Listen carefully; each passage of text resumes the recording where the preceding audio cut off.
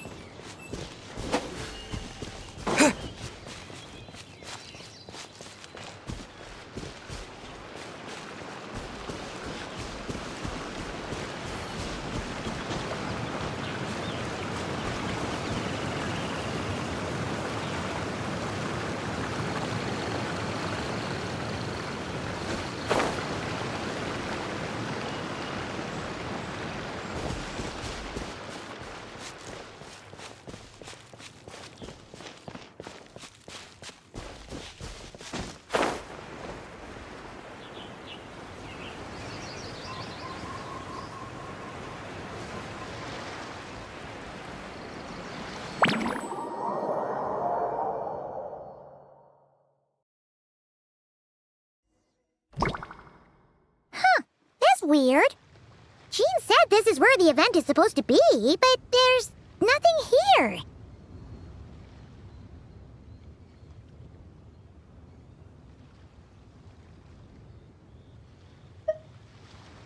Oh yeah, now that you mention it, this is where our journey officially began. That sure brings back memories. Kinda nostalgic, really.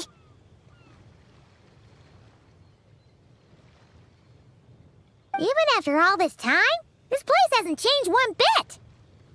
Ah, Rooker's getting all sentimental and poetic.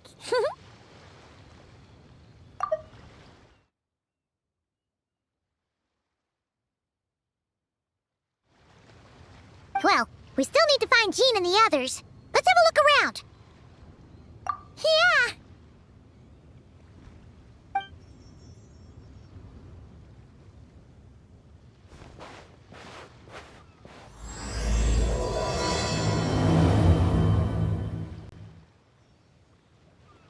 Paimon remembers there used to be hydro slime hiding here, but it's gotta be gone now, right?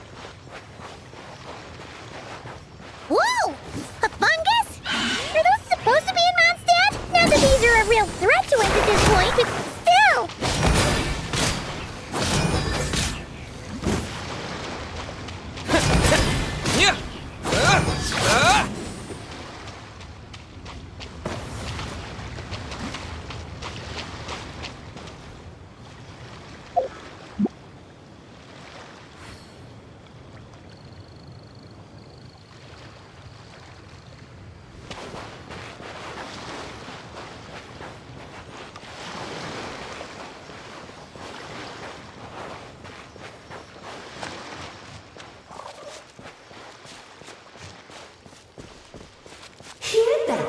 They said this isn't hard enough. Should I grab a geofishing for the next round then? Is this really the time to get competitive? Did you hear that, Paimon? Hear what? Huh. Must have been my imagination then.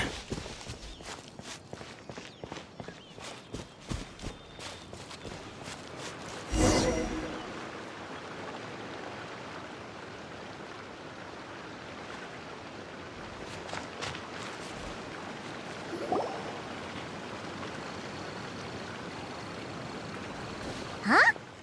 Why did someone hang Jumpy Dumpty mines all over this tree? What? But they don't look alike. You can't even eat them. Hold on. Could this be an event setup thing? Not a lot of people come here, but a bomb's still a bomb. If someone gets hurt by accident, Klee's gonna get marched off to the confinement room again.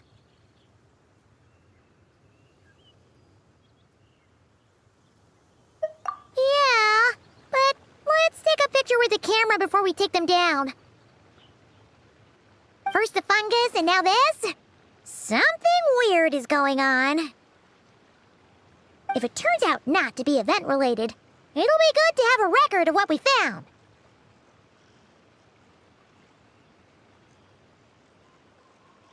You couldn't just compliment Paimon's smarts like a regular person? Whatever. Paimon will take it.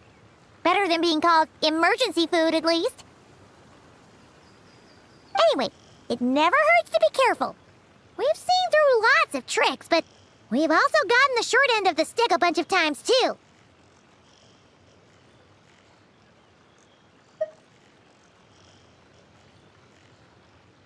Paimon likes the optimism. Come on, let's get that picture taken. Then, get rid of these bombs.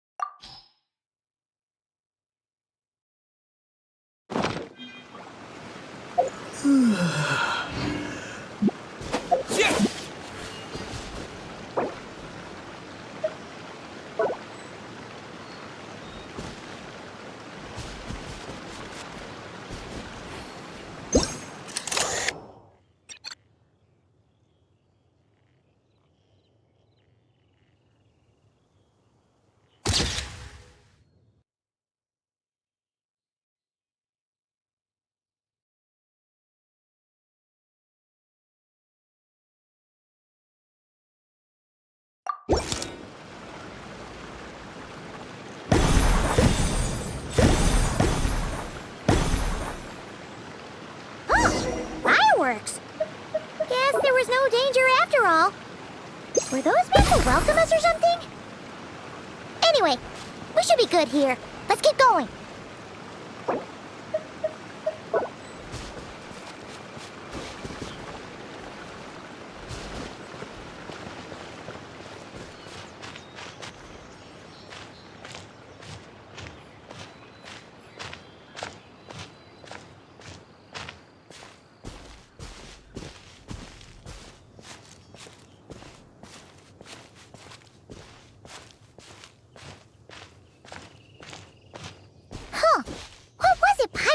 Back then. Ah, right! Oh, wow!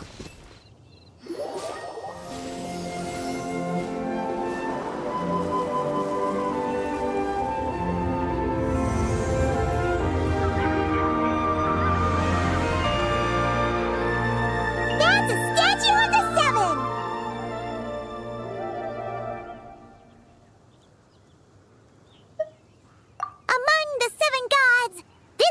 Controls the wind. You remember too. It's weird though. It seems like there's something different about it.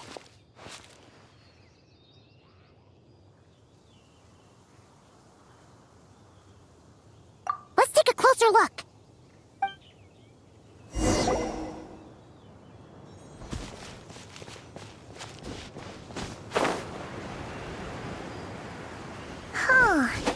Paimon's next line was...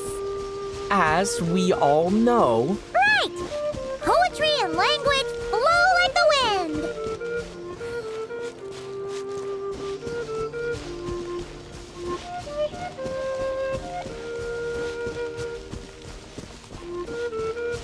Look! There really is something wrong with this statue of the Seven!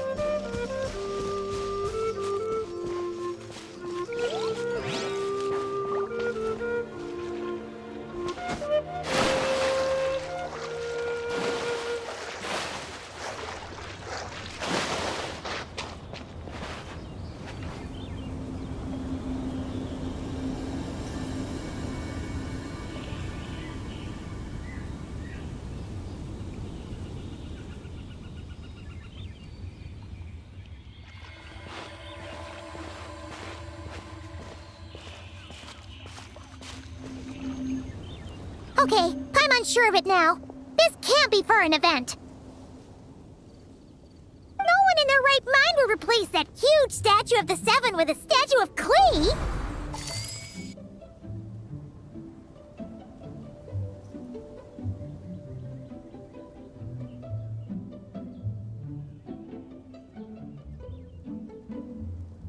Yeah, and well made too. But that's not the point! You're not weirded out by this?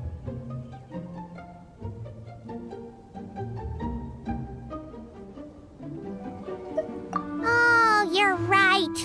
This must be Alice's doing.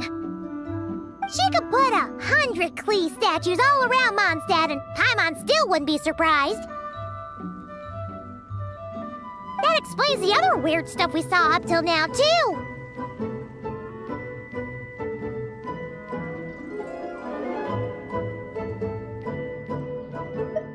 She must have asked Jean to write that letter so we'd lower our guard.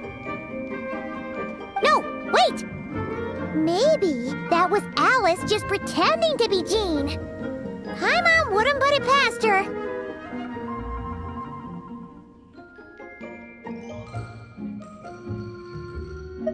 Yeah, Paimon's not upset. The surprises were nice, and this statue is pretty cool. Plus, we got to take a little trip down memory lane. Makes Paimon feel all warm and fuzzy, remembering where it all began. What do we do now, though? There's nobody around.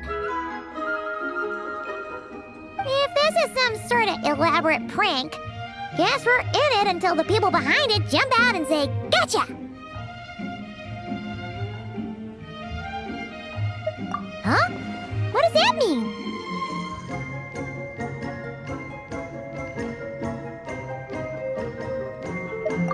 yeah. And there could be even more. Guess all there's left to do is touch that statue and find out. Maybe it'll give you the power of pyro or something.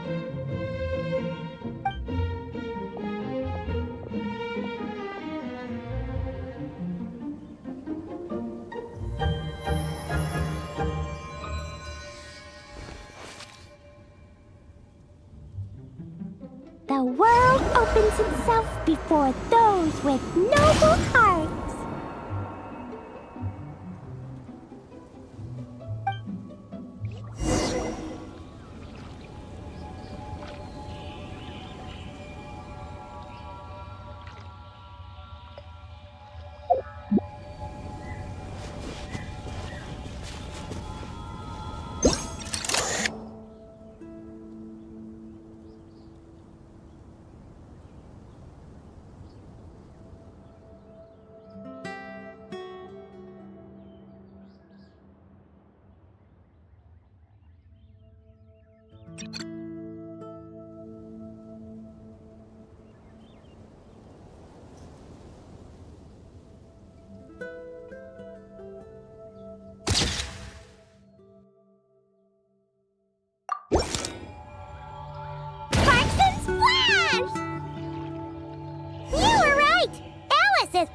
Surprises.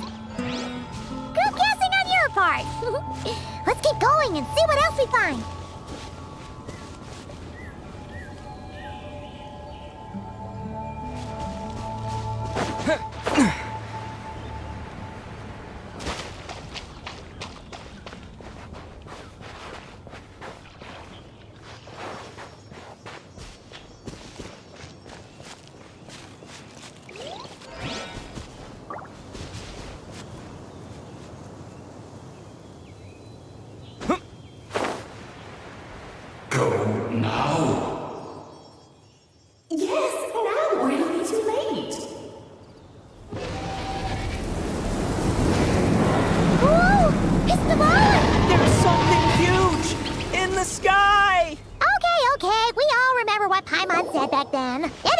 Since he's here, that must mean we're about to meet another old friend in these woods.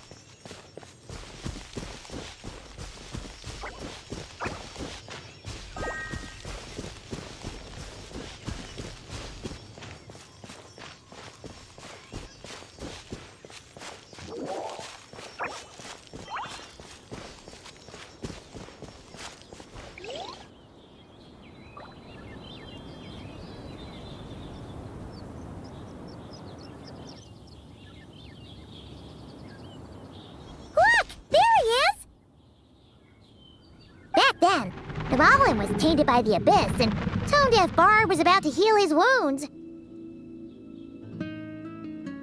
But your control over Animo wasn't so great, so they noticed you and ran off. But you've had tons of practice since then, so mistakes like that should be a thing of the past, right?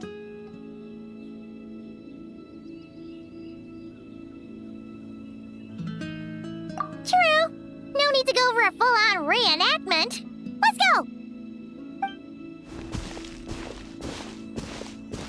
Ah, our old friends have arrived.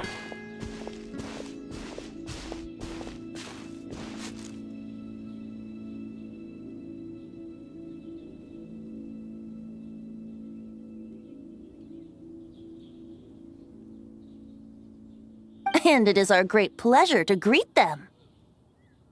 Welcome to Monstadt, you two. The place where it all began.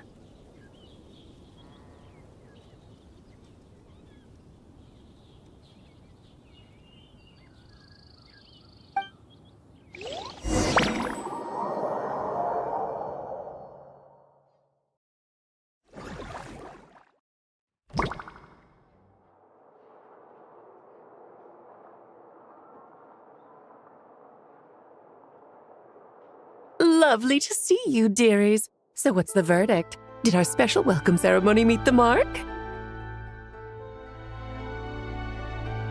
It was very... you, that's for sure. Paimon can't believe the Knights of Favonius let you go that far. the real statue of the Seven anyway?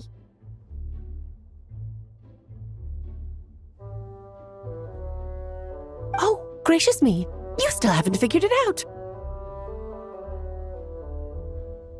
If I had actually done something to that statue, I would have been locked up in the teensy room next door by now. Certainly not my idea of a pleasant afternoon. So, what's going on here? Ah, now you're asking the right questions, Paimon. The answer lies over here. Nicole? You're here too? That's right. Our two lovely mages are here on vacation. In fact, everything you just experienced was their handiwork. But I'll leave the explanations to Miss Nicole. I trust you're well acquainted with her skill at explaining all manner of magic and phenomena. Yep. We experienced that firsthand in nod-krai. This bubble is a new kind of magic Alice and I invented. Inside it is a small world created using a person's memories. When you were busy reading that invitation to Monstadt, Alice took the opportunity to place you within it. Oh, we didn't even notice!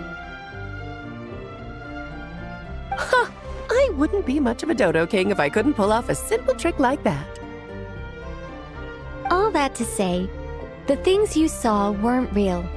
They only exist within this bubble. Ah, except for Venti and Dvalin, of course. I invited Venti, and he brought the dragon along. It's not every day you get to relive the beginning of your journey. It feels like listening to a verse you haven't heard in a while, right? You might not remember the name or melody, and still, you start humming along in no time. I'm assuming your trip down memory lane was similarly nostalgic.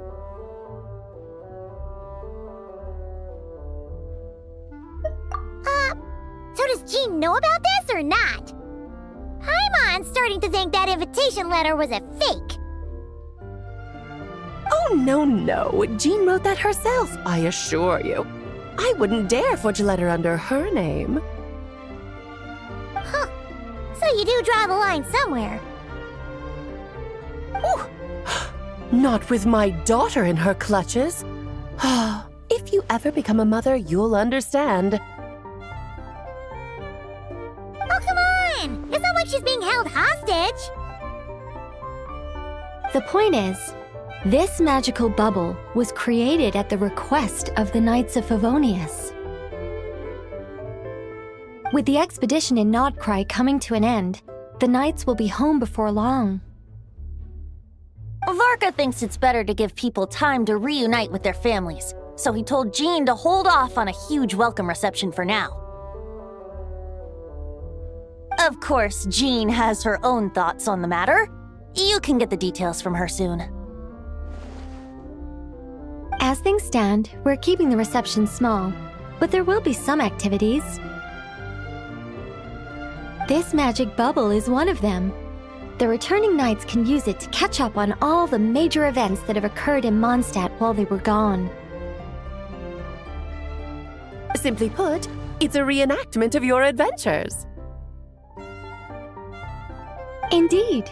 The ultimate goal is for everyone to have a chance to take part in the excitement. So, what about the parts that took a few, creative liberties? Oh, those were there because the bubble world is still being transcribed and debugged. Memories are easy to extract, and the resulting information density is fine, but it's not exactly a stable medium. If memories are the only thing used to recreate a world, it's hard to ensure a lack of deviations. For example, these memories belong to Venti, but even for someone like him, whose memories are quite reliable, there is bound to be some variance.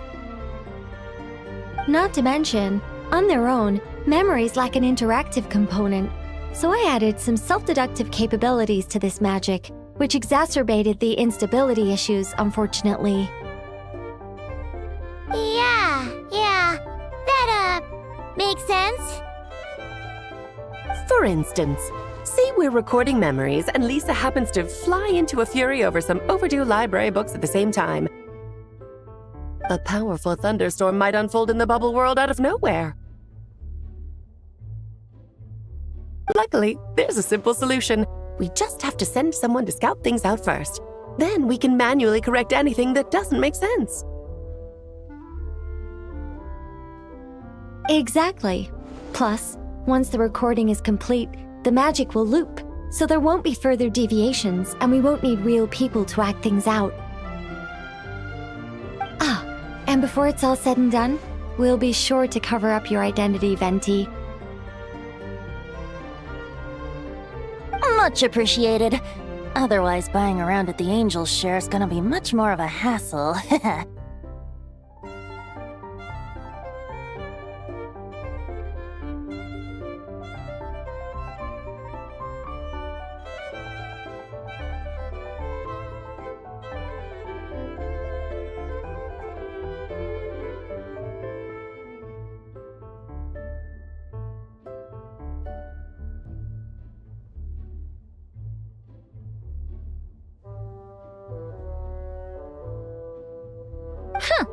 Like you're the one who does the buying.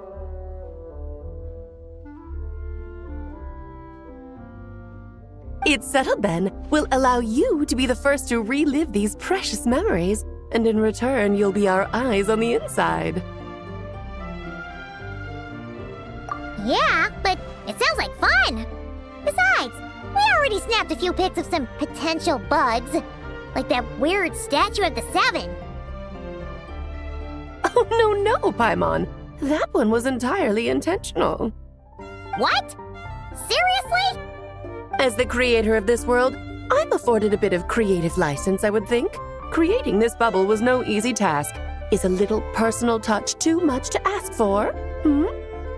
I doubt anyone will mind. As far as I'm concerned, you're free to do as you please. This is Monstadt, after all. Oh, well. Paimon can't argue with that. In that case, we'll be counting on you to continue testing our work tomorrow. It's still early.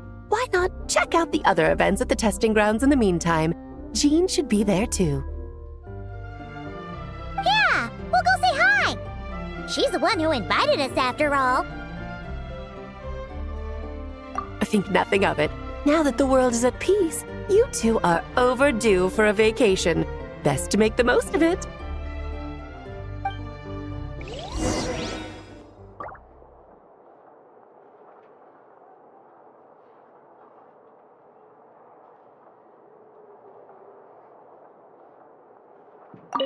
Development appeared a little late, but his sparks and splash triggered a deep magical reverberation. Background music needs to start half a second later. I should put another instance if now the diagnostics are failing.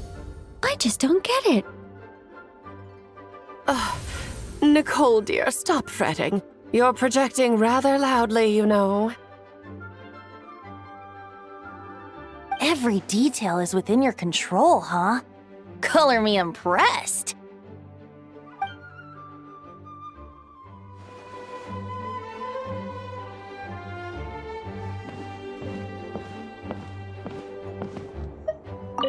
Oh, and didn't you say Kleiner would be making the trip with you this time, Alice? He's been delayed, I'm afraid. Troublesome happenings on another planet. And of course, just when he jumped through all those hoops to make it back to Teyvat, Dottore starts causing trouble. The border is a terrible mess even now. So, unfortunately, his vacation has been postponed. Just yesterday, he did give us a call on the Dodo communication device, though. As you can imagine, Klee was pleased as punch to hear her dad's voice. I see. Being a seeker is a tough job indeed.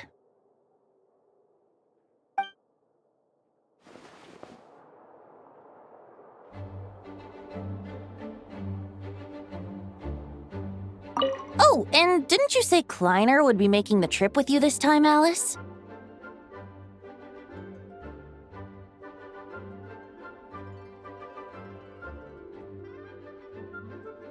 He's been delayed, I'm afraid.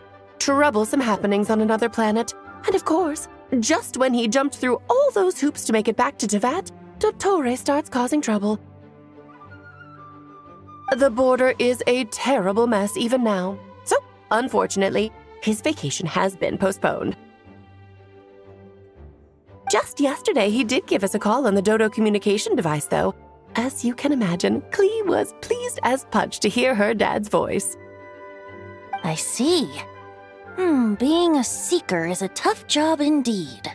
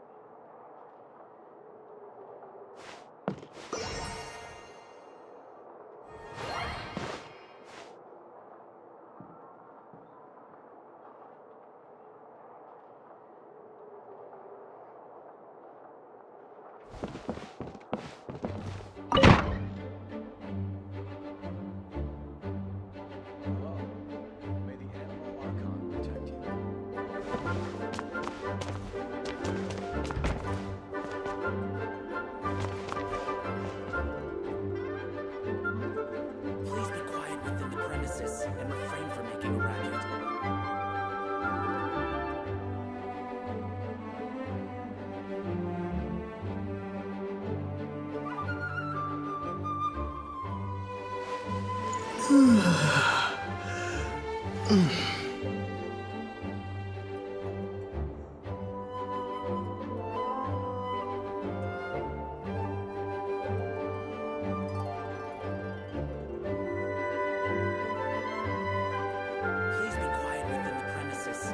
from making a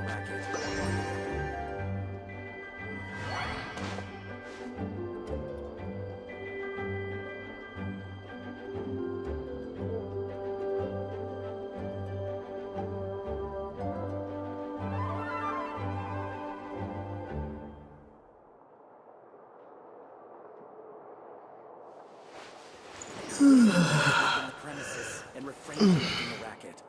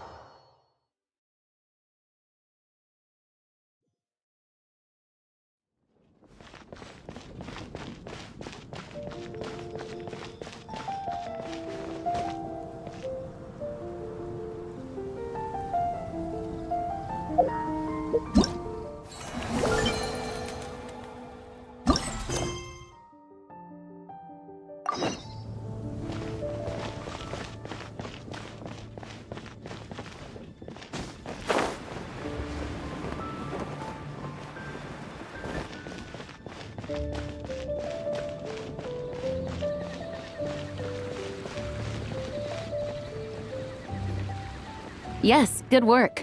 We'll go with this setup.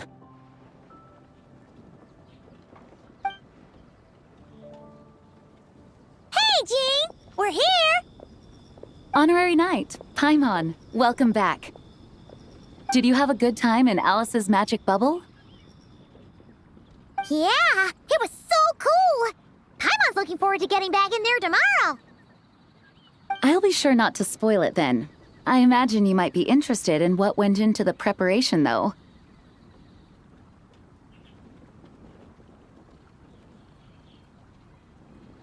I loved the idea when Alice brought it up, but I knew it would take a great deal of reenactors, not to mention recruiting Dvalin. Luckily, Venti, or rather, Lord Barbados, agreed to help. After that, I opened up recruitment to the people of Monstadt. Countless volunteers jumped at the chance to reenact your stories, Honorary Knight. It took me 2 days just to read through all the applications. A lot of people have gotten involved, and that includes quite a few familiar faces as well. Are you one of them? Yes, according to Alice, I'm one of the leading ladies. Yeah, there are other activities here too, right? Sounds like there's a lot on your plate. Ah, well, such are the duties of the acting Grandmaster. I'm used to it. For those of us who have been holding down the fort, so to speak, the return of the expedition team is a matter of great importance. The Grandmaster contacted me and said not to organize a grand reception on their behalf, and I understand where he's coming from. I'm sure the team will be exhausted upon returning, and making a big fuss might just tire them out further. I'm sensing a butt in there somewhere. Tone-deaf Bard said you had other ideas. Yes, well, those of us here in Monstadt have been awaiting their return for a long time. Resuming normal life after such a long expedition will be quite an adjustment.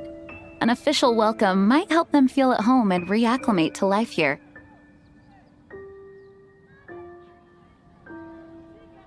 Not to mention, it's a chance for the people to show them no matter how long we've been apart, we're still family.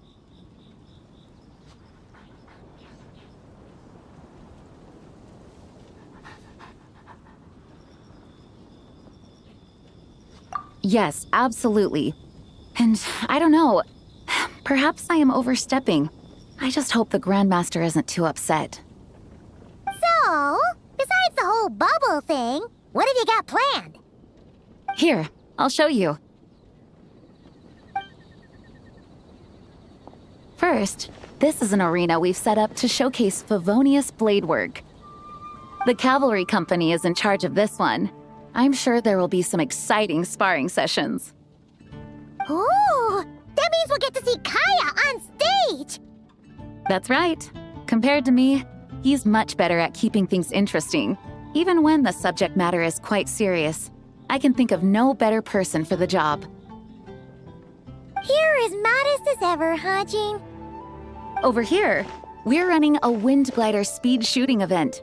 It's not hard to guess who's in charge of this one, I'm sure.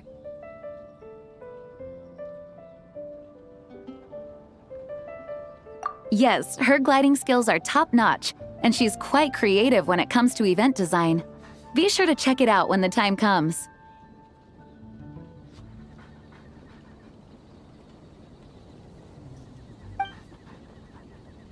There's also a booth that will serve as a reception area where people can relax and chat with each other. A few simple games will be available as well.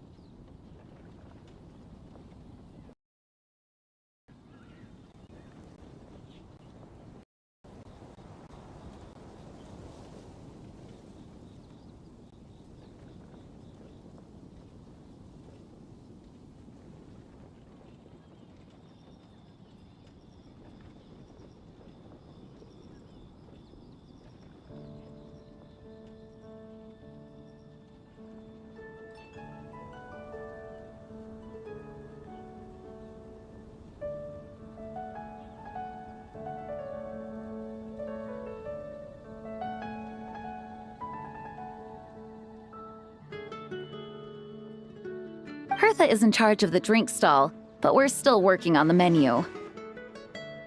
Well, the more alcohol options, the better, I think. The expedition team likes the strong stuff.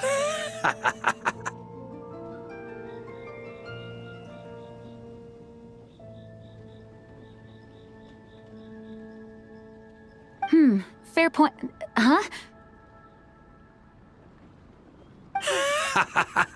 What's with that face?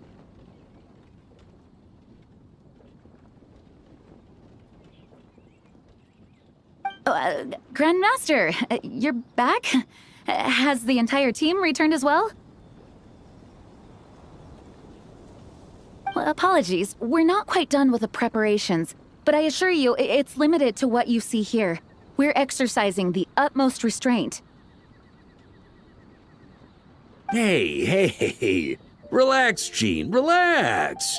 No need to get all formal with me. I split from the group to make it back first. Pretend I'm not even here.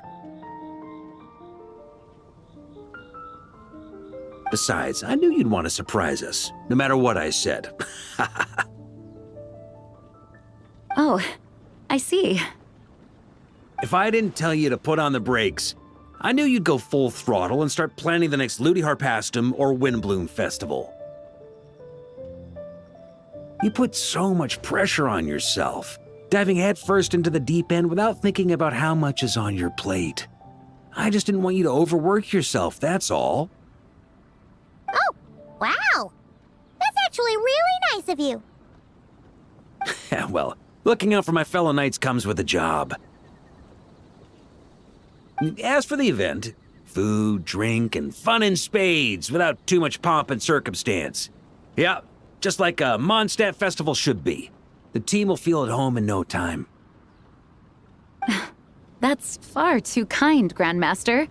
But thank you.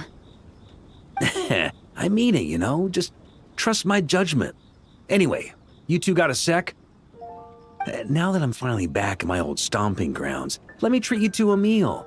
I'll even introduce you to the Good Hunter's secret menu. Oh, nice! Paimon's never heard of that before.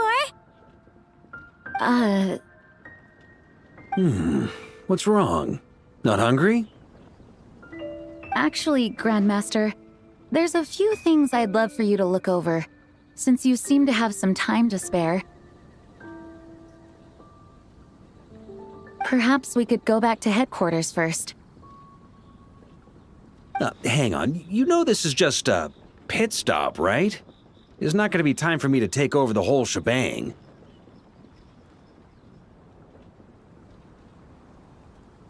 Of course.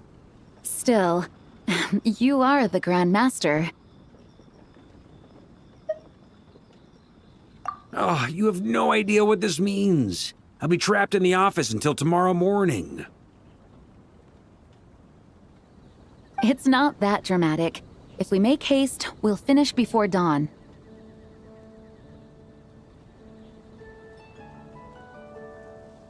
As much as Paimon wants to check out that secret menu, you should at least do some work now that you're back.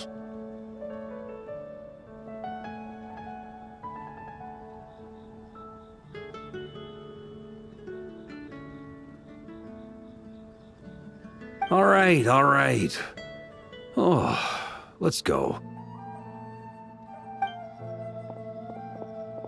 Guess I'll see you tomorrow.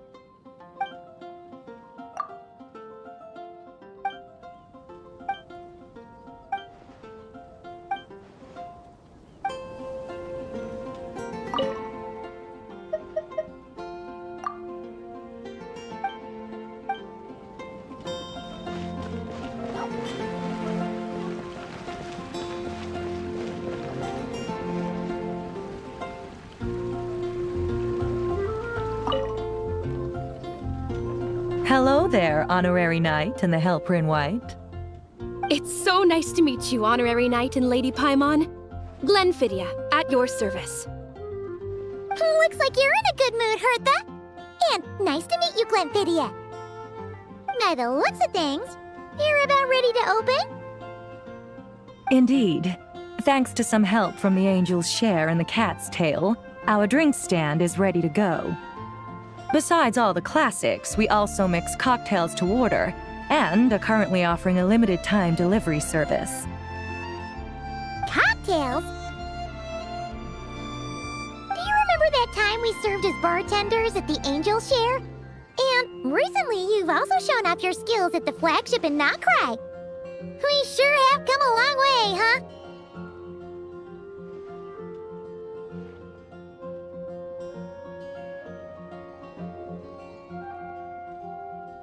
The only thing is, our current drink selection is quite traditional, and it stopped feeling fresh long before the expedition began. To offer everyone some more exciting choices, we're planning to revamp our menu. But I need to get back to handling resident requests, and Glenfidia doesn't have much experience mixing drinks. Plus, we've got a whole bunch of outstanding delivery orders on hand. Honorary Knight, if you're free, could you maybe help us out for a while, just until my other squad gets back from the Stormbearer Mountains? You'll be amply compensated, of course, plus double pay for overtime, depending on your performance metrics.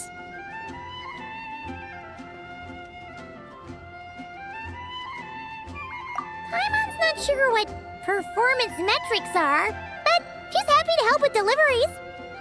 As the best guide in Teyvat, Paimon needs to keep up with the changing times.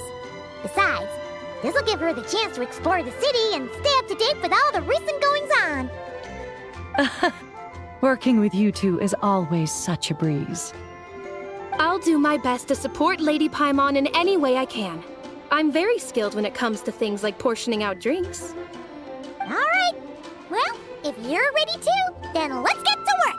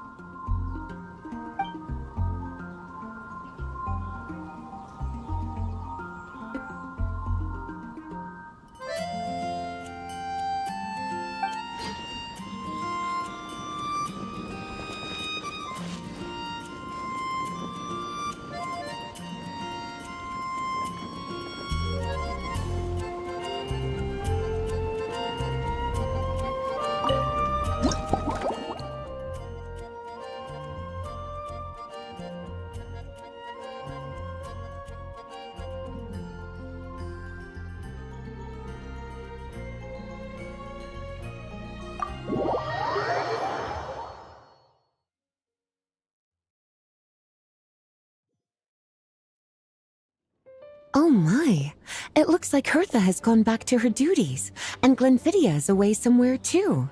Has our dear cutie taken complete charge of the drink stand?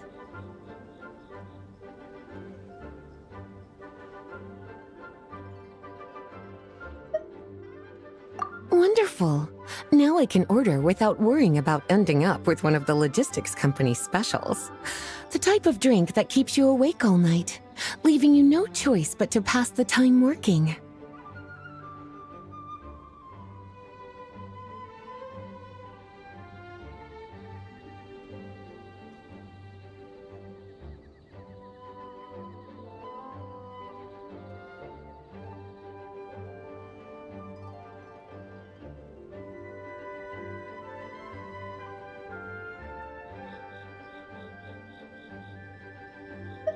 That's right. I'm just a carefree librarian now.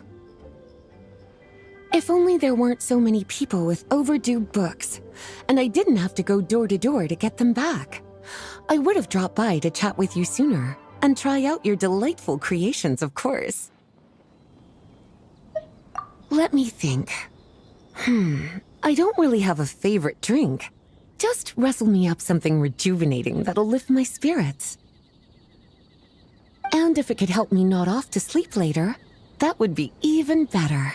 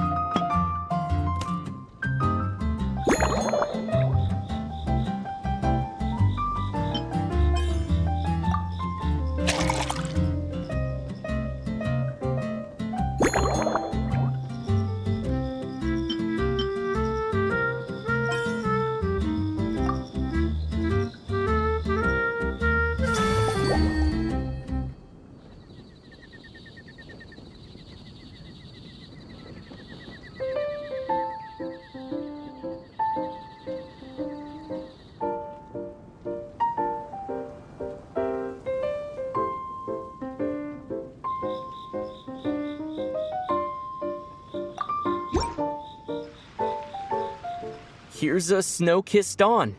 Hope you like it. It's delicious, cutie. Pleasantly tart, sweet, but not cloying, smooth on the palate, with a refreshing aftertaste. If anything, though, I seem to be feeling a little more energetic than I'd like. Perhaps you've unwittingly unraveled Glenfiddia's secret and concocted an even more effective pick-me-up?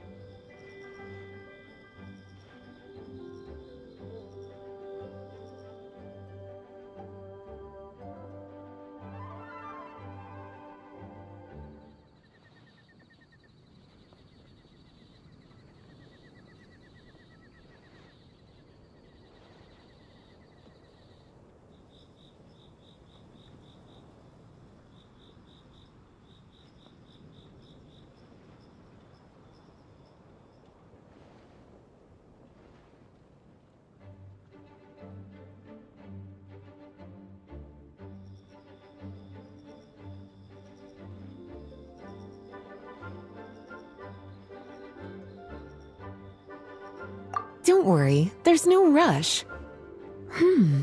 Your eyes are aglow with curiosity, as though you have many more questions to ask. Let's chat for a while. Take your time. Inspiration will come soon enough.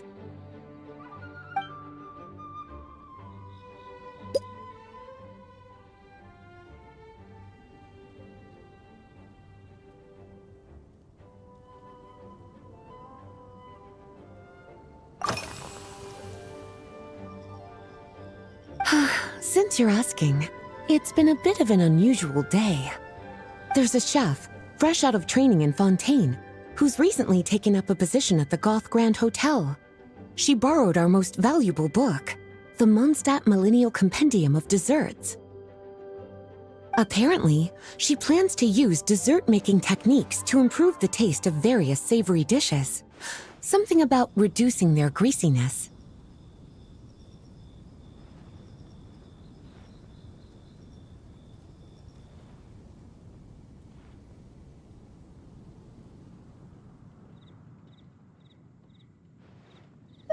Indeed, and judging by the results, she rather overdid it with the caramel sauce.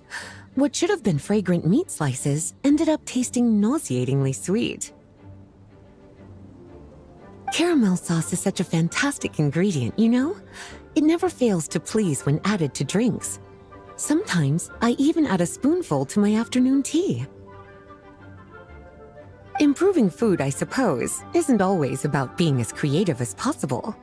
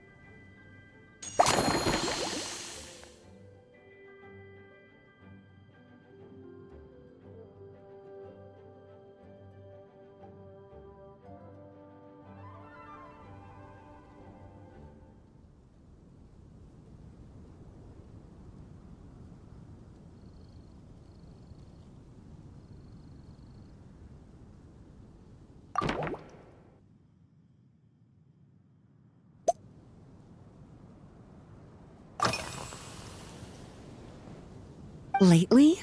So careful with your wording, cutie. Is that because you think that I, too, might have changed since we last met? Or simply because you can't remember?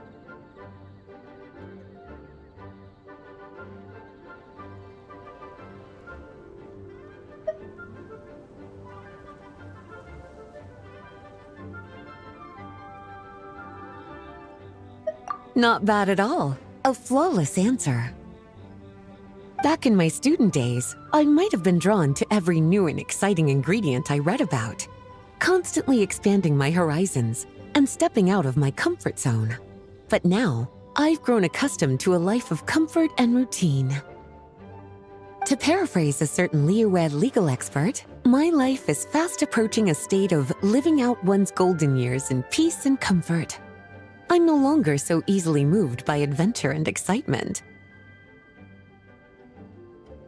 I'm sure you remember, a few years ago, when we were adventuring together, you found me that sweet-tasting alchemical ingredient.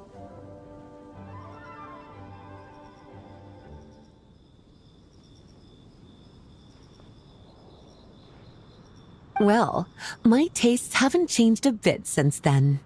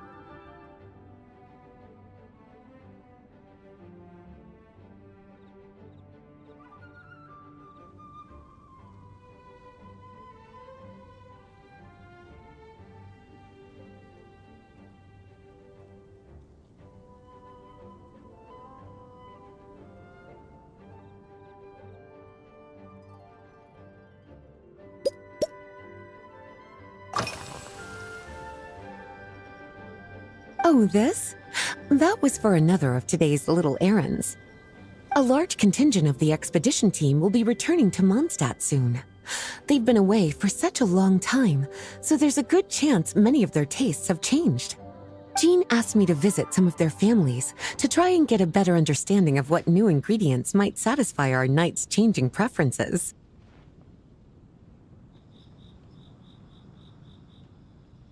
Well, they've all devoted their blood, sweat, and time to protecting Monstadt. They deserve some care and respect in return. Based on what I gathered, the most requested ingredient was cacahuatl from Natlan. It seems like our knights have developed a taste for cocoa. In their letters, many of them mention that they rely on cocoa to keep themselves energized. I've tried hot cocoa myself, and I must say, I find it just as effective as coffee when it comes to staying alert.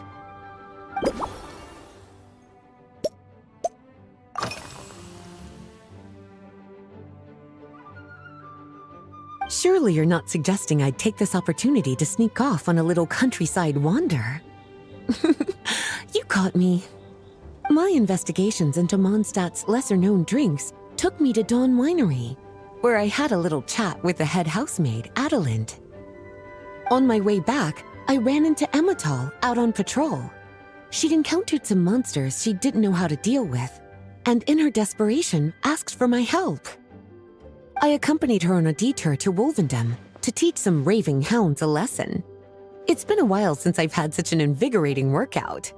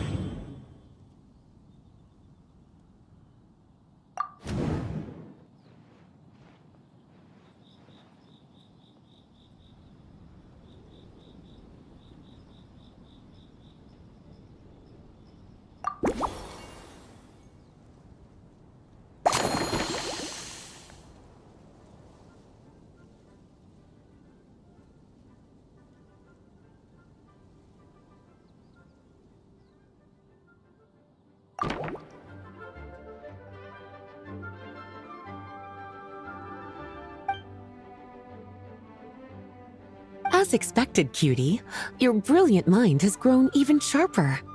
Just a few gentle hints were all you needed to light that special spark of inspiration.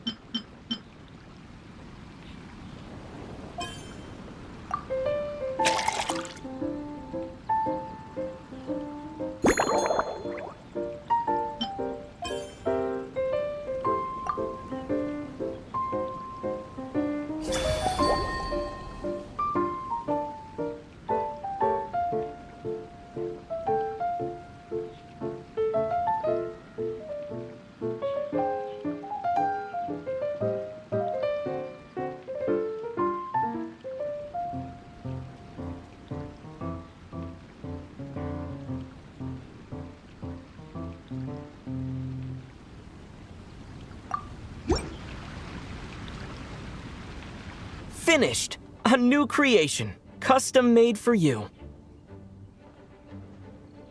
This should help you fall asleep quickly and guarantee you peaceful dreams. It's called a slumbering rose. From the colors to the choice of glass, everything's been carefully crafted. You've turned it into a completely different drink. Based purely on appearance, it's exactly my style. Time to see how it tastes. Full marks.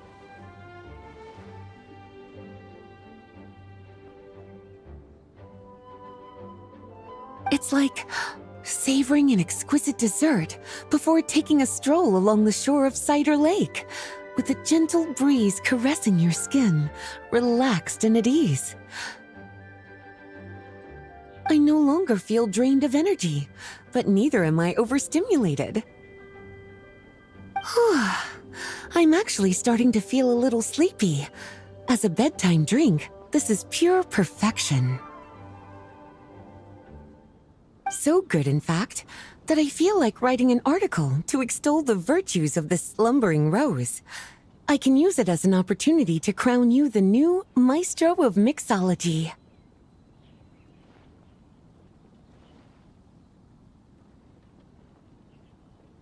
Speaking of lakeside strolls, why don't you join me next time there's a clear, warm day, when the sun is bright but not too harsh?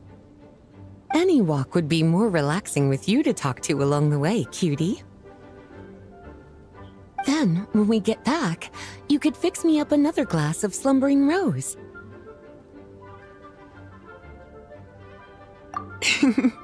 And I'll make just as sure to hold you to that. When the time comes, I won't accept any excuses.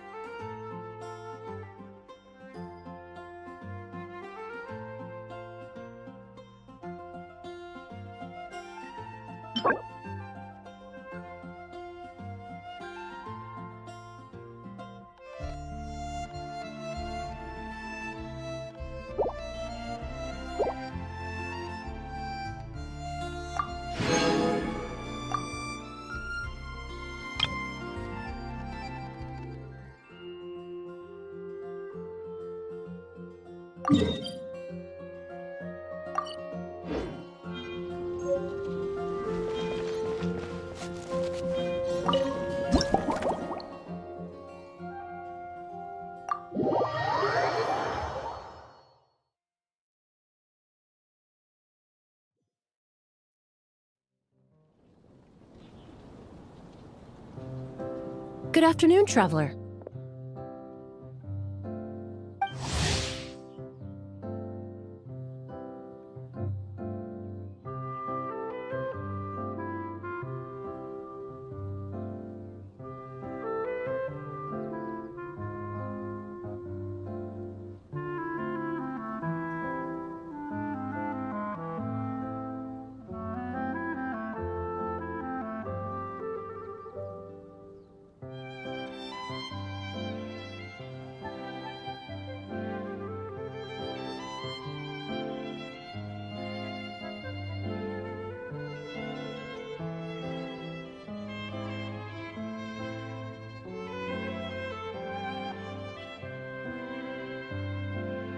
I didn't expect the honor of witnessing your harmonizing talents here in Monstadt.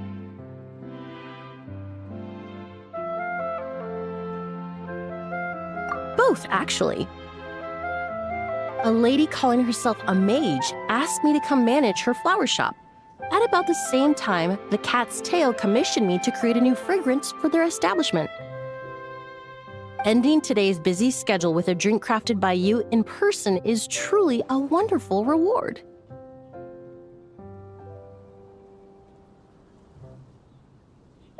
I have faith in your choice.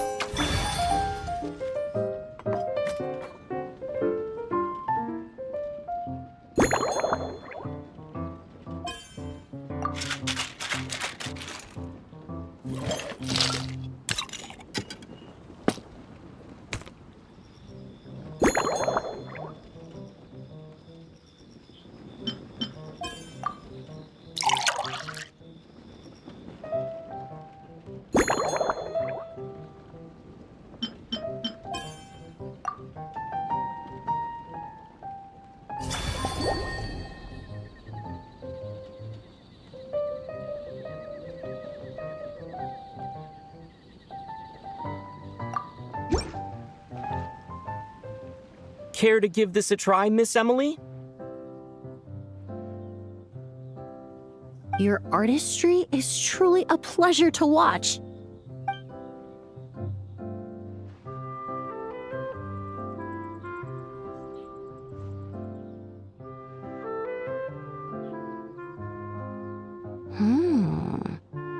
This tastes like a local variant of a Lumiduce Twilight. Am I right? The gentle and elegant taste, with its distinct layers combined with a hint of Mondstadt's characteristic scent, offers quite a welcoming flavor, all the while avoiding potentially discordant aromas. Though in reality, there's no need for you to be so conservative. I have quite a high tolerance for flavors that stray outside the boundaries of conventional wisdom.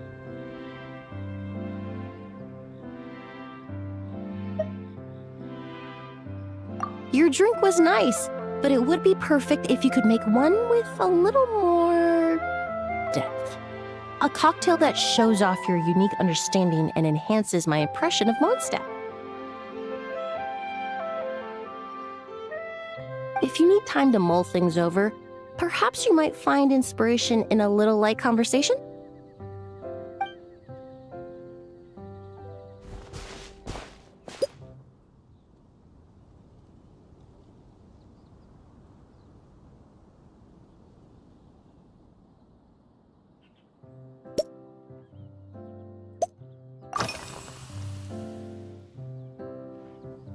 Usually, after work, my friends from the Maison Gardiennage sometimes treat me to a few drinks. I usually stick to fruit tea. That way I can get straight back to work after our gatherings. If it's before a holiday and my friends are in high spirits, I sometimes order a small glass of sparkling fruit wine.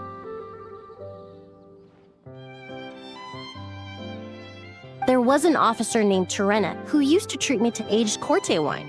But since she was transferred to the Special Security and Surveillance Patrol, we haven't had the chance.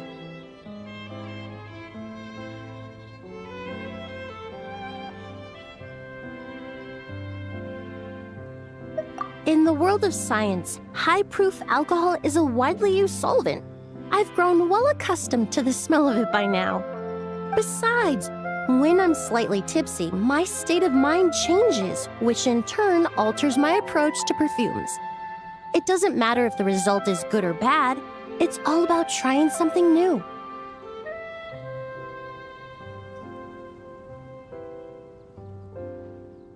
So I don't mind drinks with just a little bit of alcohol, but I don't like anything too strong.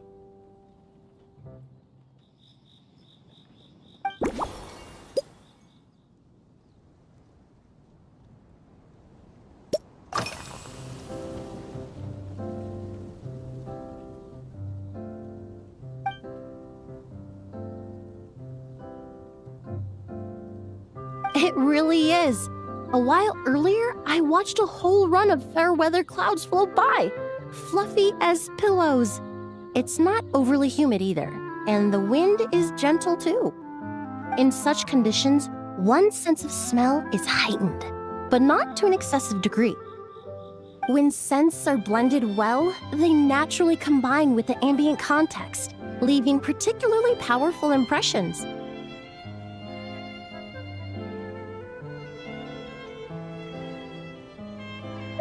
It seems something similar is true for mixology. As long as you choose a base of appropriate strength, the various flavors will blend seamlessly together.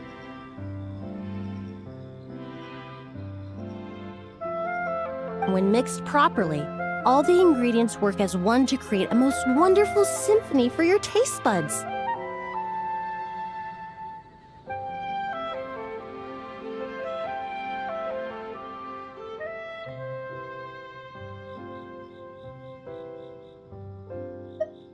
Yes, that's it.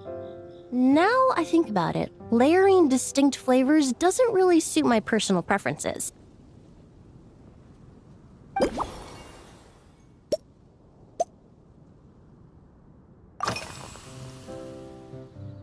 Oh, thank you for asking. It's been going well, though this trip to Monstadt has presented some unexpected challenges.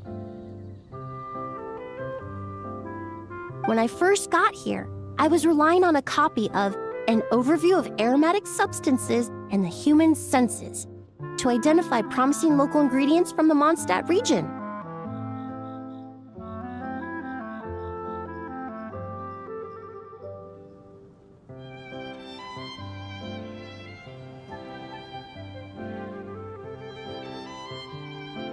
To my surprise, my trial fragrance, which used valberry as the primary note, proved far too sweet in the context of a tavern, relaxing people so much that they ended up feeling drowsy. The bartender with the beautiful ears, for instance, fell asleep right at the bar.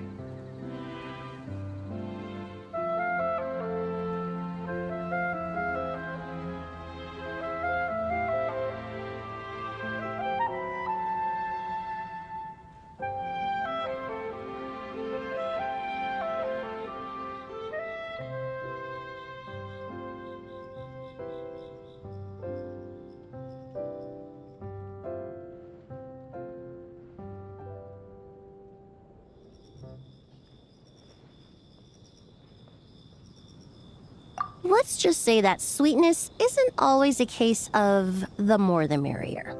Maintaining an appropriate balance is beneficial for both body and mind. Even in daily life, I rarely eat sweet food, and I try to avoid fruits like berries that have a high sugar content. In the end, I completely eliminated valberry as an ingredient and turned instead to windwheel aster, with some success, I might add.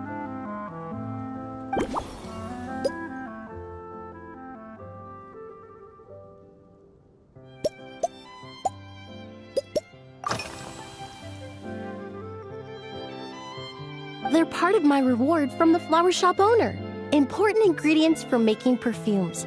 Thanks to these, I was able to complete my commission for the cat's tail. I studied Monstadt's Cecilia flowers many years ago.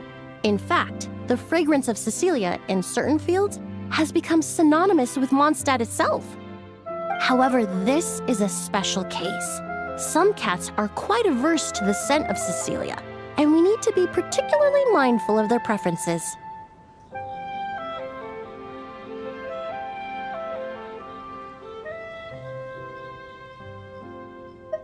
Windwheel aster. The various parts of the windwheel aster plant can be ground into a powder to extract their essences. I then blended the scents from its petals and leaves. The result carries the intoxicating sweetness of mead, while still emphasizing the fresh notes contained within the flowers, stems, and leaves. I just took it for a little trial run at the cat's tail, and the cats seemed to really like it, while the clients themselves found it comforting and invigorating. Extracting exquisite fragrances from ordinary overlooked ingredients? Oh, that's what truly brings me joy.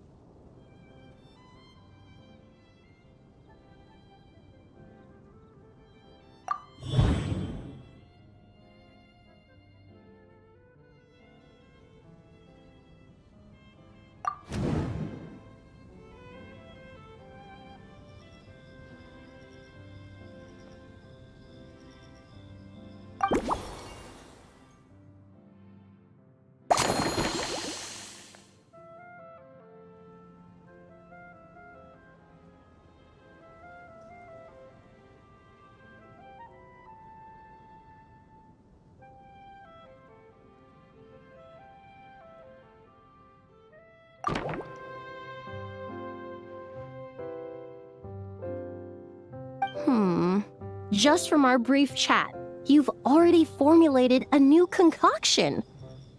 Perhaps you possess a natural talent for this kind of creative work.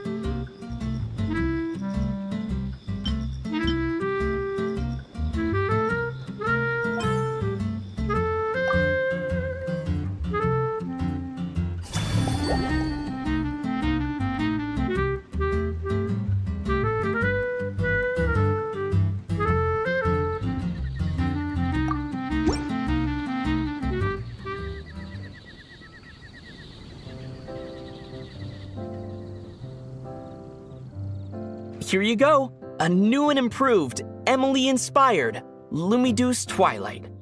I haven't come up with a name for it yet.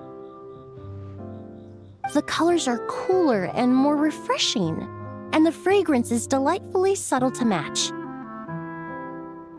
Are these bright specks on the surface the crushed petals and leaves of windwheel asters?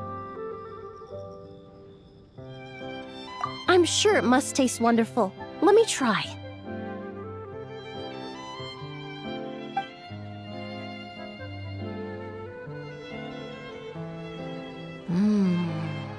In the language of flowers, the windwheel aster represents the visible winds.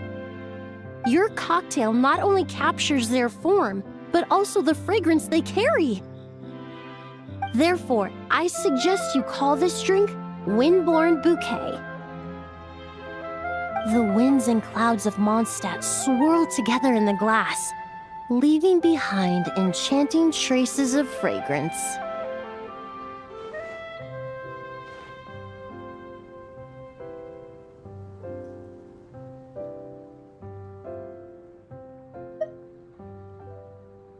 Really? Oh, perhaps it's just a habit of my profession. I'm glad you like it.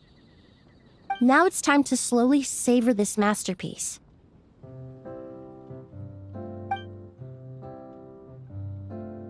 Thank you so much. This trip to Monstadt has been so rewarding. This is the most memorable cocktail I've ever had. Once I get back to Fontaine, I will attempt to recreate this moment as both a fragrance and a perfume. Once I've perfected the recipes, I hope you'll do me the honor of being the first customer to experience these new products. Until then, I look forward to seeing you in the Court of Fontaine.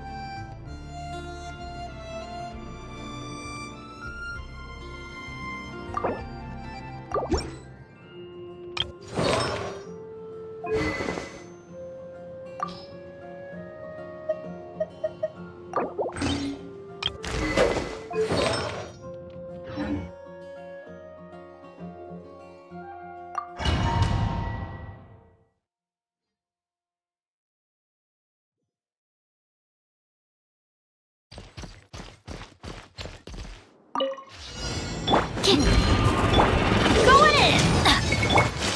Watch out! Decay! Animal hypostasis.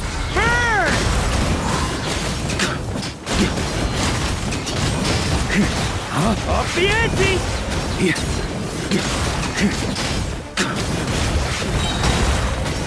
Everybody stand back! Let's light it up! The story has only just... Enhanced animal mod.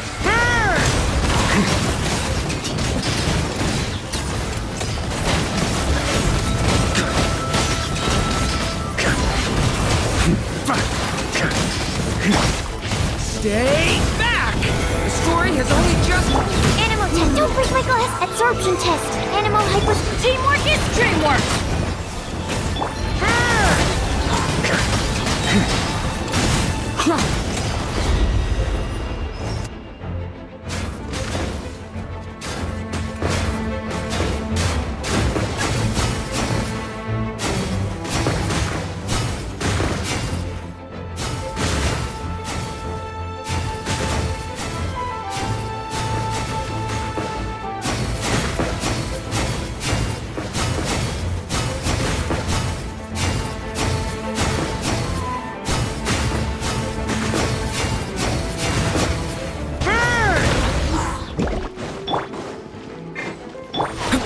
Leave it to me! Kane! Stand clear. Enhanced animal mod. I'm going in.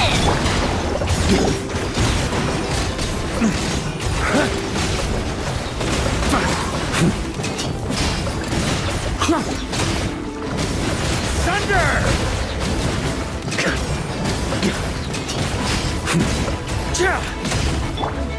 Leave it to me! Kane!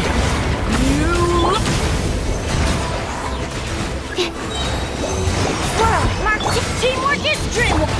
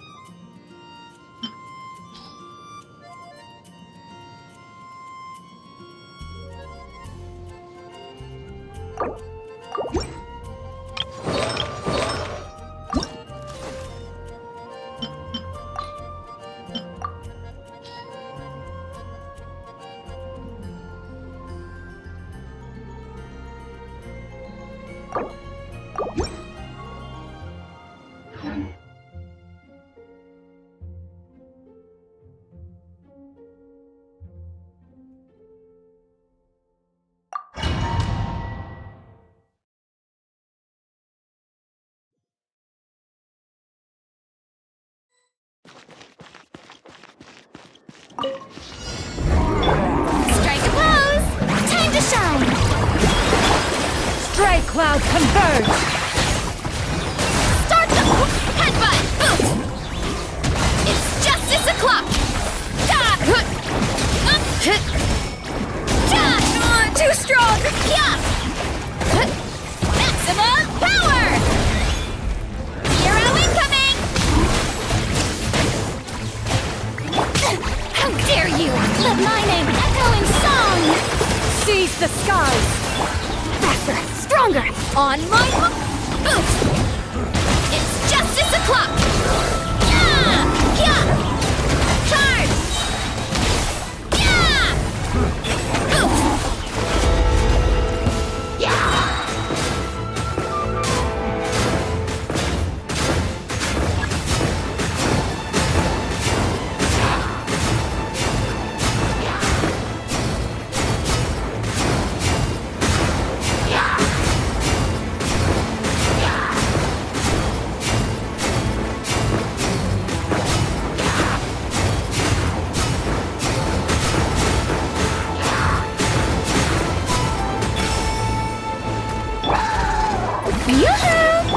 Boost!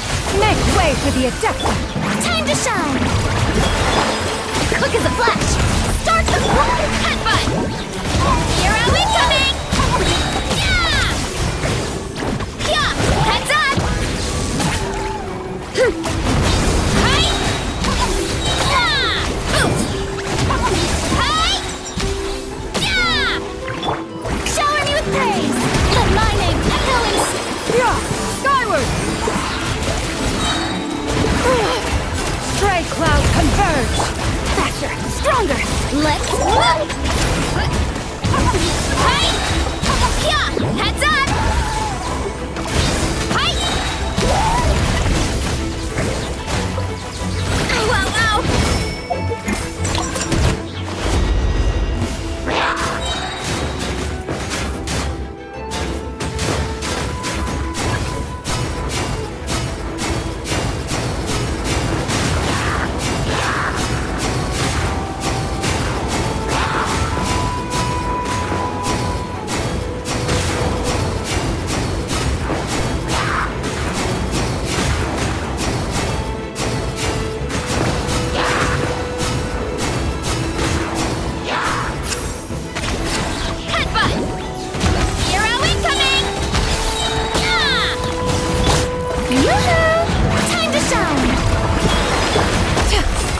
The skies! Control breathing! Start the... Kapow!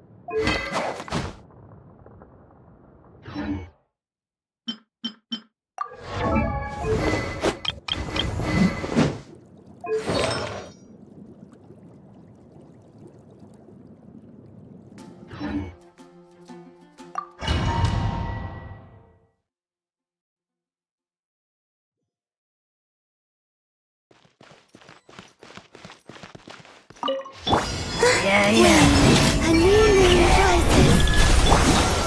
You got this! Behold, the dawn! Look, you're right.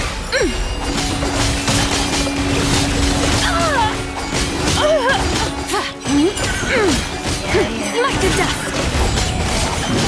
Divine light, shield them! Like the dust! Be cleansed! Flash attack! Surge. A moonlit night for all. While the light shines bright, light The sky's clear, the glazed moon shines!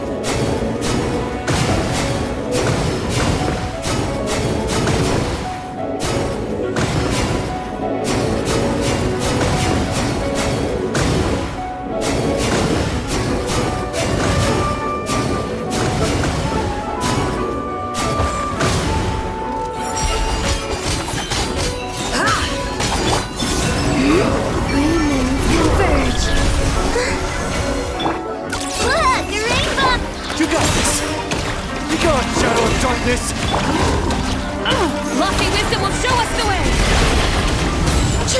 Be cleansed!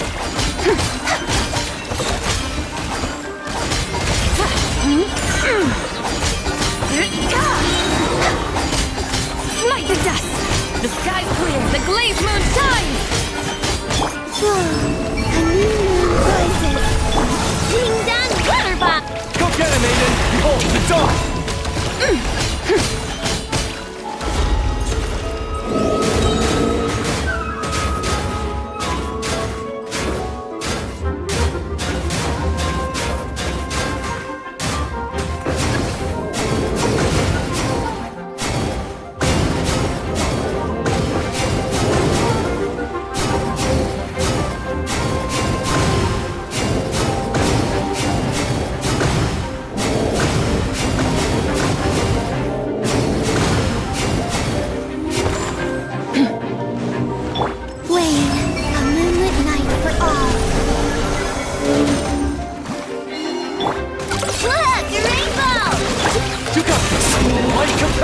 Without further ado!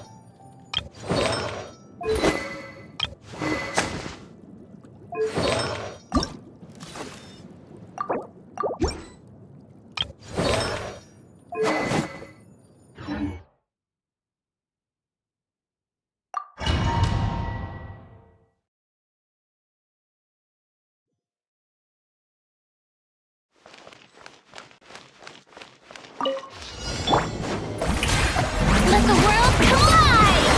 Game's up from silver. Off to the freezer! The pinnacle of excellence! Mine to wield.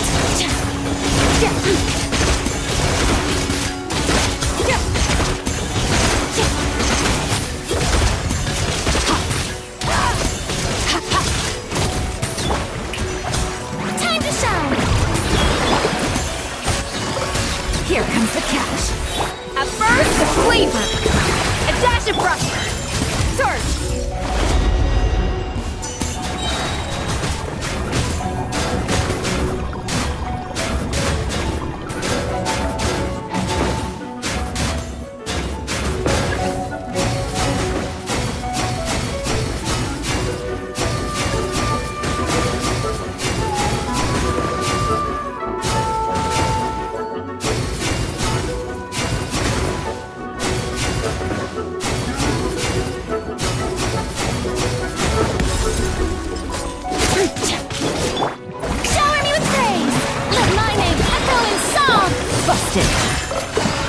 Things are about to get dicey.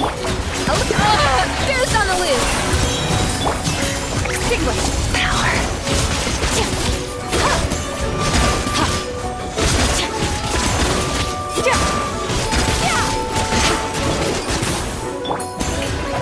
Let the world collide! Quietly now. Busted. Here comes the catch. A dash of frosting! A burst of flavor!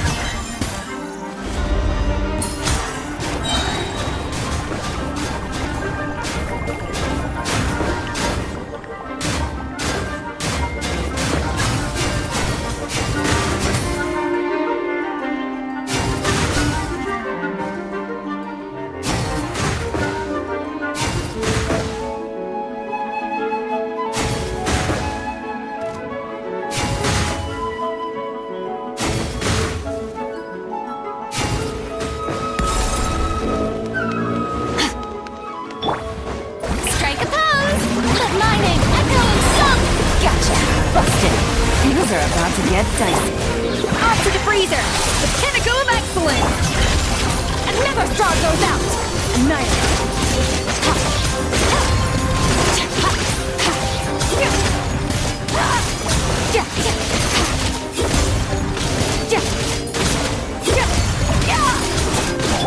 Yoo-hoo! Time to shine! Quietly now. Gotcha. Here comes the catch. Deuce on the loose! A dash of surge! Mine to wield.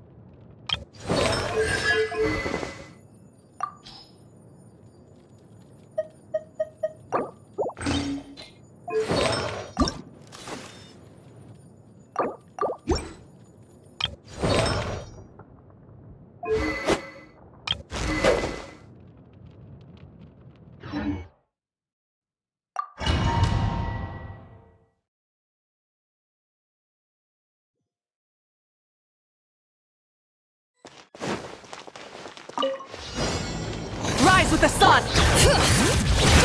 Let the mountain's veins boil! Everybody stand! Show no mercy!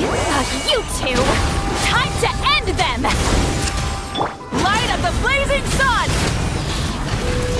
Incinerate! Rev the engine!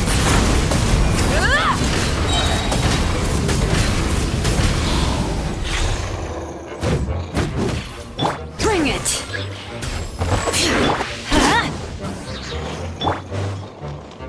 Burn it down! Teamwork is strength! Let engraved names echo! Get to work! Keep lolling! Keep pop-up! Pyroclastic surge!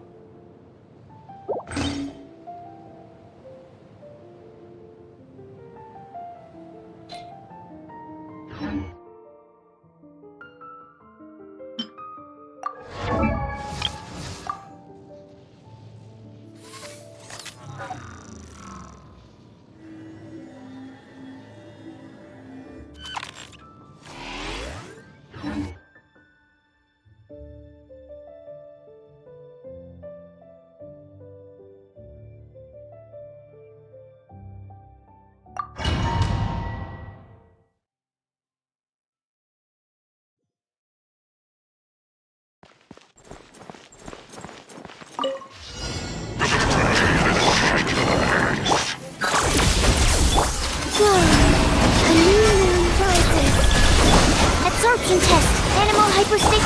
Ultimatum protocol. Be silent. Close your eyes.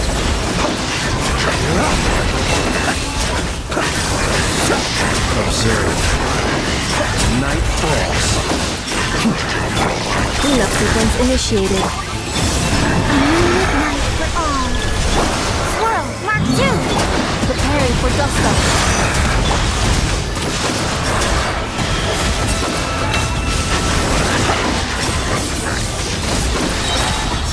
To dust.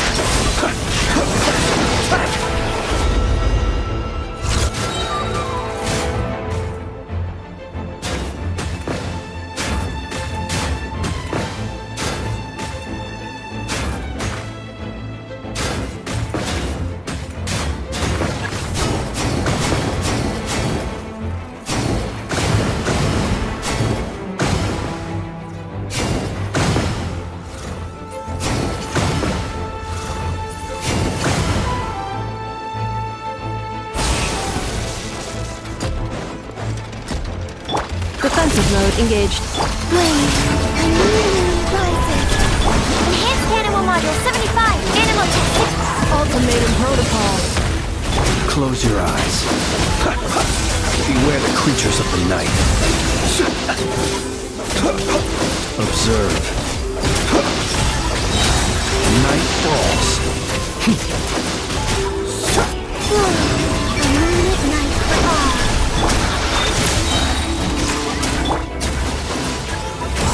Absorption test. Animal hypostick. Preparing for dust up. Be silent.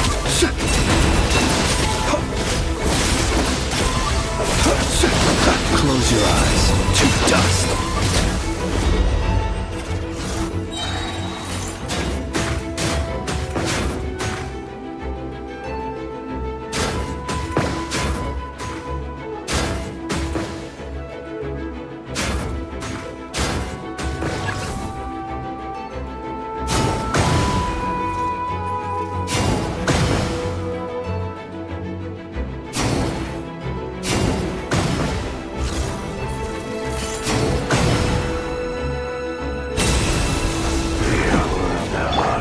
Cleanup sequence initiated. Converge. Enhanced animal module 7. Annihilation mode. Be silent. Night falls.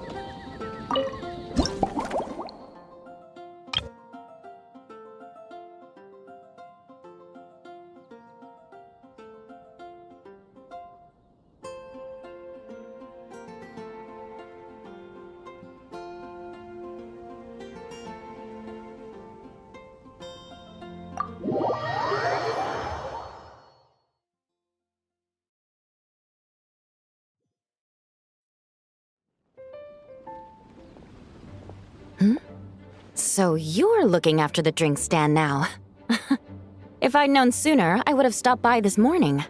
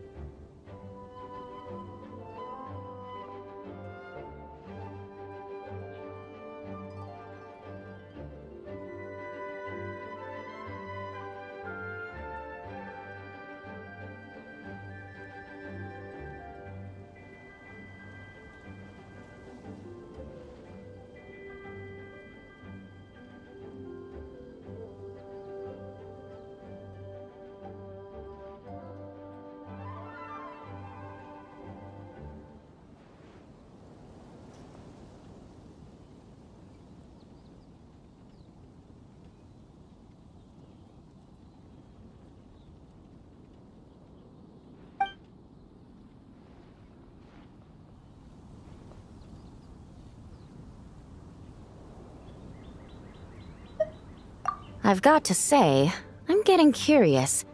I've heard a lot about your mixology skills. I wonder what kinds of drinks you can mix with the ingredients Glenfiddich has prepared.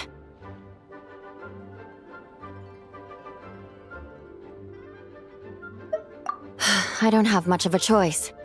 It's just one thing after another right now. First off, the Knights of Favonius annual combat assessment is coming up. And this year, the standards are higher than ever. As the captain of the reconnaissance company, I have to lead by example. At the very least, I need to rank as one of the top 3 captains in the practical portion. So, I've been intensifying my training lately.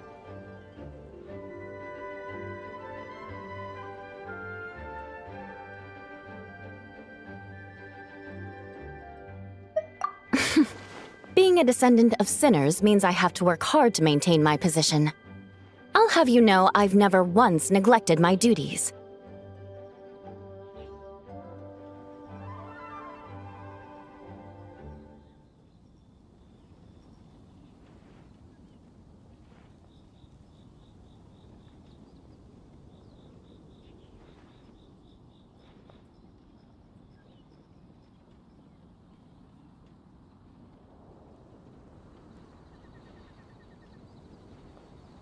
Anyway, on top of all that, the General Affairs Company has invited a renowned champion duelist from the Court of Fontaine to come here for a swordsmanship exchange.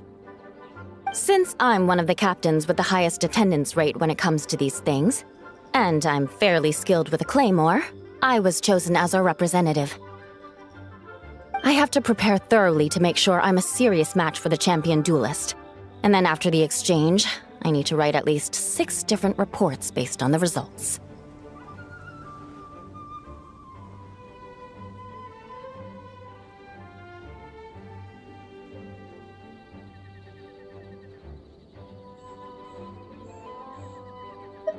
Oh, I sure could. Anything that'll perk me up would be welcome. I'll leave the details to you.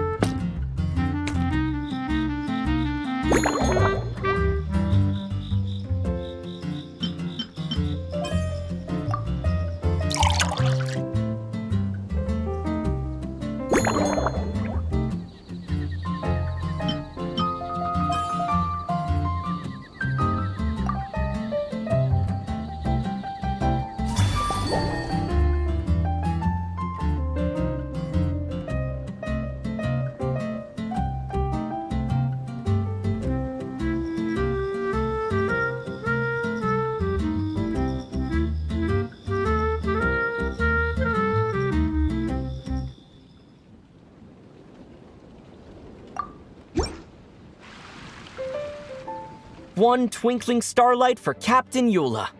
Hope you like it. Judging by your confident tone, I'm certain I will. Well then, I'll make sure to savor this thoroughly.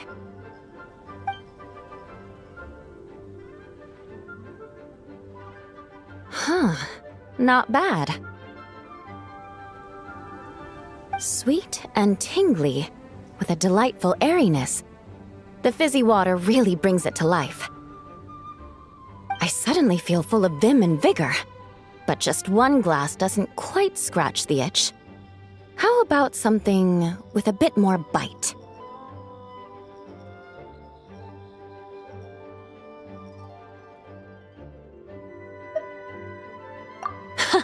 Don't hold back. You don't need to worry about putting me on the floor with nothing but a couple of drinks.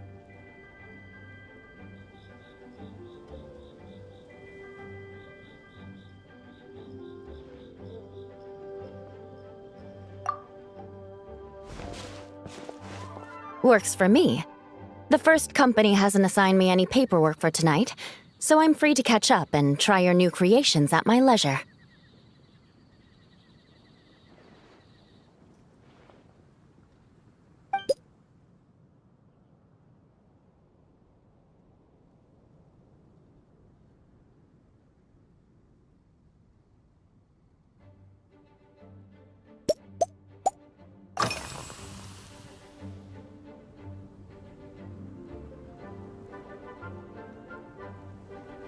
Yes, I have. For a while, the situation there was difficult. A gang of outlaw engineers was messing about with some sort of mechanism control technology, attempting to manipulate ruin graders so they could rob merchant caravans. To make matters worse, several veteran knights who had been stationed at Dorman Port were transferred to my squad, and they weren't happy to be taking orders from that Lawrence girl. Leading them on this mission was quite eventful. It took 3 weeks of stealth operations in the snow, with no fires to keep us warm, before we finally located the enemy's stronghold. Those veteran knights faced the bitter cold and were almost taken down by the enemy's smuggled battle mechs. Fortunately, the battle went our way, and they had no choice but to acknowledge my abilities.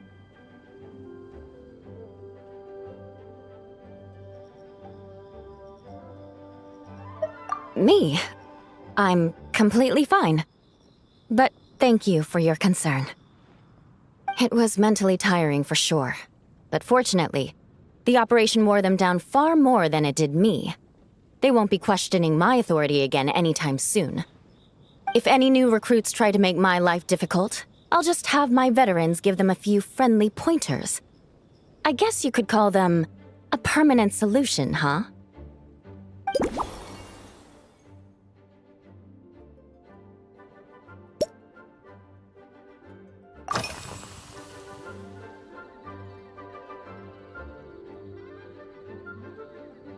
That's right. The merchant I got it from called it Romaritime flower fruit extract. It has a very unique smell. Here, have a bottle.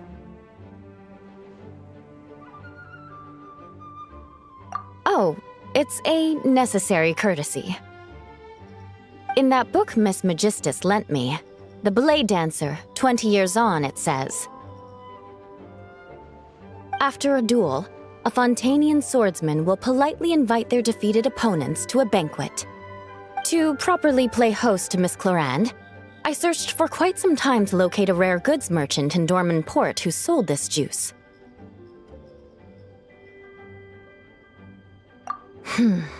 I had my doubts at first too.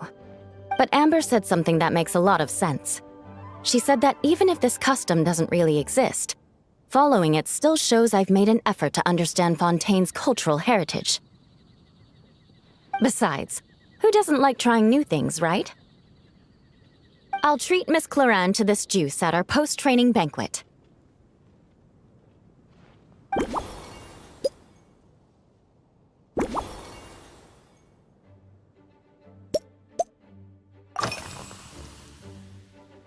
If you want to know what I've been eating recently, I'd better start by mentioning the logistics company's latest revolution. They launched a diet improvement initiative and started distributing a form of standardized canned food to knights operating in the wilderness. In the past, we only had dry rations. Every mealtime we had to set up pots and campfires, roll dice to choose a cook, and take turns standing guard. In all honesty, it was a bit of a hassle. Now we just need to bring our standard field rations, comprising of 5 cans and 9 paper packages. We can heat the cans by the campfire, and then we're ready to eat.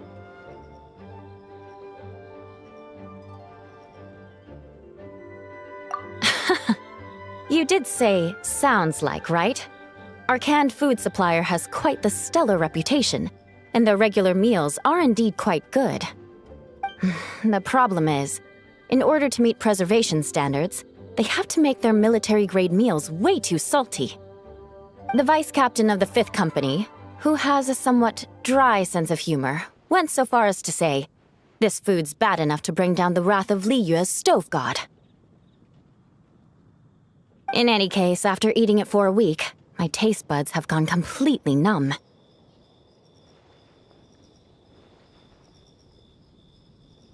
You can hardly blame the logistics company. After all, it is hard to please everyone. Our feedback has already been submitted, and they should be working on fixing the issue. Of course, having fresh meals prepared in camp by a dedicated company chef is still the best option.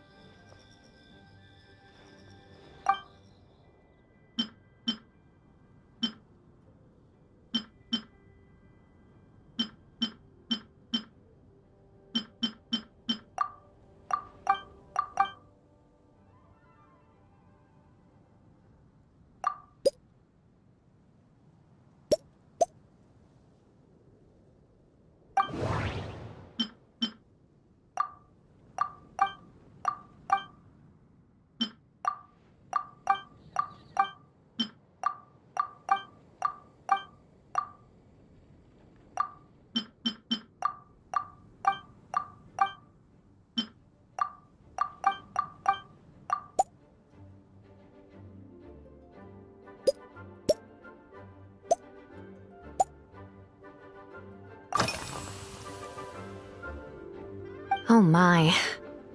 To be honest, I'm eager to begin, but also a little nervous.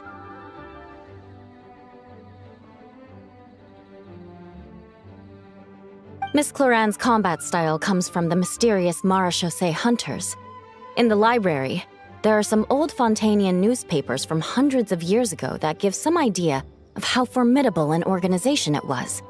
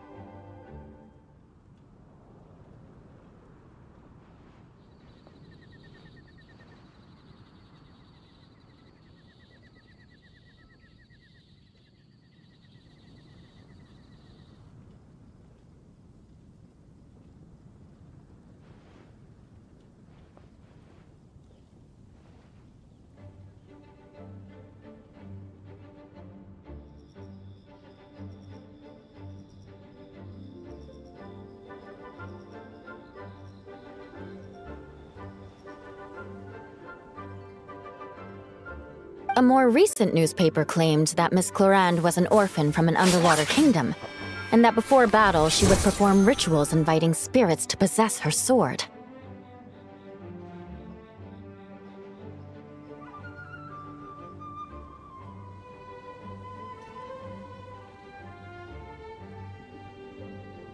Assuming these rumors are true, or that Miss Clorand's abilities might even be more extraordinary than that, it's important that I'm prepared for anything.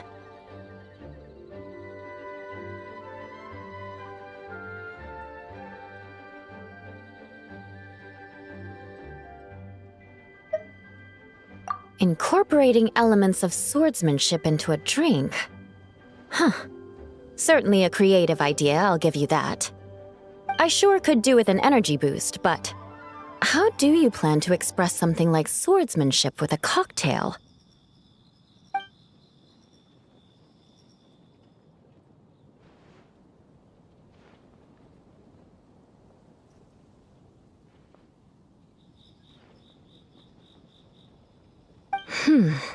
That definitely matches the description I read in that book.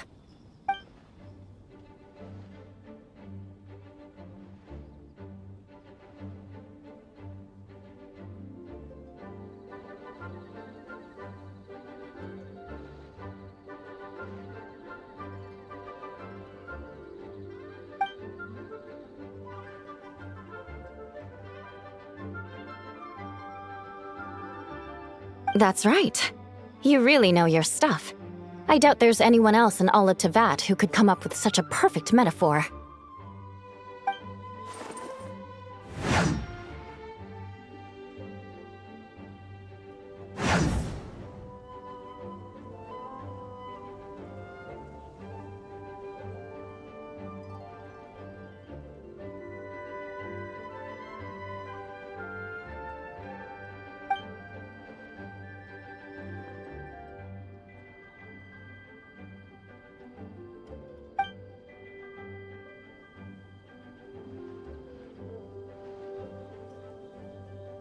There's no need to make it sound so fancy.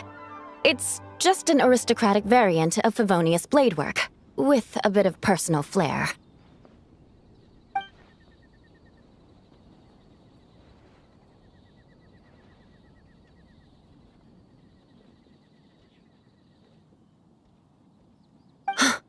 Firewater.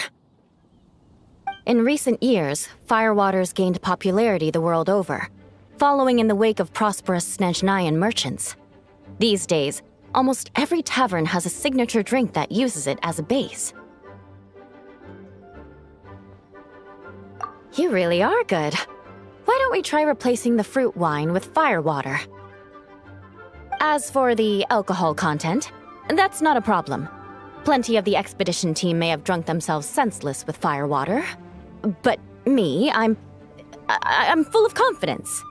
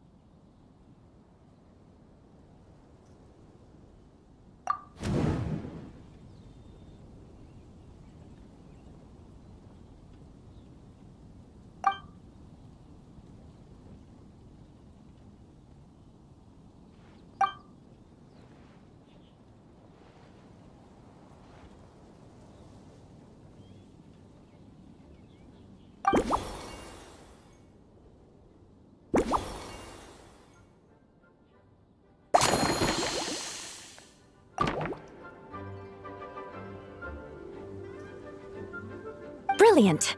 I'm looking forward to seeing how you do.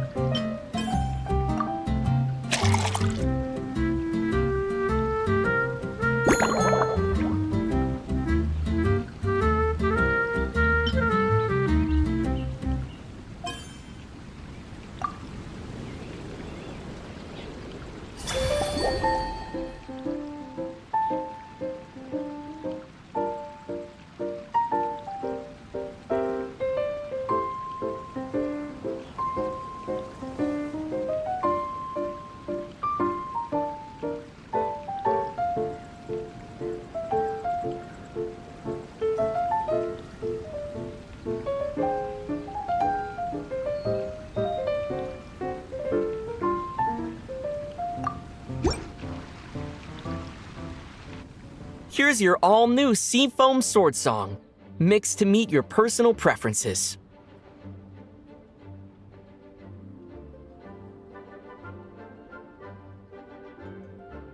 Oh my, what beautiful colors! And you even added my romaritime flower fruit extract.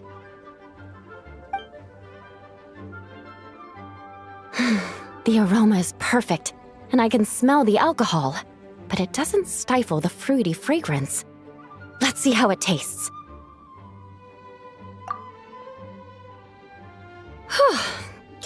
Give me a moment to come up with the right words.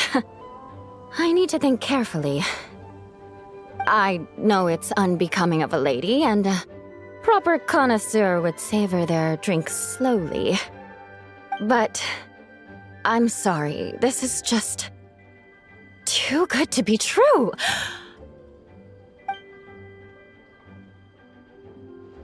Can you mix me another?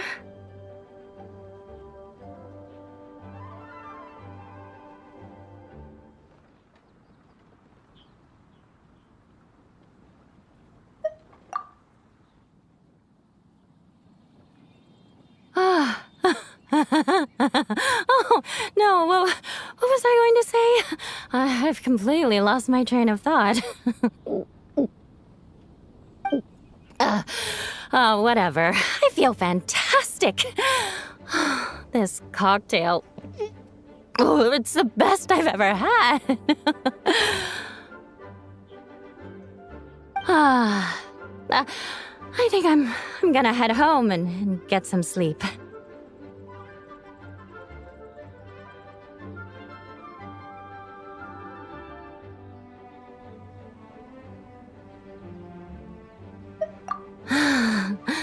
Don't worry about me. This is the happiest tipsy I've been in years. I'm still far from being drunk. By the time I've gone a few rounds with that, Miss Chlorine, and completed my reports, I'll have been on duty for 3 months straight.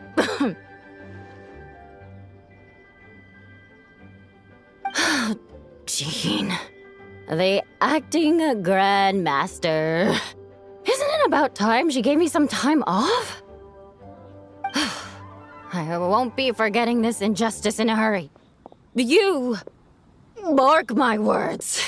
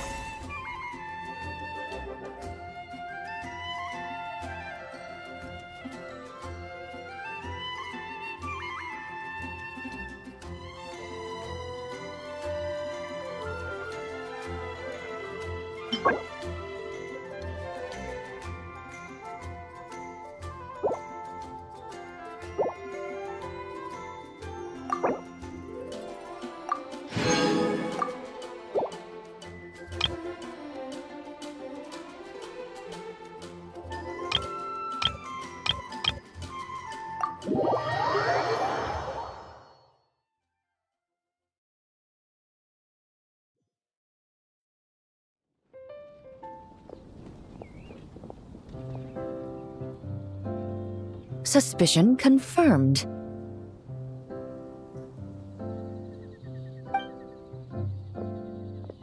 While patrolling the area, I was sure I'd sensed a familiar presence, so I came over to take a look. And sure enough, here you are.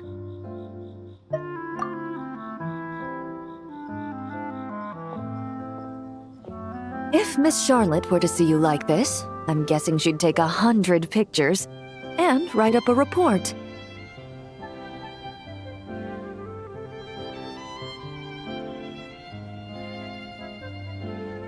Sword-wielding traveler's secret side hustle. Exclusive cocktails from Teyvat's Explorer Extraordinaire.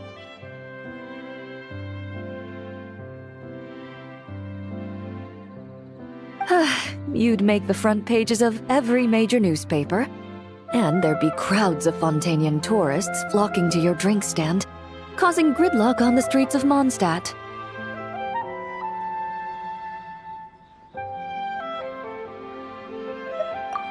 Luckily for you, I turned down Miss Charlotte's request to accompany me here, so you're unlikely to be seeing any scenes like that.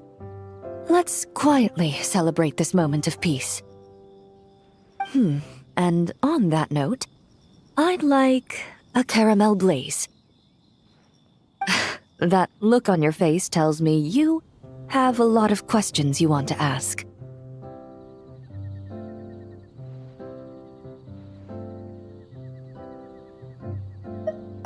Calm and effortless.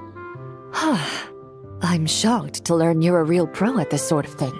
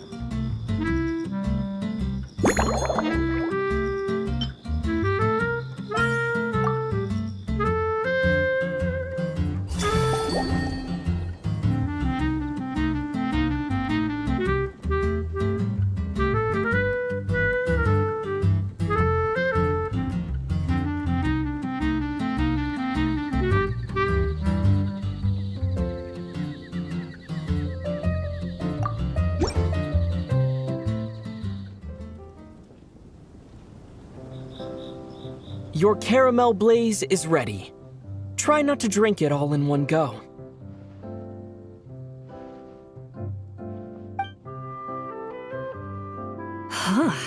It sure lives up to its name.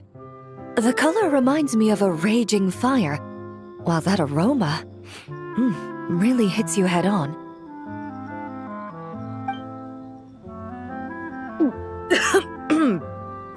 It's quite strong. I'm all right. I just need a little time to get used to it.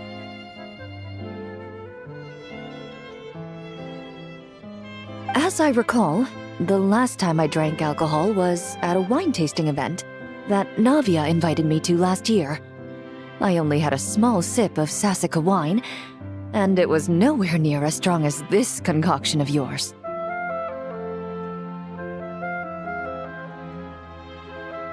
From a purely rational perspective, alcohol can cause dizziness and impair one's ability to work, so it's best avoided altogether.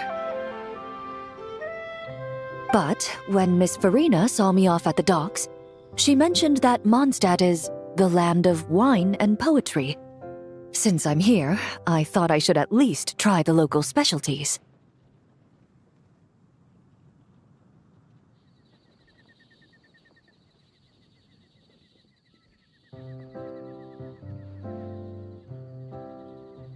In fact, according to my intelligence, the captain of the reconnaissance company, who I'm preparing to spar with, has quite the refined taste for fine wine. Her publicly available battle reports are truly a sight to behold. Out of the utmost respect for her skills, I feel compelled to deepen my knowledge of Mondstadt's wines.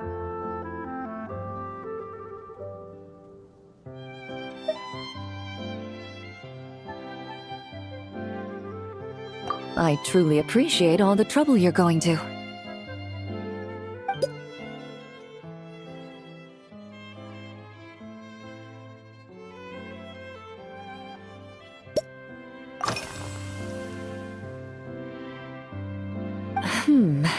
When I'm working, I often drink coffee. But with meals, I prefer a lighter tasting drink, like Buell fruit juice. Since I eat a lot of meat, the slight acidity of the juice helps balance out the greasiness. Over time, I've grown accustomed to the sour taste. After the swordsmanship exchange, the Knights of Favonius rather kindly treated me to some traditional Mondstadt cuisine. I had 8 different meat dishes, and all of them were excellent. The portions were huge, and only the highest quality cuts were used. Everything was cooked to absolute perfection. Of course, there was still room for improvement. When catering to tourists, the sticky honey roast and pile 'em up might benefit from a slightly lighter sauce.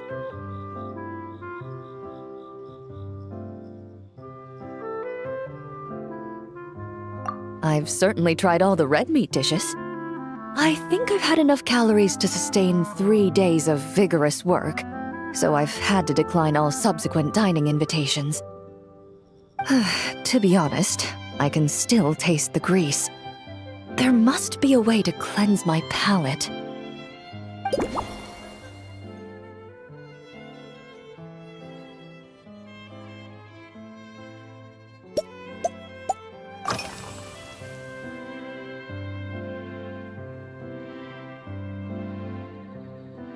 I've seen a little. I took a stroll around the city the first day I got here. Navia's done some rather extensive research on this place. Many of the scenes and illustrations for the tabletop troupe were inspired by views of Monstadt. However, the way she describes the atmosphere in her world building is quite different from the real Mondstadt. The deepest impression I've got since arriving here is one of swords and shields.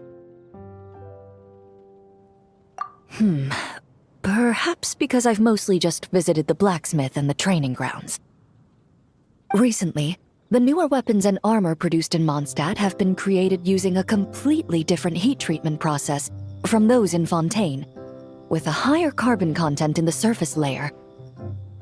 While this has slightly reduced their overall toughness, their impact resistance has greatly improved. These newer weapons give off a smell like overbrewed coffee.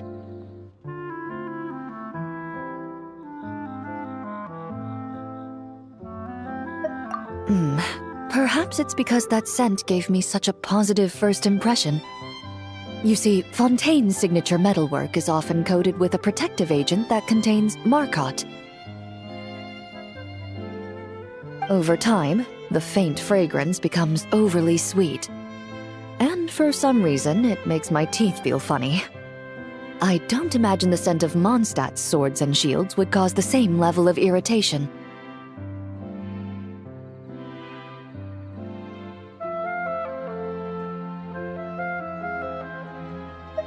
Of course, there is a solution to this problem. The next time you find yourself in Fontaine, there's another protective agent I can recommend. One that's as neutral as water, without any excess fragrance. If you also dislike being bombarded with sweetness, this protective agent should suit you well.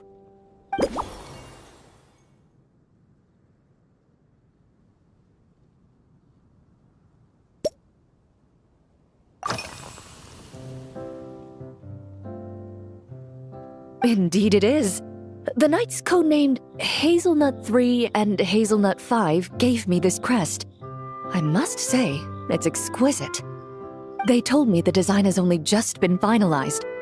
Apparently, it's only presented to important guests. They said they're making a badge for you, too, but it hasn't been finished yet.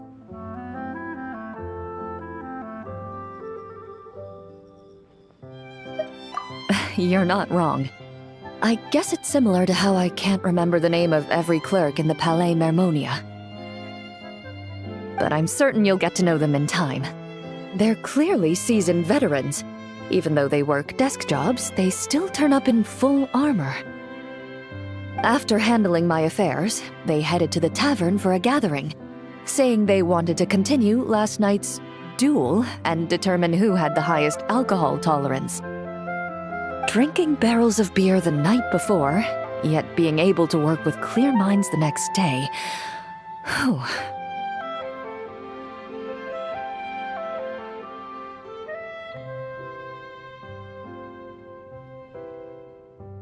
So what you're saying is, while Mondstadters may seem carefree, they actually have an admirable ability to know their limits when it comes to drinking.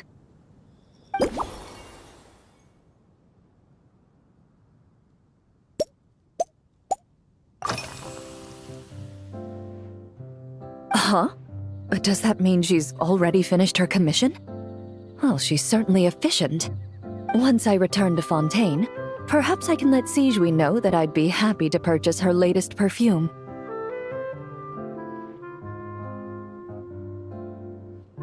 I'm not sure I'd say that. On my way to Monstadt, we happened to take the same boat. Naturally, we got to chatting. I've often heard Sigewinne praise her work. After conversing with her on the journey over, I must say, she is indeed a rare and refined individual.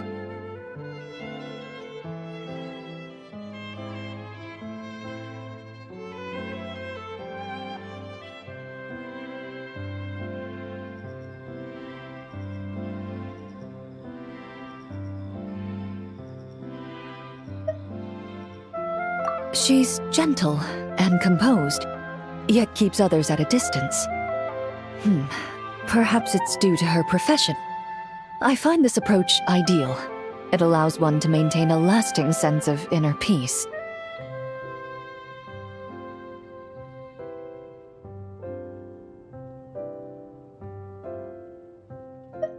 Oh, thank you, but there's really no need to set anything up.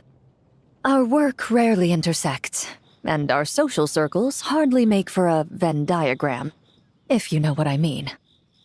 Best to just let things take their natural course.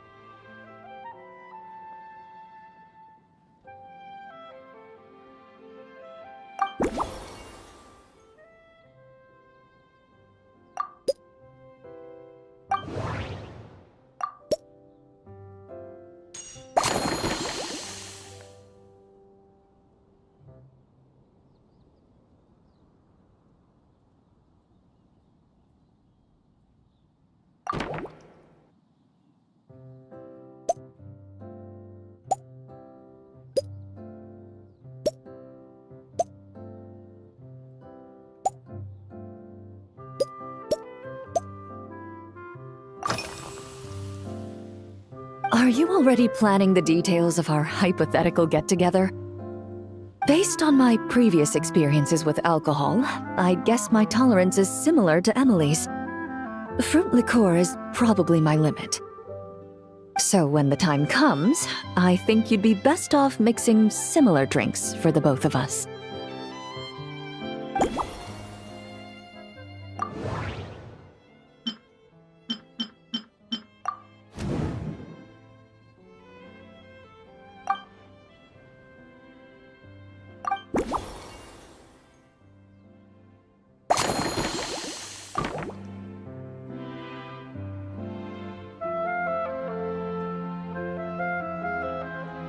All right, I'll make sure I'm mentally prepared. Even if it's still a bit strong, I'll do my best to finish it.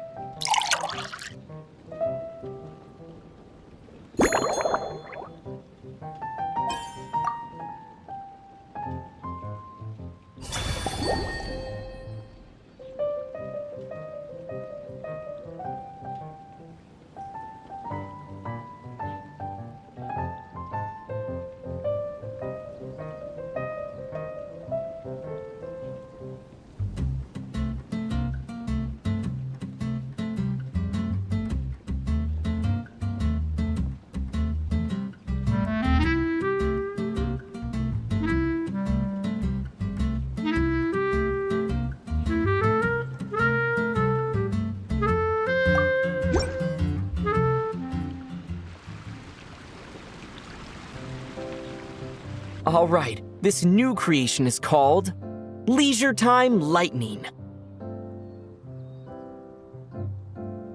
A cocktail made exclusively for champion duelists. Enjoy.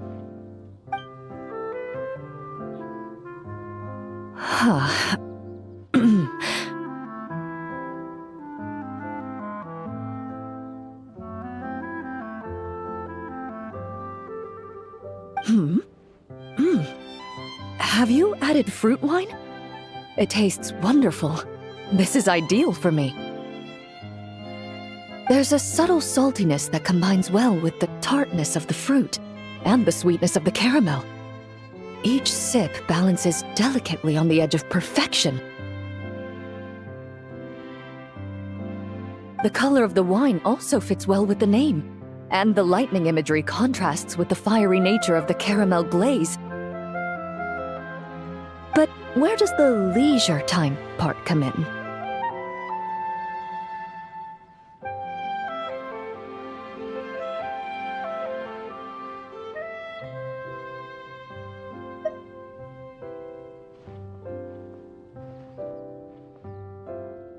I see. That certainly matches the impression this cocktail gives me. Its unique aroma and taste will hold a special place in my memories of Monstadt. Do you think, if the chance were to present itself, you'd be interested in mixing drinks somewhere else? A cafe, for instance, or the Hotel de Boer?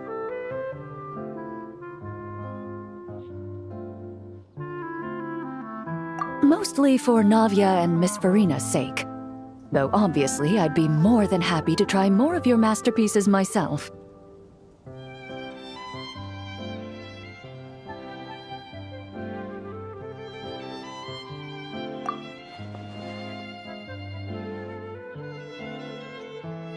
I understand. I won't try to strong-arm you. In any case, I truly appreciate your hospitality.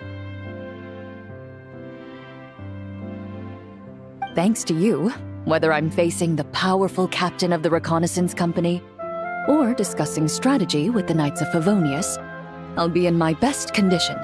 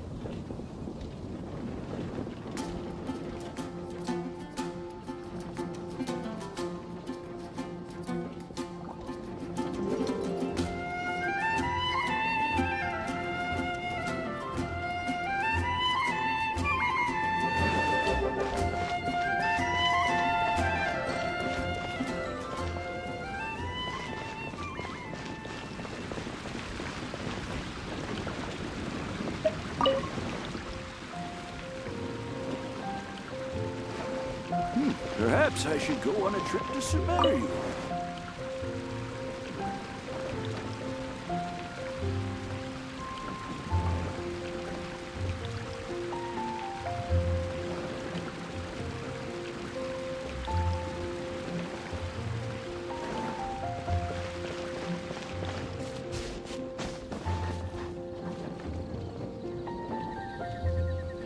Finally, a break.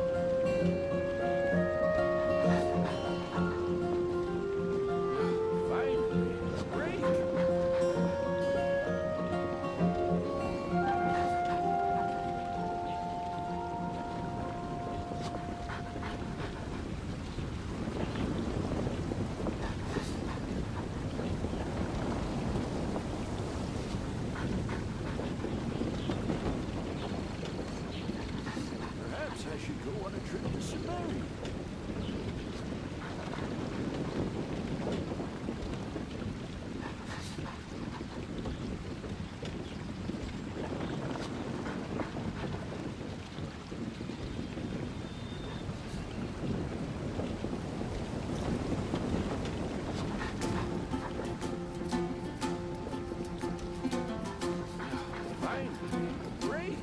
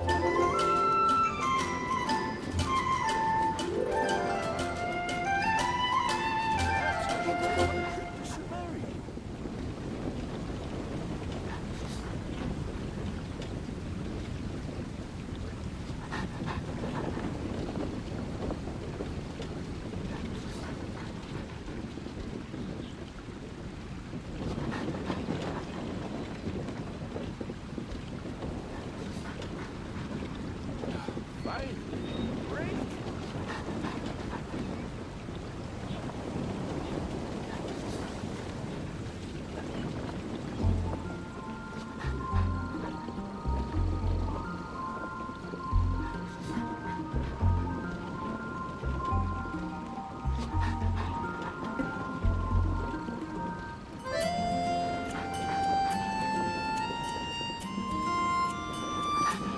Finally, a break.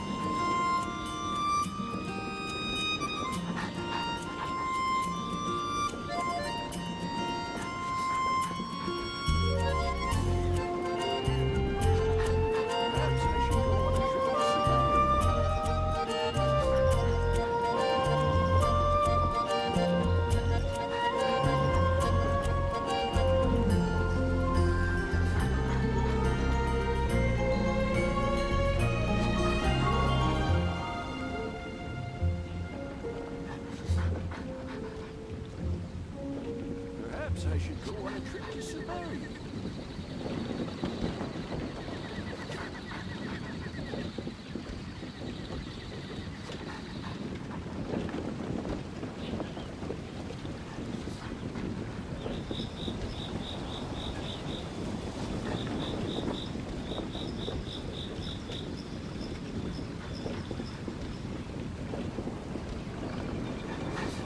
Perhaps I should go on a trip to Samaria.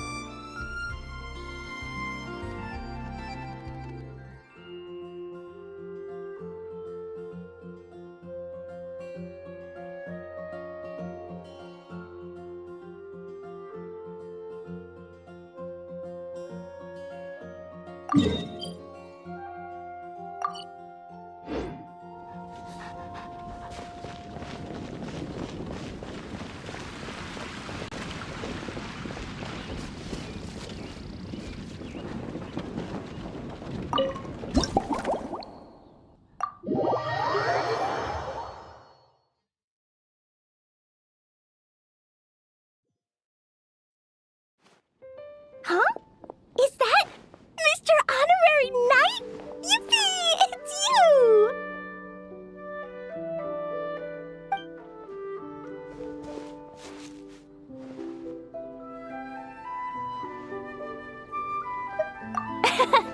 Auntie Eula told Klee that Miss Hertha had found someone amazing to help out. Seeing you here, Mr. Honorary Knight, Klee knows this must be the best drink stand in all of Teyvat.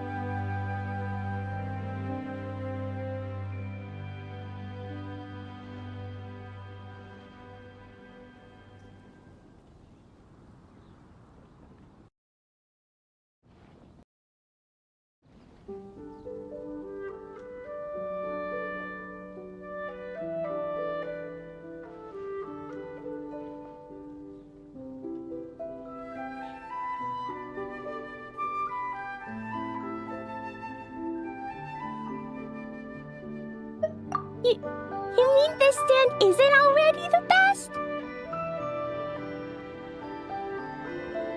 Well, out of all the drink stands Klee's ever visited, Mr. Honorary Knight's is easily the best. And no matter what drinks Mr. Honorary Knight makes, Klee will definitely think they're yummy.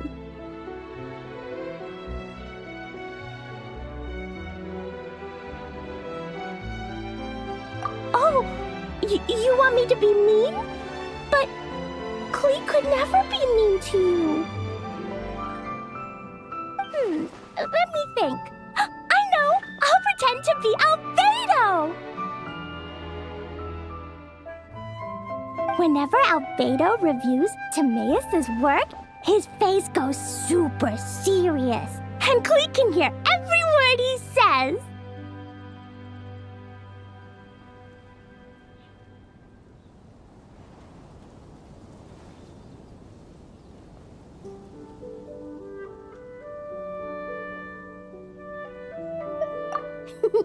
Get ready for Klee's super amazing order! I'm going fish blasting with Mom soon. Don't tell Master Jean, though! So, Klee wants to order a fair weather frolic. Anything like a bright sunny day will definitely put Klee in a super duper mood.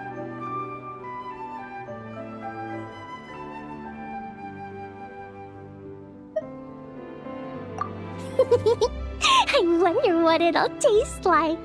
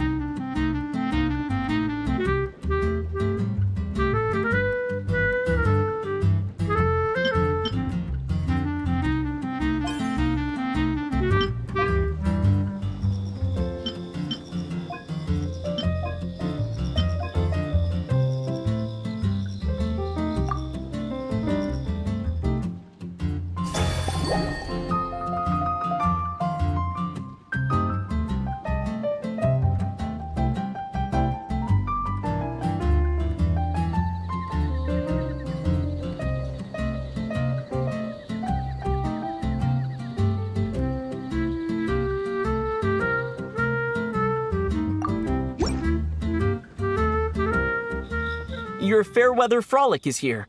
Go on, give it a try. Wow! So, a Fairweather Frolic is this color? Purple sky. Is it supposed to be a bright, shiny night?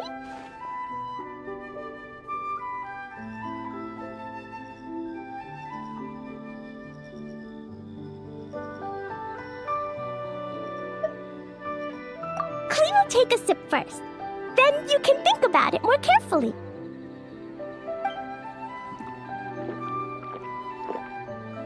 Ah, finished. Yummy! Both sweet and sour. If Clee drank this while eating grilled fish, I could definitely gobble down 2, or 3, or 4, or even 5! But one drink isn't enough. Clee wants to try a drink that tastes like cake.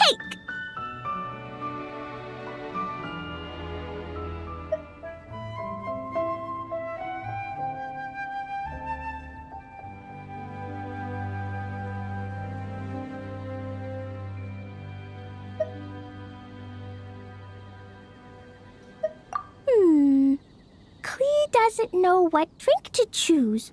Why don't we decide together, Mr. Honorary Knight?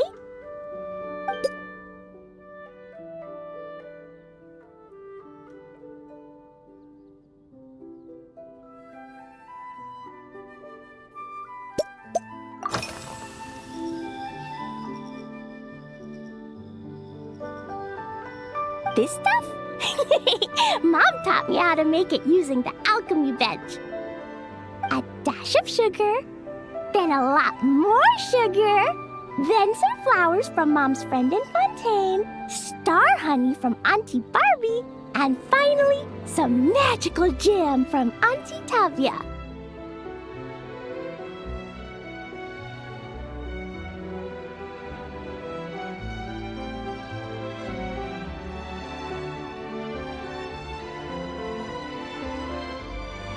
Put everything together on the alchemy table, wish for the shape you want, then recite Mom's incantation, and poof! Todoko-shaped candy!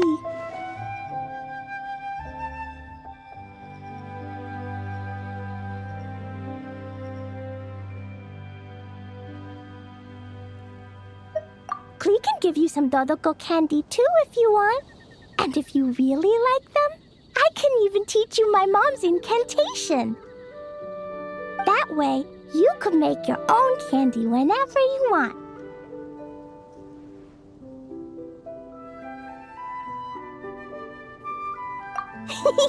If you get stuck, remember to come ask Clee. When it comes to magical candy, I'm an expert.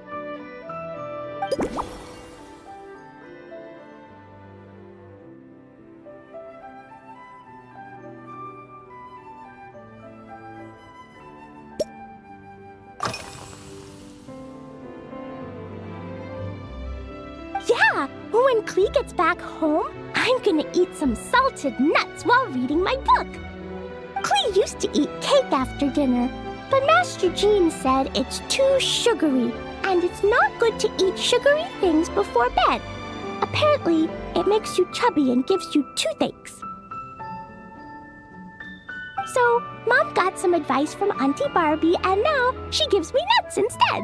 She says they help my brain remember things better. Nuts don't have much flavor. It's like chewing on grass, but they're okay if you add a little salt.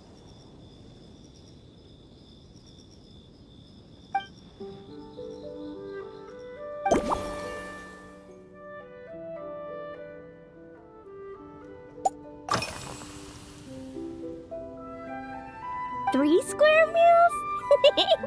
Clee often eats 5 meals a day, sometimes even 7. Adventuring takes a lot of energy, and if I eat too much at once, I can't run so well.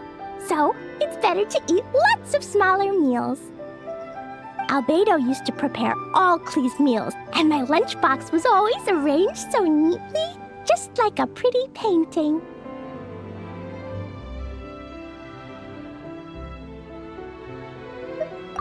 Albato's busy at Dragonspine, Klee goes to eat with the other Knights of Favonius.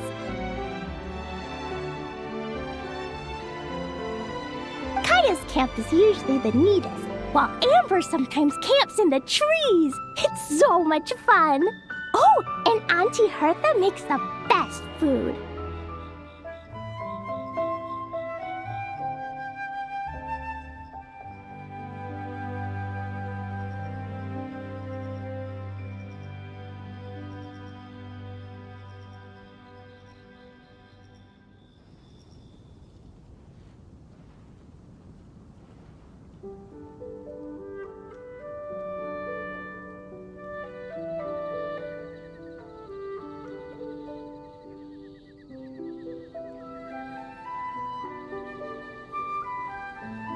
When my mom comes back, there'll be even more yummy food to eat.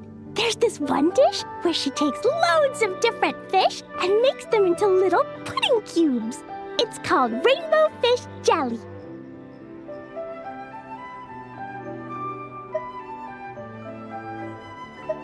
Her Chococo Crunchy Slices are fantastic too. It's her newest creation made with chocolate and cookies. They're a little bitter, but they're crunchy. They smell scrumptious, and they have a really sweet aftertaste.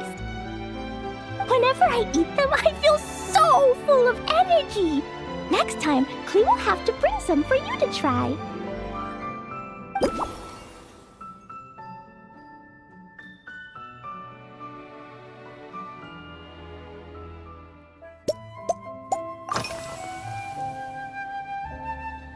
Yeah, Mom gave me an amazing book recently. She said I have to read one chapter every night, learn something useful, and then go to bed early.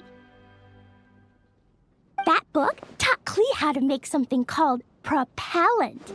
Now Jumpy Dumpty can go "Fwah!" and bounce even higher.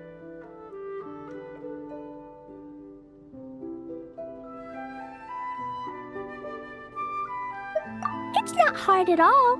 In fact, it's a lot like making bombs. You just have to be careful when trimming it down. It's like sharpening a pencil that could suddenly go boom. Bedtime's an important part of Klee's schedule, too. Mom sits by my side and tells me all kinds of wonderful stories. She has a lamp made of gemstones, and when she turns it on, it goes kabling and lights up the ceiling.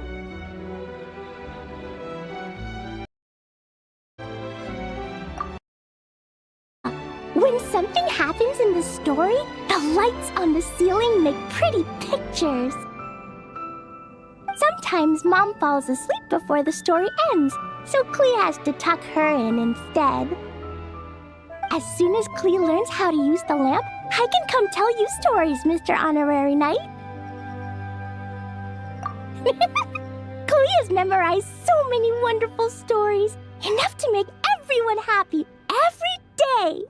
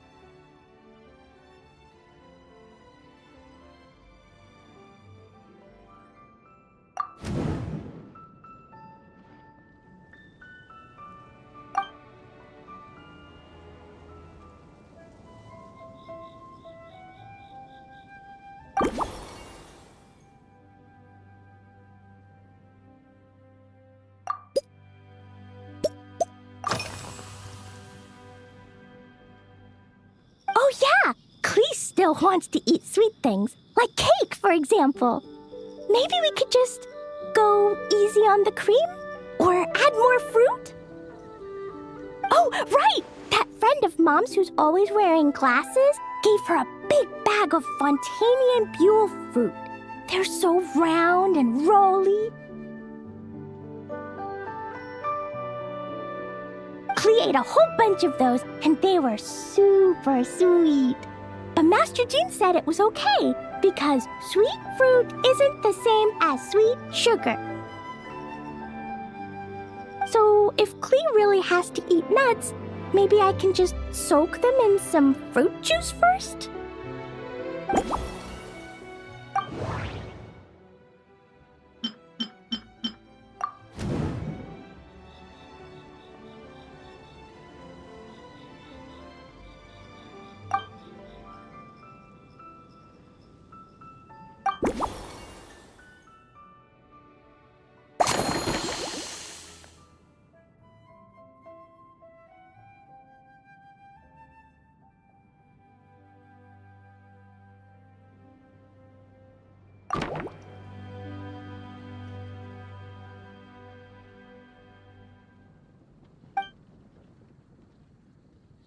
Yeah, that was quick.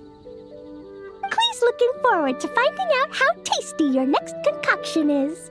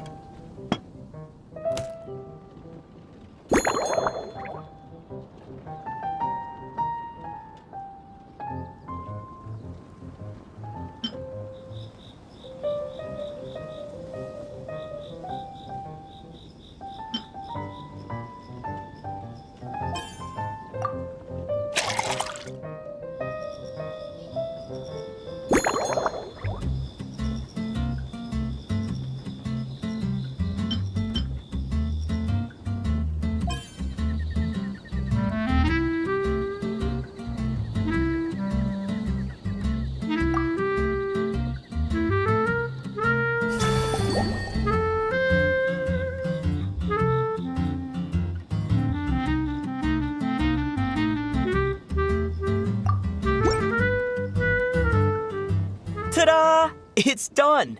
I just know you're going to love this new creation. Wow! There's nod-krai candy on top! There's so much orange in this cup, and nod-krai looks like he's lying on top of white fluffy clouds. And the weather inside looks much better, too. Yummy! It's so delicious!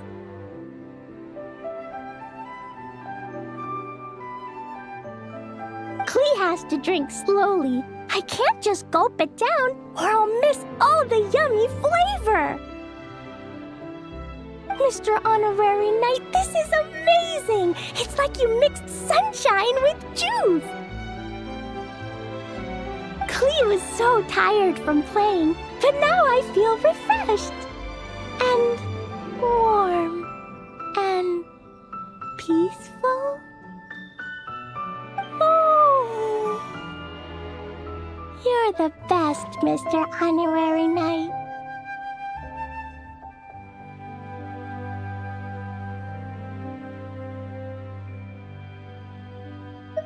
Really? Let me think? When the weather's nice and Dodoko's happy, Dodoko will want to sing, right? And when Dodoko sings, Klee wants to sing too. So, let's call it Dodoko's duet.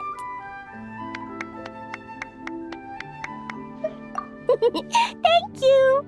And thanks for making such a yummy drink for Klee. Klee's gonna go tell Mom that the best drink in Monstadt right now is Dodoko's duet.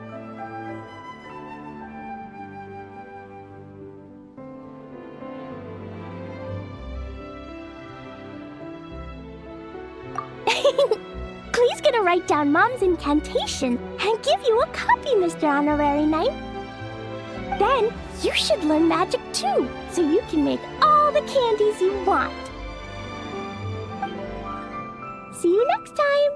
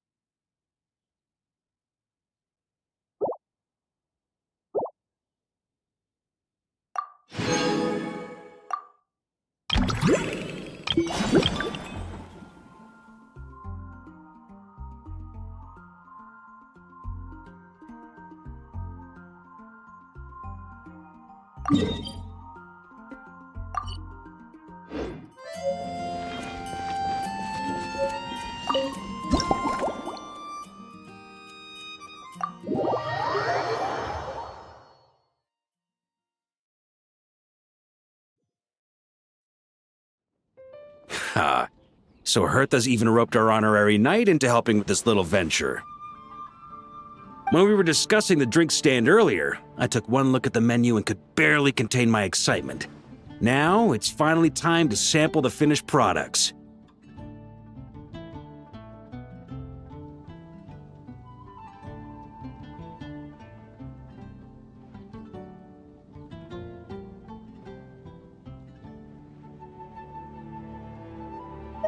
Can't wait to see your skills in action. Give me something that goes well with casual conversation, but still packs a punch.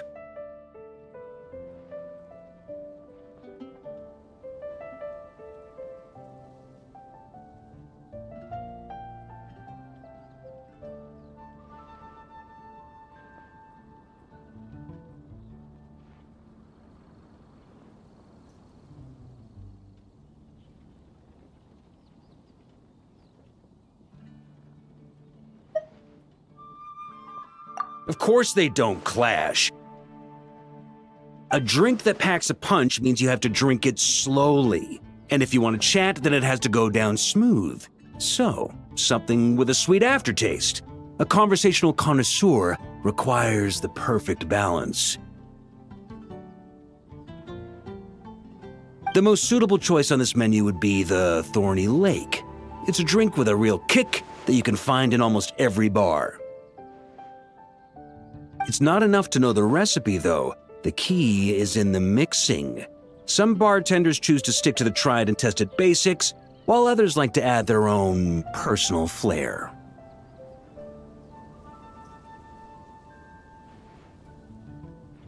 That's the spirit. Now show me what you've got.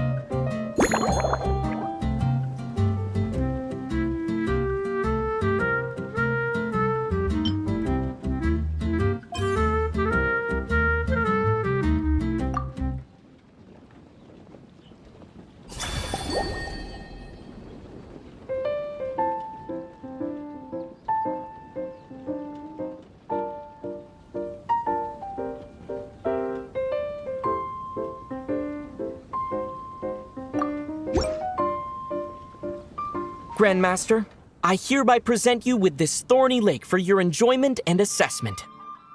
Well, the color and aroma are certainly on point, but as for the balance of flavors, I'll just have to taste it and find out.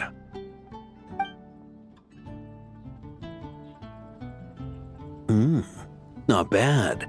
You haven't overdone or skimped on any single ingredient, though unfortunately, it's a little too, polite for my tastes.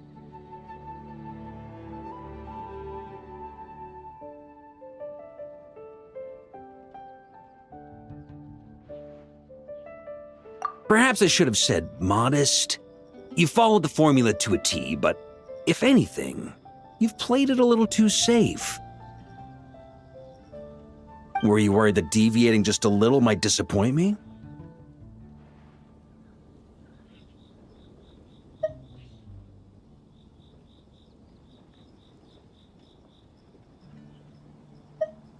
Hey, we fought side by side and dealt with things that even gods were loath to meddle with.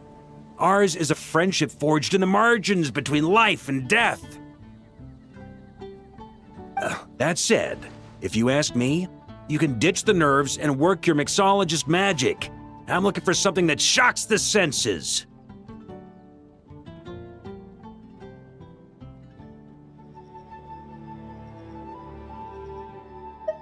Mull it over, there's no rush.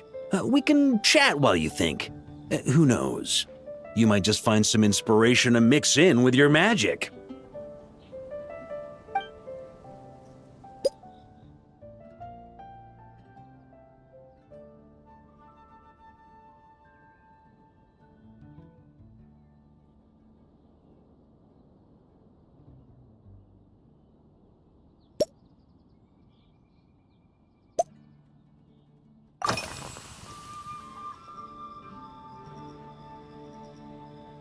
Well, let me think. I guess you could say it lacks impact. Even when following the same recipe, the techniques used to mix different ingredients can affect the taste. Sometimes, deliberately creating layers between spirits can bring out the different waves as each one hits the taste buds in sequence. In this regard, too, you've taken quite a tentative approach. Why not be a little bolder?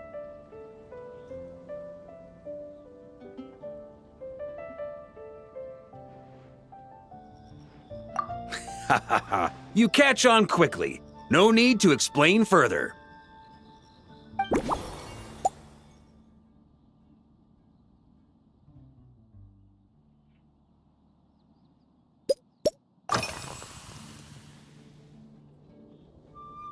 Pretty awesome, huh?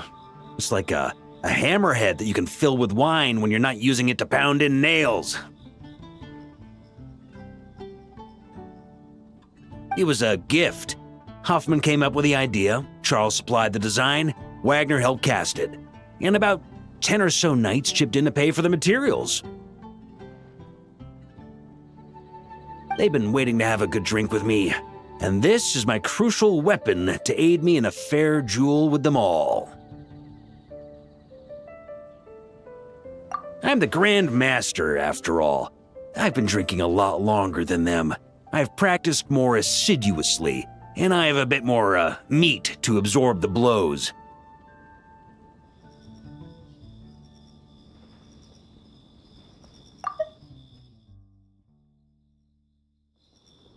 So it's only fair to my subordinates that I drink a teensy bit more per round. Wouldn't you agree?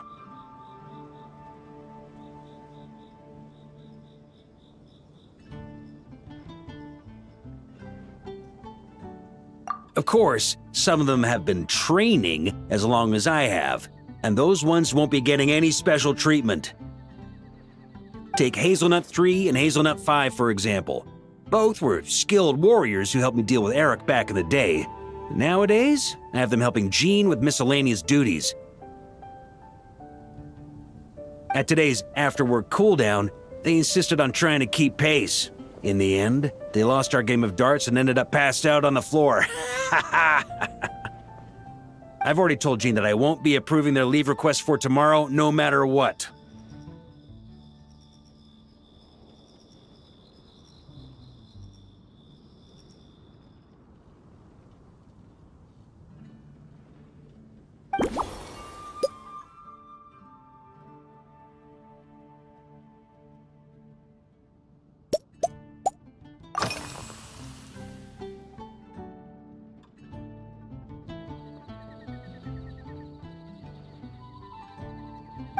Ha! I like your style.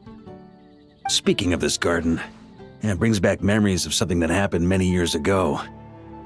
When I was young, I liked to find ruined guards to test my fighting skills, both armed and unarmed. Once, I failed to take down a stray missile, and it ended up destroying a watchtower on the city walls. As punishment, I had to run 50 laps around the city, repair the watchtower, and help rebuild the shattered walls in this garden.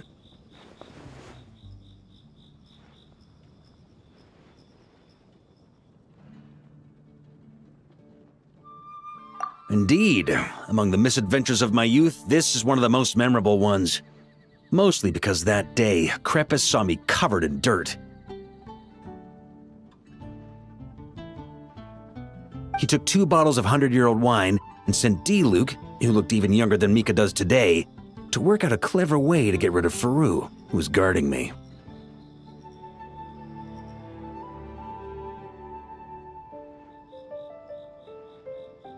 It was so hot that day, I could swear I was about to pass out. On a whim, I picked some mint leaves, put them in one of the wine bottles, and the result turned out to be surprisingly tasty. After Krepis tried it too, he was full of praise. He even wrote up an official recipe for my spontaneous creation. His customers loved it.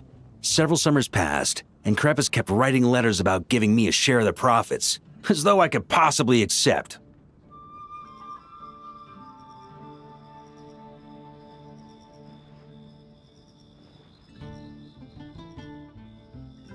Yes, good old Krepis.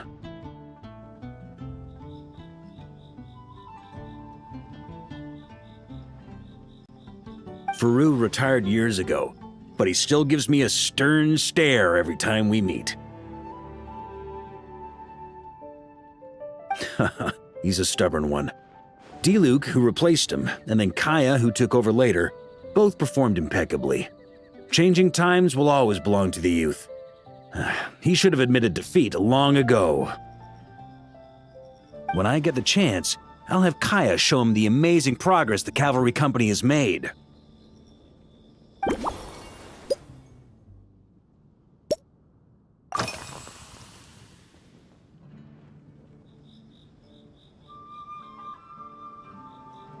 It's a treasured place that the Knights of Favonius have maintained for years, so it makes sense that it's become the go-to location for organizing such things. I heard that while the expedition was underway, you were a great help in giving those left behind the opportunity to put their energy to good use. Sometimes, I look through the photos I've been given from those events, though unfortunately, there aren't enough to include everybody. My conclusion is that Monstadt needs to do more to popularize the camera.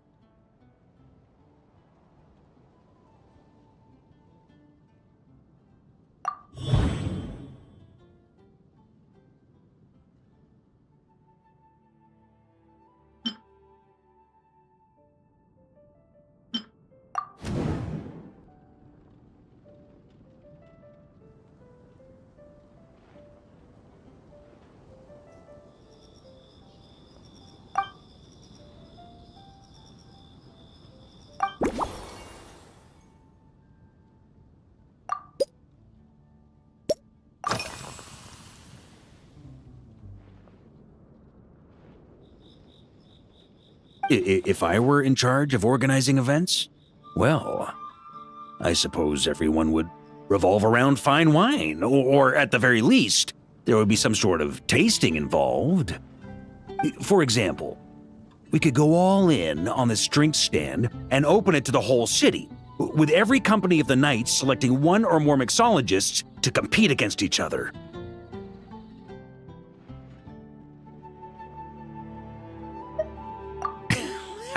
It's only a thought.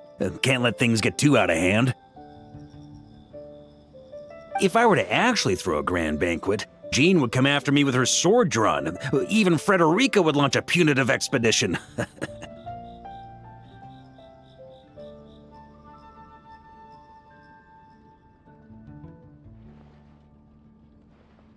While in nod-krai, we had a rule that knights must never get drunk while at their posts. Otherwise, it could lead to dereliction of duty, with serious consequences.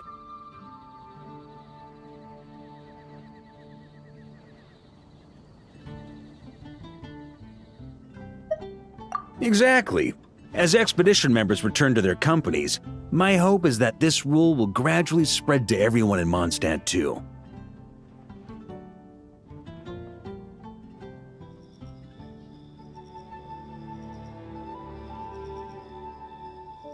just like firewater and smetana.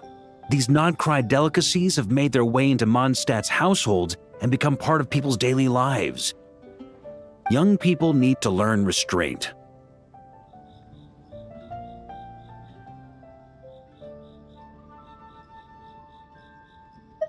At the end of the day, no one should be biting off more than they can chew.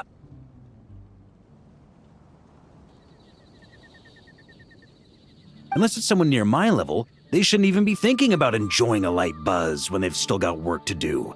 Most people would just end up a whole lot drunker than they'd like.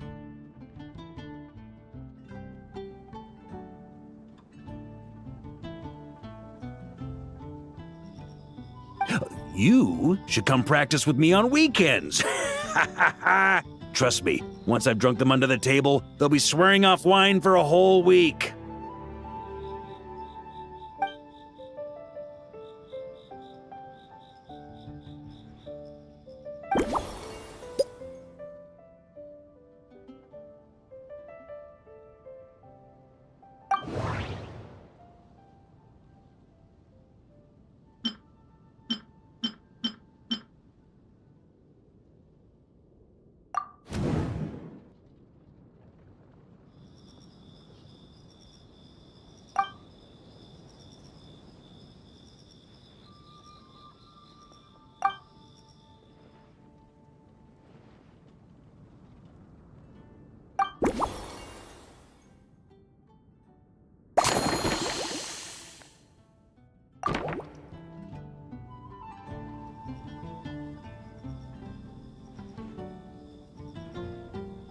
Huh?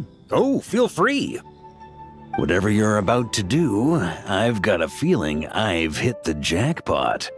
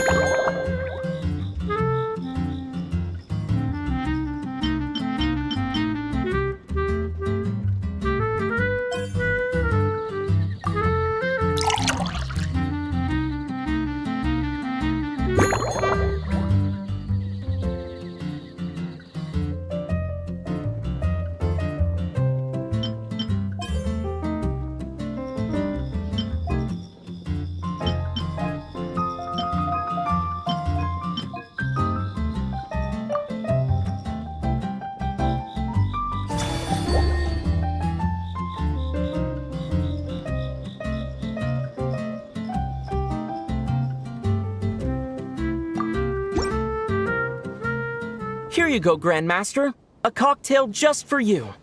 I guarantee you won't find this one too polite.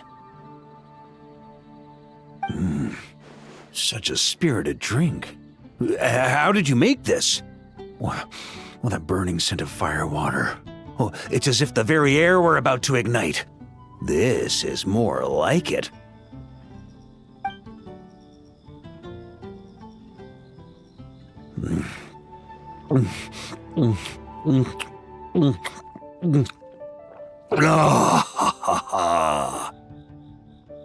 Perfection.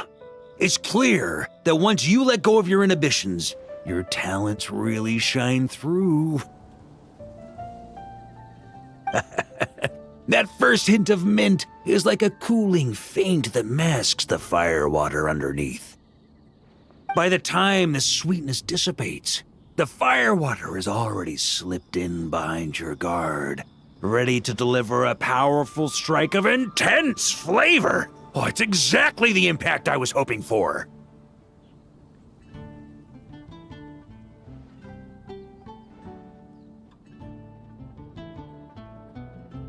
That's the most ingenious part. Firewater's greatest flaw is a lack of aftertaste, but the Smetana perfectly maintains the flavor at the peak of its intensity. It's hard to imagine something this good was created by a mixologist who doesn't even drink firewater. I think it has the potential to become a firm favorite in Monstadt and nod-krai.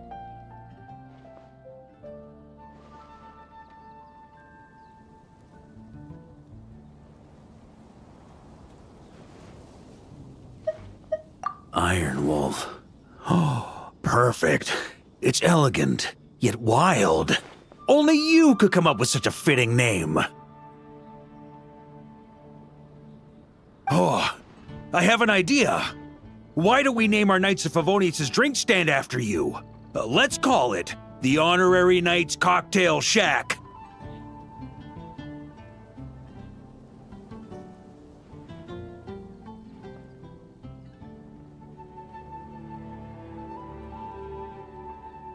No time to waste. I'll go have a word with Glenfiddich right away.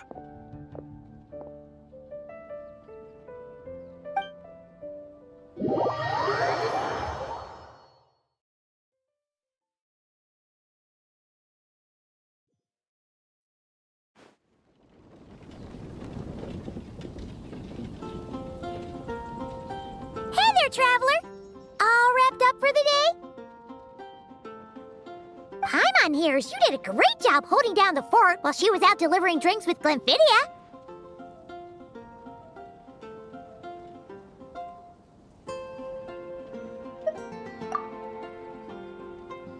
Whatever the reason, the Honorary Knight is clearly one of the most talented mixologists in Mondstadt.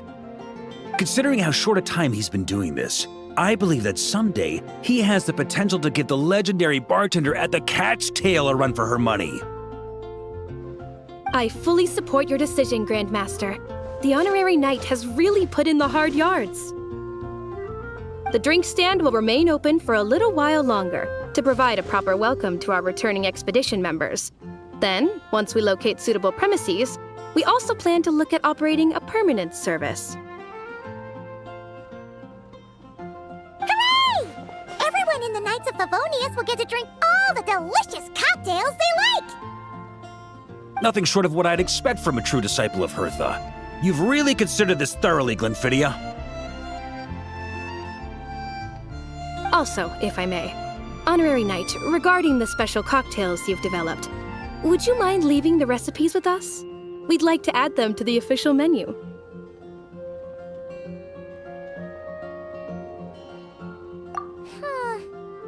Paimon feels like there's something you still want to say.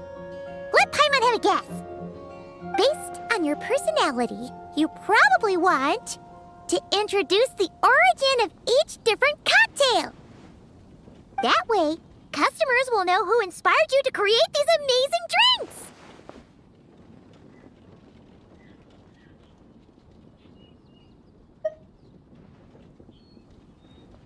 No problem at all. If you need, I can even have someone draft the paperwork on your behalf to secure you the rights to these new recipes. I hope when we recruit some new bartenders, they'll be able to learn from your incredible skills. Even if they can't quite match your work, if they could be 2/3 as good, that would still make them industry leaders.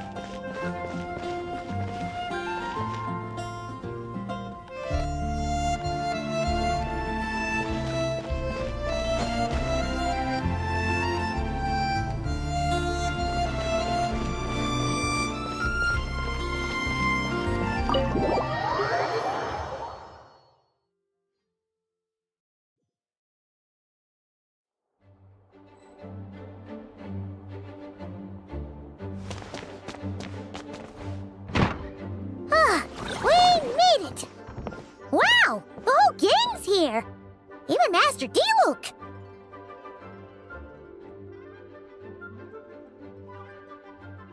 Wow. Jean wanted my input on everything. Even though I left the Knights, Grandmaster Varka has done a lot for me. He didn't stop me from leaving back then, or throw any administrative roadblocks my way. So I owe him one. Well, I was sad to see you go, but your mind was made up. And anyhow, you're an adult. As long as you're prepared to follow through on your choices, who am I to stop you?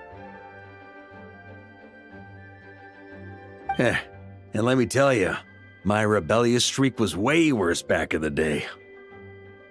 You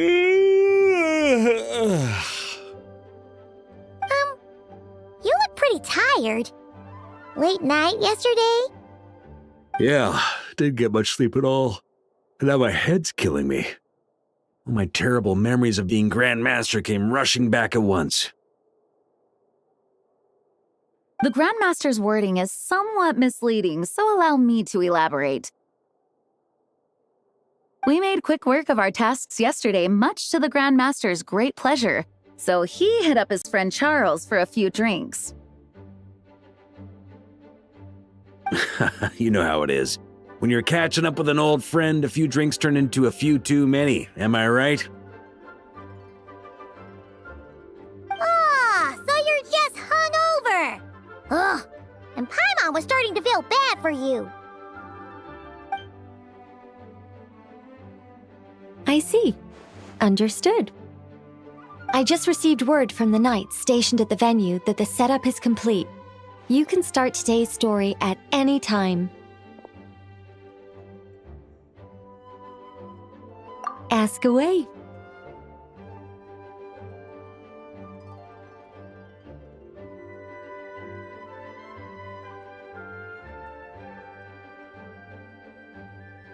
Ah, you mean like how only you could have purified Dvalin's tears? That ability is unique to you, and to be honest, a lot of people might not even know you're capable of something like that. So they might get stuck at that point in the story. Don't worry, I thought about that. The story told within the bubble has some jumps. I've deleted the parts that might complicate things. The remaining content doesn't require the participant to do much of anything, actually. It should be like watching a play, except you get to walk around as you enjoy the performance. Wait! But we ran into a combat encounter yesterday when that fungus jumped out at us! We'll take care of that. Alice and I want this to be an experience even a child can complete without trouble. The parts you're testing today are more stable, so there shouldn't be too many bugs. Of course, when you access the dicier sections, be sure to keep our vision in mind. Speaking of Alice, where is she? Klee demanded some playtime with her mom. And of course, as far as Alice is concerned, nothing is more important than a request from her daughter. Yep, that checks out. Ha ha ha! Well, let's get this show on the road. I'm ready to witness our honorary knight story firsthand.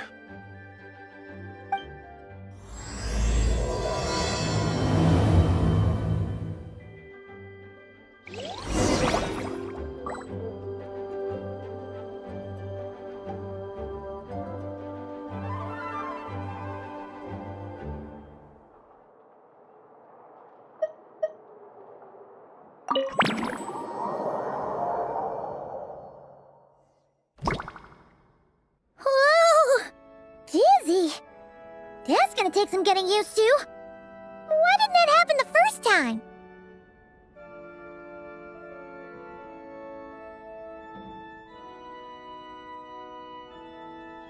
Ah, looks like we've jumped forward a bit since yesterday. We're at the Favonius Cathedral now. Wait, is this the bit where we borrow the Holy Lyre?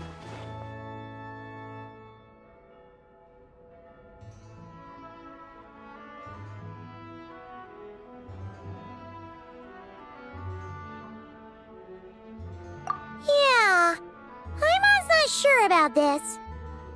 Also, why is Tone Deaf Bard the only one here? What about Varka and the others? Don't worry. I'm sure Nicole has it all planned out. See? Here comes Diluc now. Word from the Knights of Favonius is that the Fatui are planning to steal the Holy Lyre der Himmel. Unfortunately, that intel came a little late. A conflict between the two parties is ensuing inside. If the Fatui succeed, we'll miss our chance to borrow the lyre. Come on. Let's go help the Knights.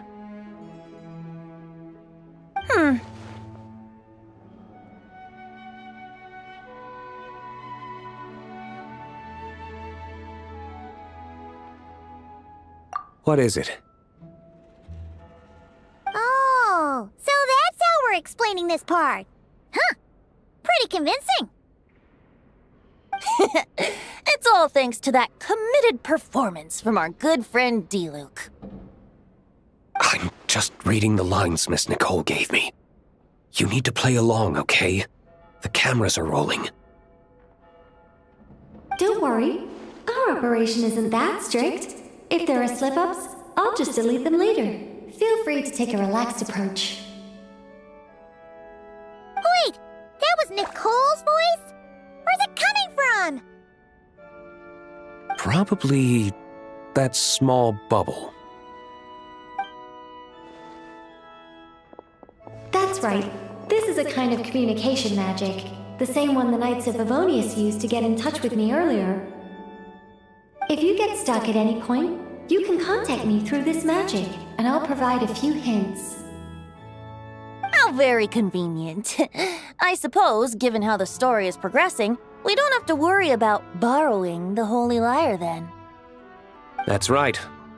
Obviously, we're not including the stealing part in this version of the story. After all, the Fatui were the ones who ended up with it. Borrowing, stealing, leaving out that detail doesn't change the direction of the story. Anyway, the Knights are currently fighting to protect the Holy Lyre. Varka and Jean are already in the underground area. We should head over as well. This is like getting to read the script before watching the movie! I wonder what would happen if, this time, we managed to catch the Fatui thief in the act. That would complicate things.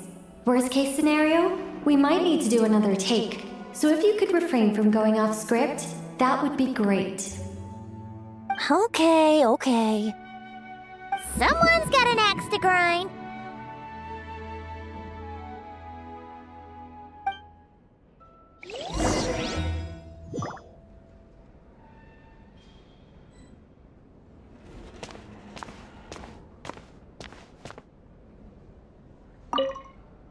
I doubt you need a hint for this area. Go on now. The underground chamber awaits.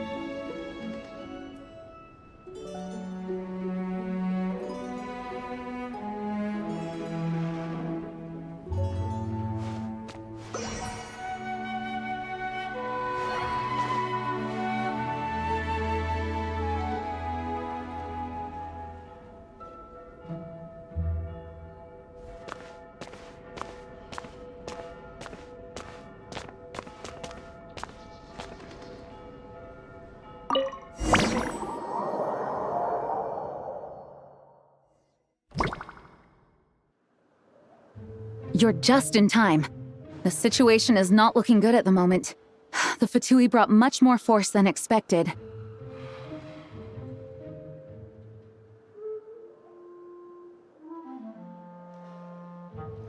Yeah, it's turned into quite a mess.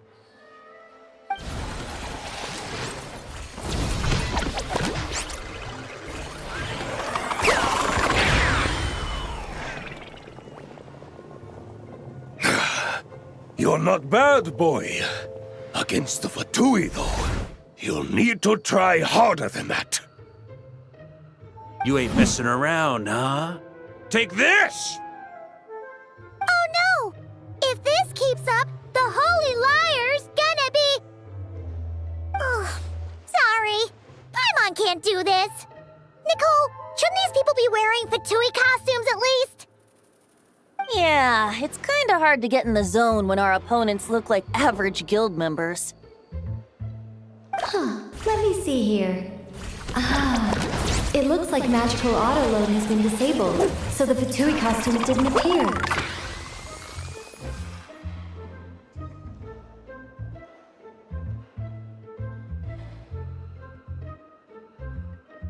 get that fixed. Just ignore the problem for now and continue with the scene. Remember, this is a tense moment. Got it. In that case, I'll evacuate the members of the church right away. All right, thank you. As you see, Traveler, the situation is dire. We need to retrieve the Holy Lyre and get it back to headquarters. Looks like the Fatui are tied up fighting the Knights. I doubt they have the manpower to spare to deal with us. Which means, if we rush in, we should be able to retrieve the lyre. You all sure are getting into character. Okay then, let's go!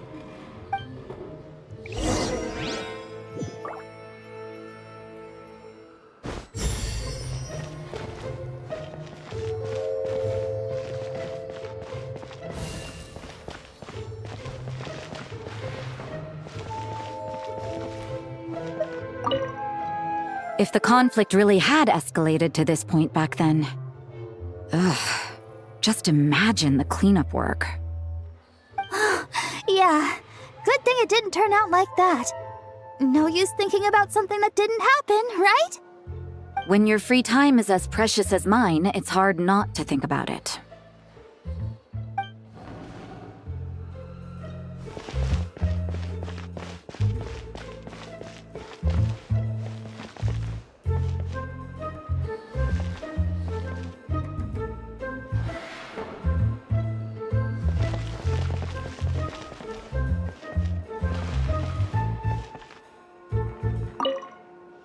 I couldn't keep up with you after all, Grandmaster. It's like you've gotten even stronger since I last saw you. Expeditions have a way of doing that to people. Ever consider taking your adventurers out on a long trip? Ah, I think I'll pass.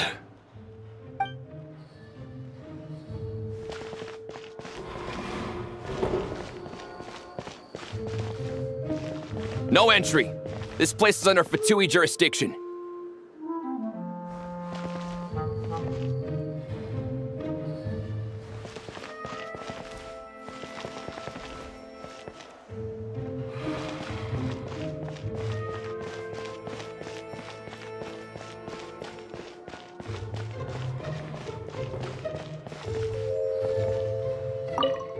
I never thought I'd get the chance to spar with the cavalry captain. I'm always up for a duel, as long as you treat me to a glass of wine after we're done.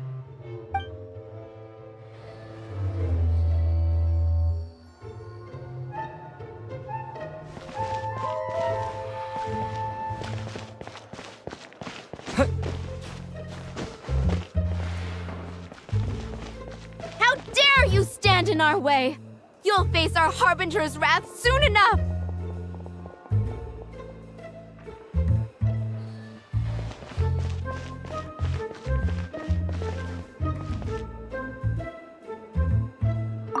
What a coincidence. Or perhaps I should say, great minds think alike. Yes, well, this looked like the most relaxed part of the performance. I'd prefer to get this over with and return to my work as soon as possible. I'm assuming you feel the same, Miss Lisa? Of course. After all, this place suffers from a dire lack of comfortable chairs and good tea.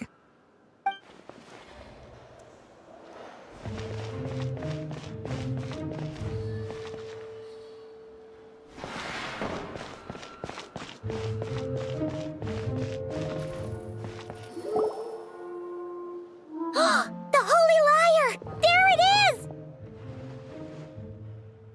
Well, well, well. It seems our outer diversions were most effective. The knights know not that the true danger lurks right beneath their nose.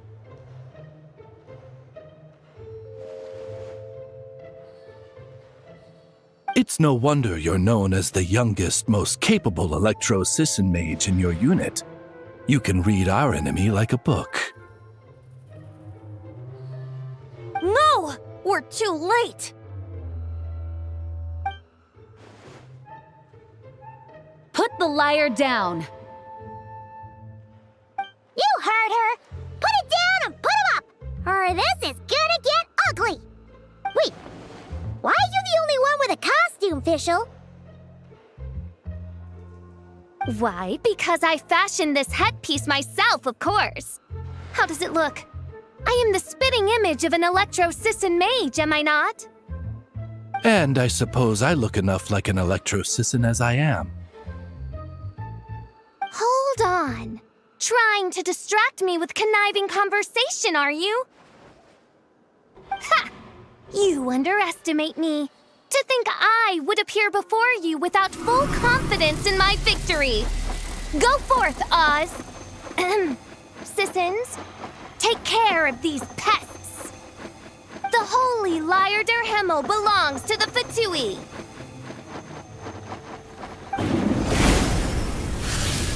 Whoa, that was fast. Mage-powered flight is something else. Fischl is... the Fatus is getting away! After her, quick!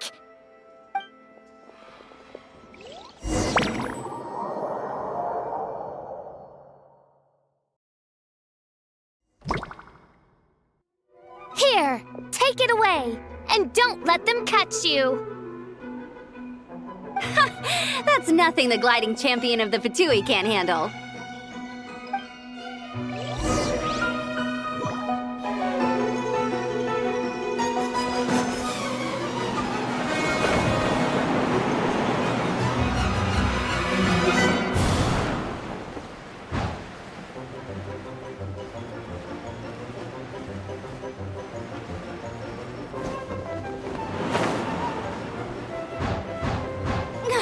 Hey! That goes against gliding regulations!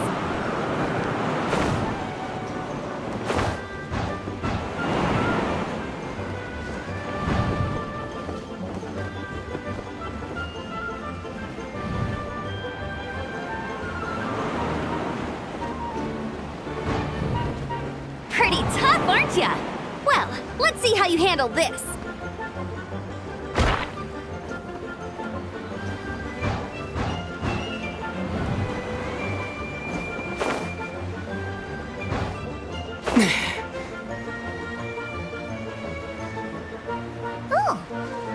Paimon thought the Adventurers Guild were the only ones role-playing as Fatui. Just thought I'd lend him a hand. Fischl didn't have time to make me a cool hat, though.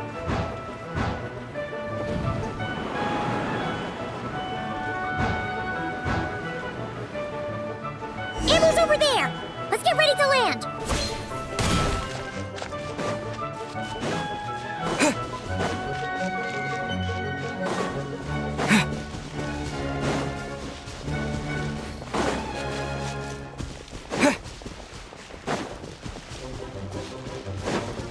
Here they come! Positions, everyone!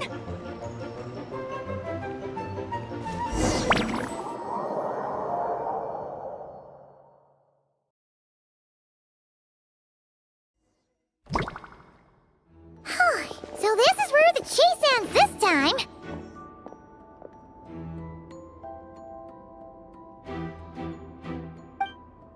Wait a minute.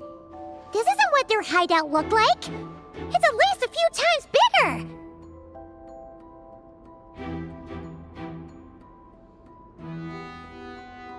Yes, I remember it being much more run down. This place has far more structural appeal. The Lawrence clan lived here for a time, but this doesn't look like their handiwork. And I know for sure it's not the work of the knights. Must be a bit of creative license on the part of our dear mages, then. Alice said the original was too run down and didn't fit her aesthetic taste. So we repurposed some assets from the Golden Apple Archipelago. As you can imagine, Alice has always been a go big or go home kind of person. Yeah, this is go big, all right. Still, our mission remains the same. We're here to get back the Holy Lyre. Yeah, and this time we have a whole bunch of people to help us. Not just you, Luke. Should be a total piece of cake.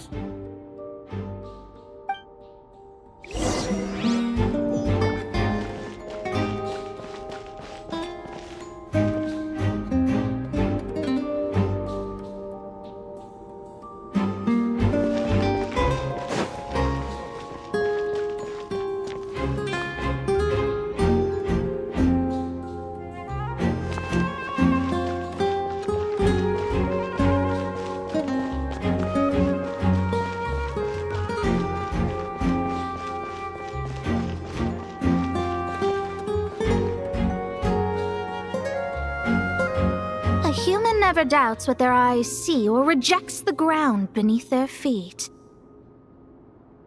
Both now warn you that this is the end of the road.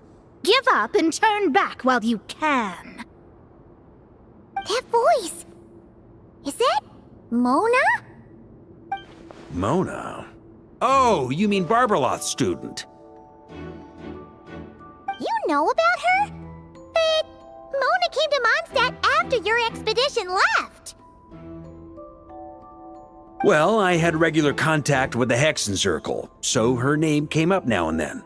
The whole thing about her messing up and being too afraid to go back? Yeah, I know that too. What? But... How? No one in the Hexen Circle should know about that!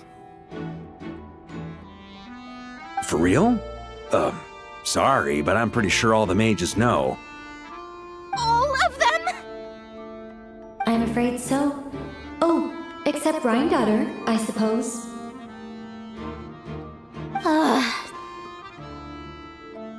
Fine. That's just fine. It's not like the old hag's gonna come find me in Monstadt to settle the score, right? Anyway, how do we cross? I'm not telling. Aw, come on. Don't take it out on us. I'm not. This is unrelated. Besides, I'm playing a futus whose job it is to issue riddles. You can't just ask me for the answer. All right. Almost forgot about that. If you want the answer, think back to what I said at the beginning.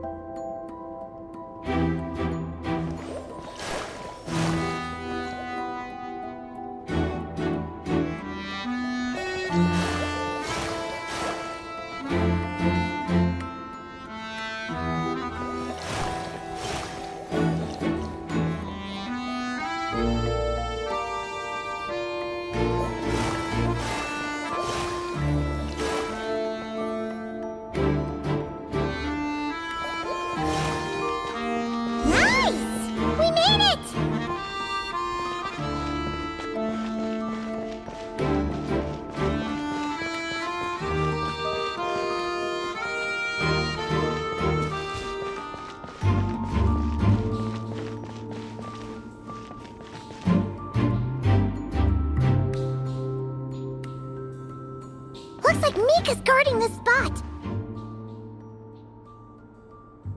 Oh, hey! It's been a while. Hello, Grandmaster. Hello, everyone. No.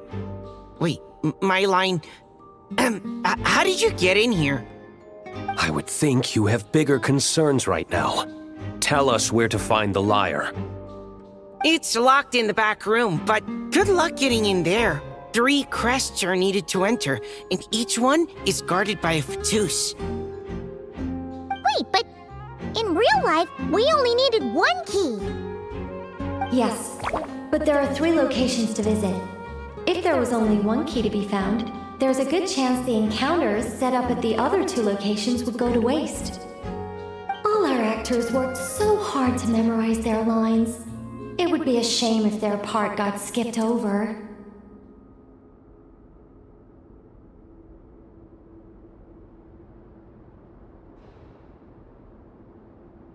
A fair point. They're playing through the story just like us, after all. To be honest, when I first read my lines, I was kind of confused at how I just give up the intel without a fight.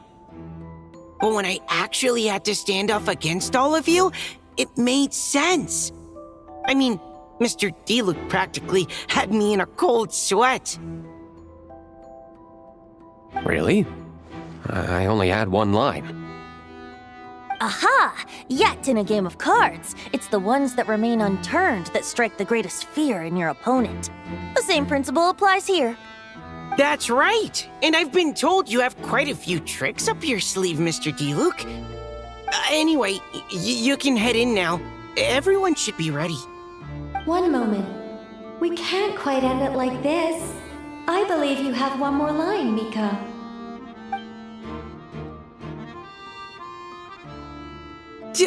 Do I have to say it? It would benefit the scene. All right. I told you everything I know. Now leave me alone. And off he goes.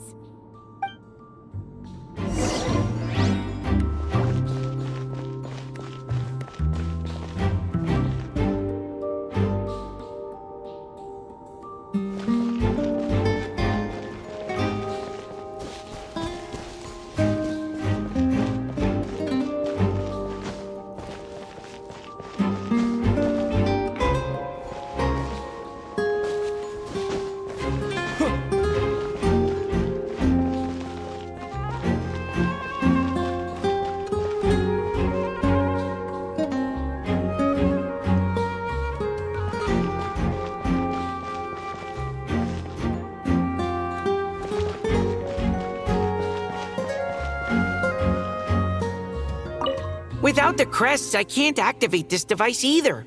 Like I said, I told you everything I know. Just leave me alone. Man, I thought I lucked out with just a few lines, but it still wasn't easy to pull off. Anyway, if you want to get into that room, you'll need to track down the 3 Fatui with the crests.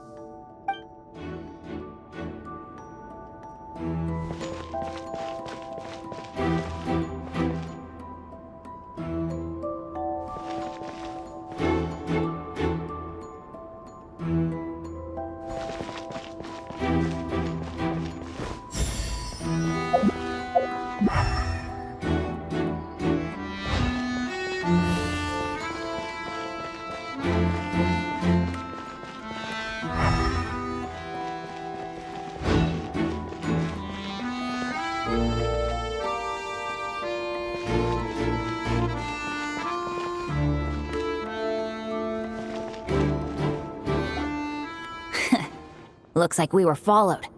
Guess Mondstadt's elite aren't to be underestimated, huh? Stand aside. This one's personal. But this time, I'm fully locked and loaded! Come on, kid! Let's finish what we started!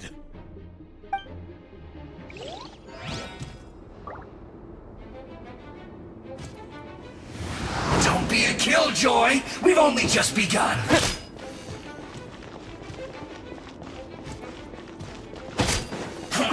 I see through you!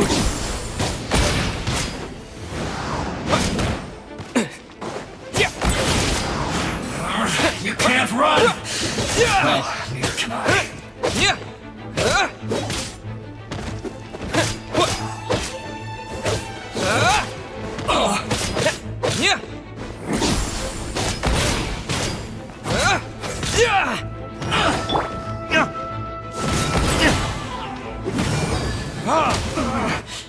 Looks like I... Okay! You win! Somehow this round wasn't quite as fun. Probably because you had to act like a fatus. At this point, I could take down those with my eyes closed. True! Guess I didn't stand a chance, huh? Oh, so you were the one in the Fatus costume. Does that mean the auto-load bug is fixed now, Nicole? It would seem so. Man, their armor is heavy and not breathable at all. You're telling me the Fatui in Sumeru and Natlan also wear this stuff? I can't even imagine. Rumor has it, Fatui recruits undergo rigorous training. I feel like there's some truth to that after all.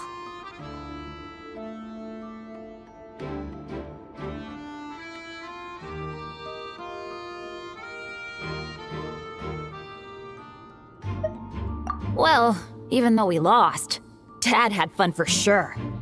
Here's the crest I was guarding. You've earned it. Oh, and Bennett told me about what happened in Natlan. How you helped him navigate his past. It's hard to believe we finally have answers after all these years. So, on behalf of all the adventurers in Monstadt, truly, I can't thank you enough. Well, that's what friends are for, right? Speaking of, how have things been since you got back, Bennett? Same old, same old. Bad luck included. But that part's nothing new, so I don't mind. I do miss the Asha, though. I hope I get the chance to show them Monstadt someday.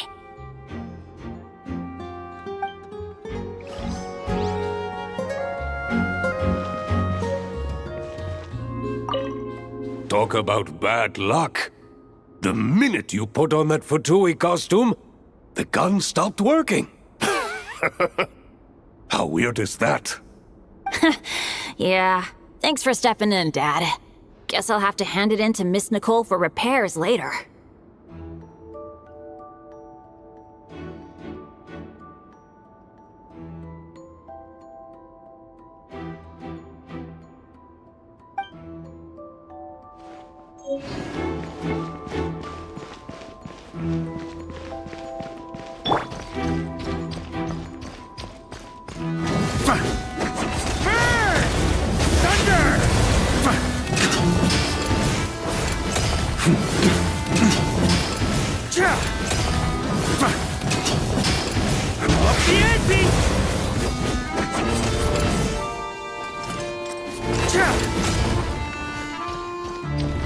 Try to keep up!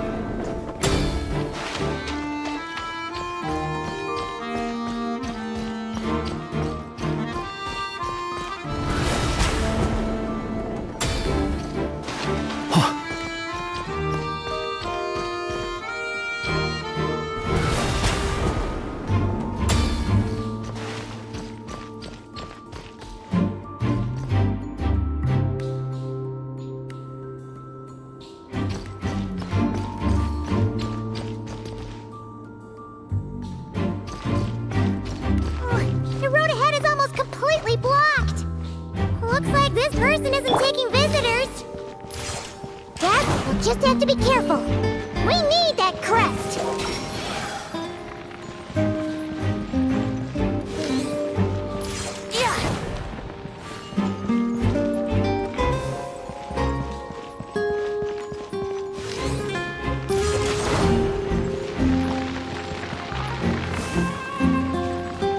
Brace yourselves. Coming here first?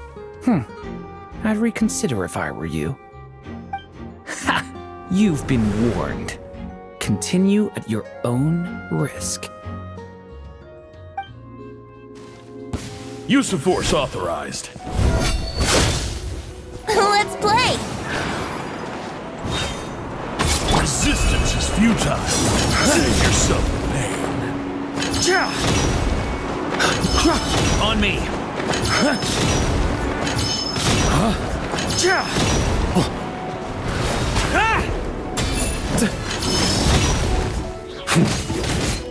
Resistance is futile. Save yourself. Intel. Send. Gotta say, Paimon didn't expect you to play this kind of role, Durin. Well, actually, Aunt Alice was planning for me to play Dvalin if the dragon himself didn't agree to take part. That was the backup plan. Apparently, there's a spell like the one used to make Simulanka that could change me back into an evil dragon.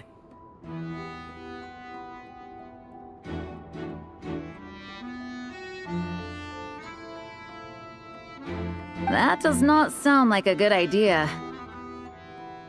I have to agree.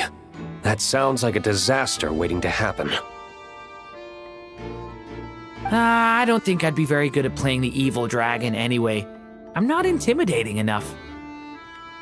Luckily, Dvalin agreed to take part after all, so my role was switched to timid Fatui Guard B, and I got to wear a costume instead.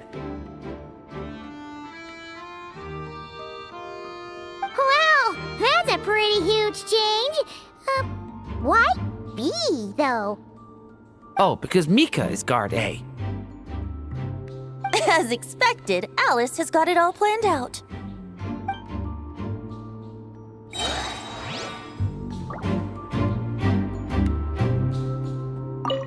I'm just glad I didn't have to play the evil dragon in the end.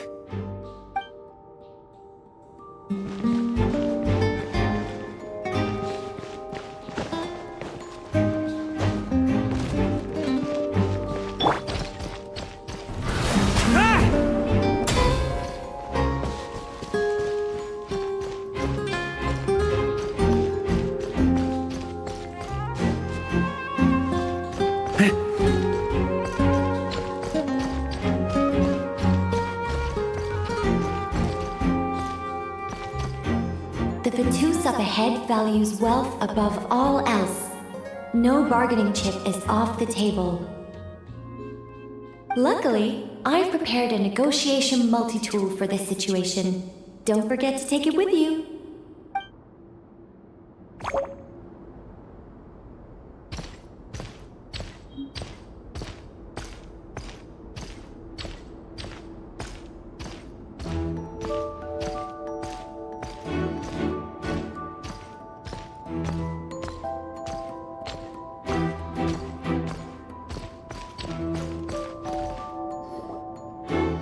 Mona?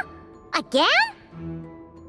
What? The more roles you play, the more you get paid. That's what Alice said.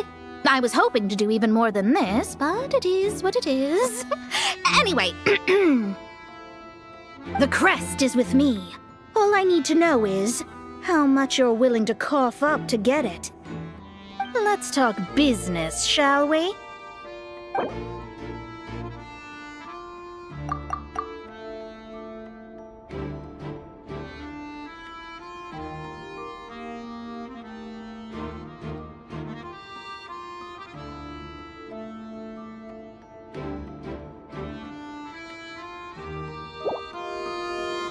That's all. You have to at least make it worth my while.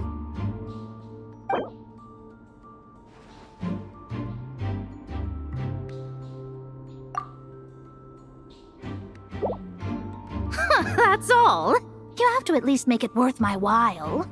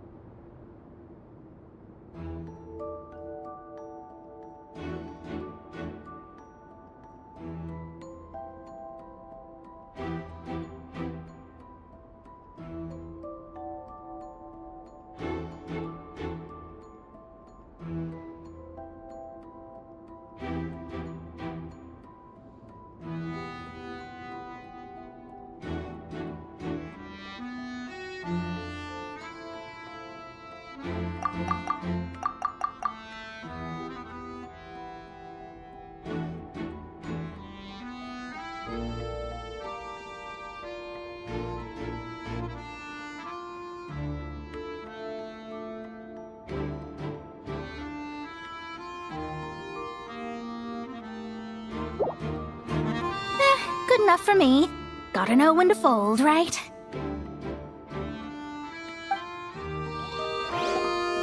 All right, here's the crest. Huh.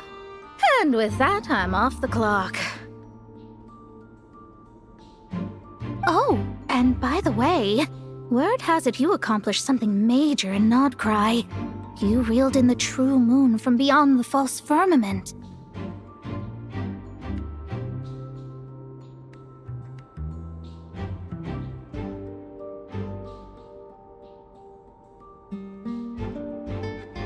Well, I spend most of my time staring into a scry glass, after all. If something changes in the sky, you think I wouldn't notice? Hydromancy uses the false stars to reflect true fate within the water. Now, I can't help but wonder what I would see if I cast a reflection of the true moon instead. Of course, I need a whole new set of equipment to look into that, which means shelling out a whole lot of mora. So I've been taking on a lot of odd jobs. No wonder Alice gave you quite a few parts in this. Generous compensation, minimal manual labor. It's been a good gig. Plus, the Hexen Circle never promises an amount they can't deliver. Even though her daughter is, in some part, responsible for my predicament. That was a long time ago, and I know Klee didn't mean it. Huh. I guess the moon's a big deal in hydromancy. Just spitballing here, but it kinda sounds like your progress would be much faster if you, I don't know, just contacted Barbeloth directly. Oh, come on. Enough about that old hag. You're doing this on purpose, aren't you? All right, we've got all the crests. Let's head back and look for Mika.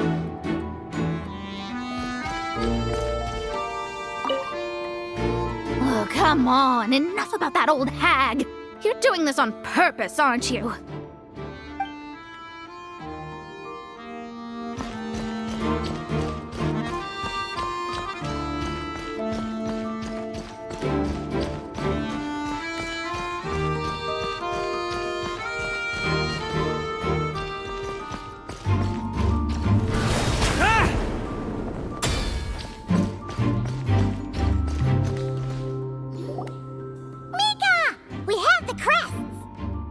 All right. This elevator's a bit complicated to operate, so Miss Nicole asked me to help activate it. Just one moment.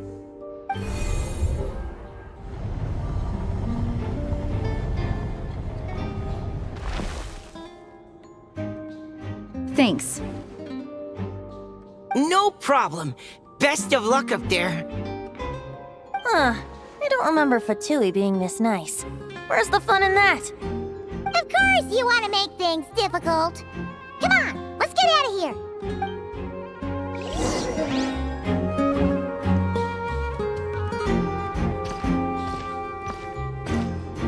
Best of luck up there.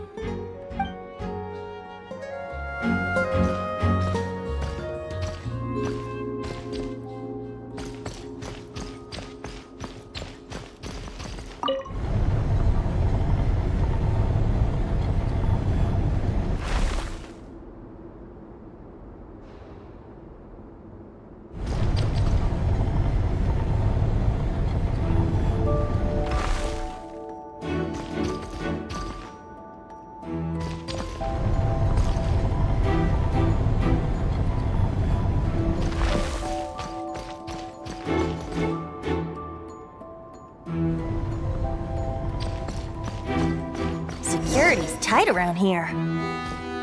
I hope this is safe.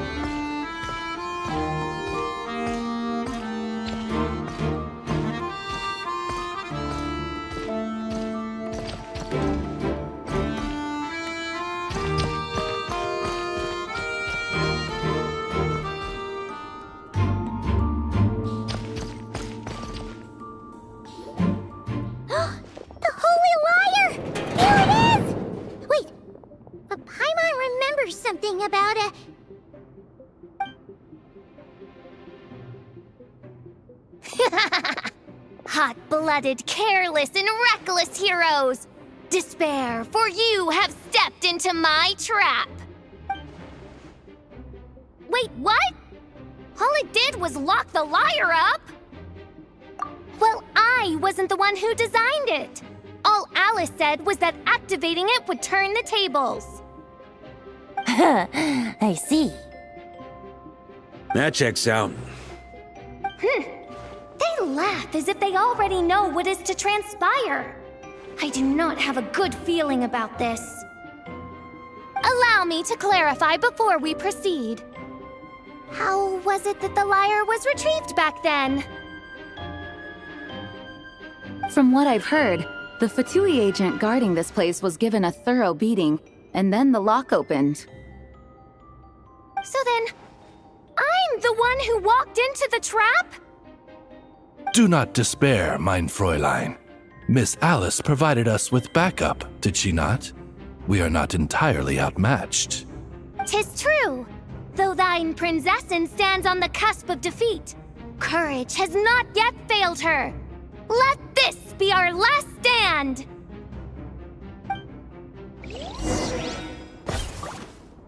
Come forth, my loyal servants! Smite all who stand against us!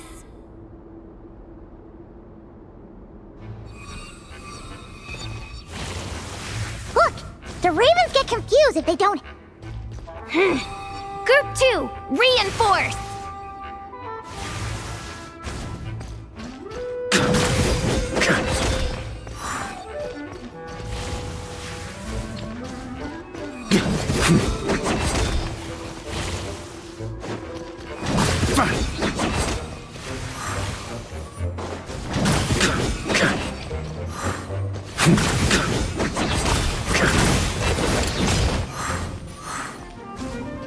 Group 3, Group 4!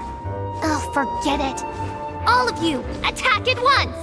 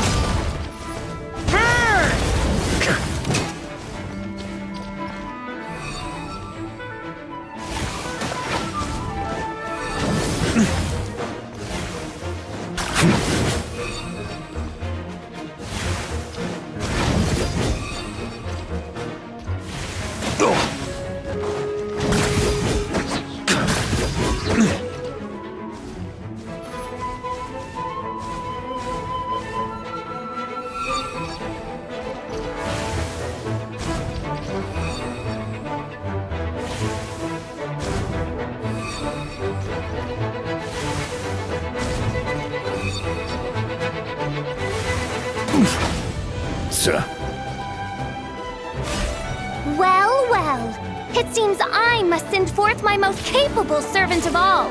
He shall dispose of you in one fell swoop. As you wish, mein Fräulein.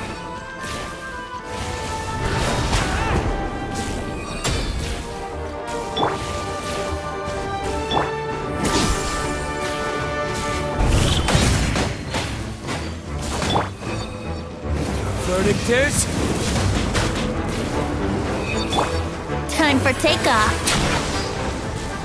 Wouldn't gliding be faster? Yeah!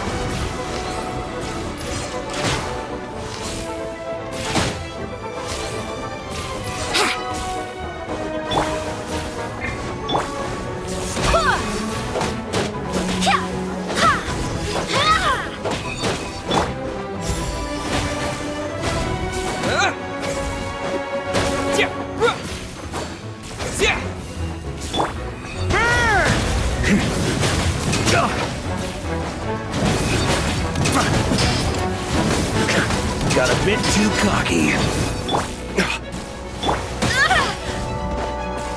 I swear by my sword.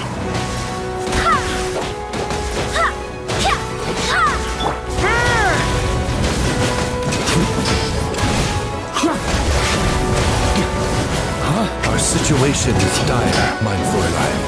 It seems this is the end of the road.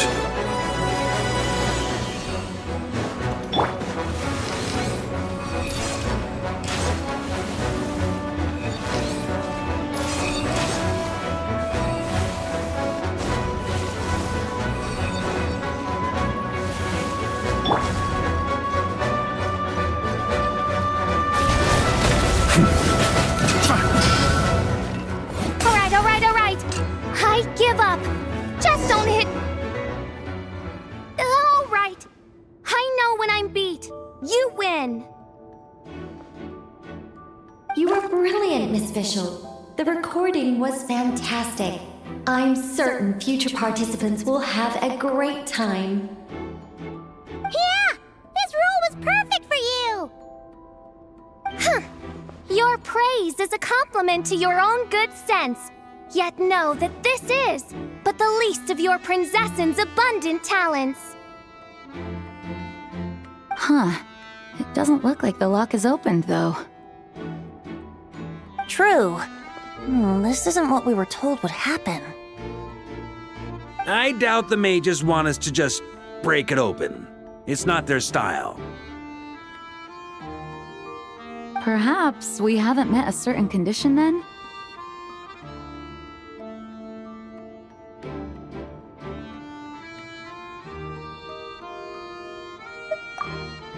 Oh, wait! Does that mean the beating up part has to happen for this to proceed?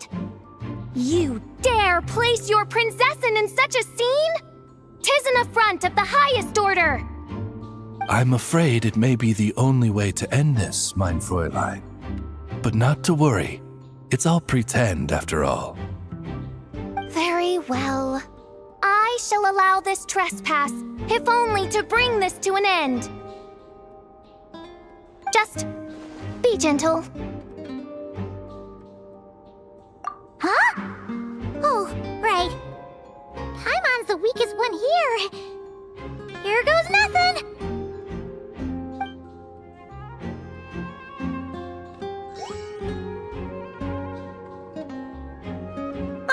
It's open!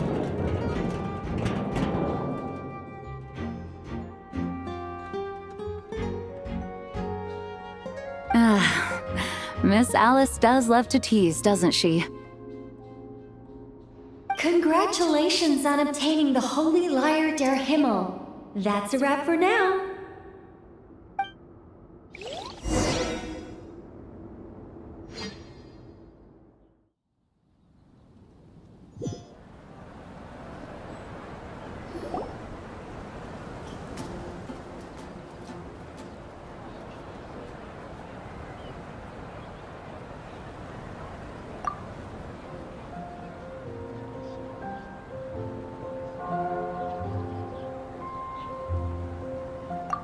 Wow! This is quite the gathering. And do you smell that? Is that the secret menu Barker was talking about?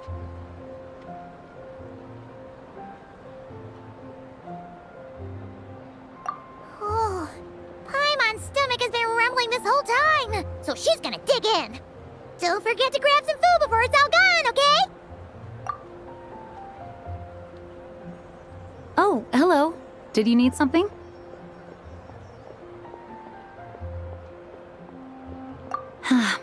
You know, we often threw banquets like this when I was little. But then, as more and more of our ranks left on expeditions and I was left in charge, the number of celebrations decreased. I'm not the most natural entertainer after all. Now, seeing a gathering like this after all this time, I can't help but feel a bit regretful for not keeping up the tradition.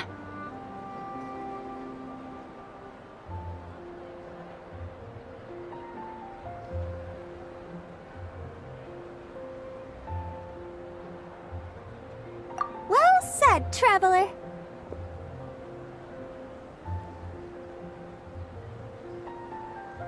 Barbara? You told me you wanted the expedition members to feel at home. But in my eyes, the feeling of home isn't something you can force. Home is... what happens when we're all together like this? Oh, you're right. And you know what? I've been coming to the same conclusion. The location isn't the most important factor. No matter how far we get from Monstadt, home is wherever we're together.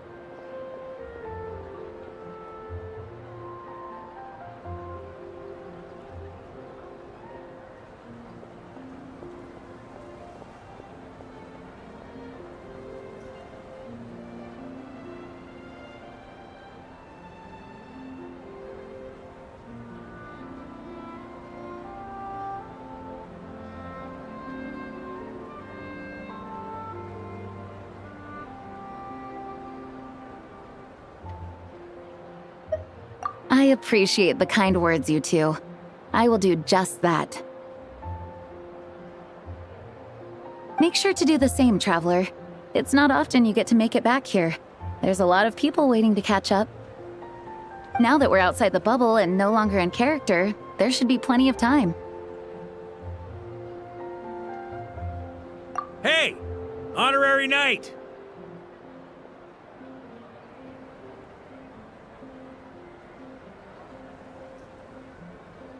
Look up!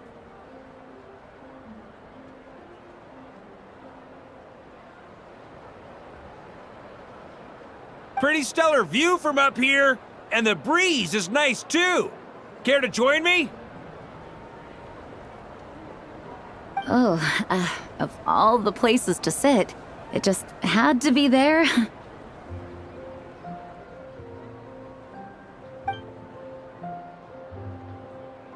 Well, to each their own, I suppose.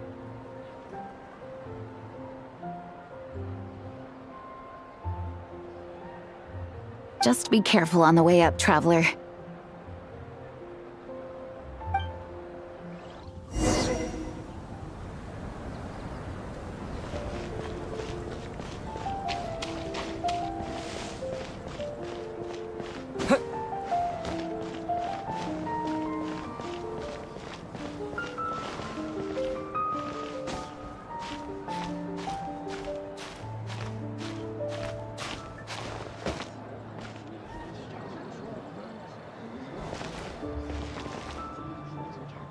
Have a seat. I come bearing drinks. Booze free, of course. You're welcome. Ah, well, that's what being home is all about, right?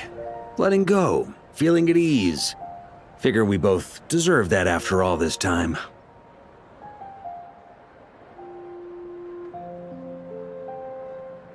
You think so? Glad to hear it.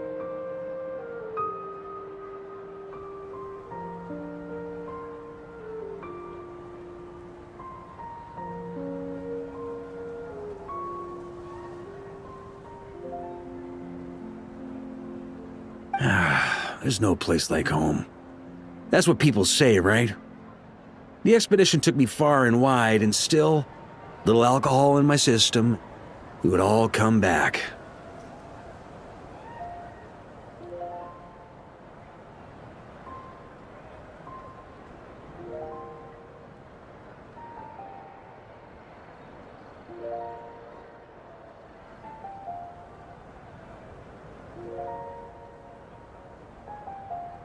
The cathedral, the statue, the windmills in the city, the pigeons and dandelions in front of the gate.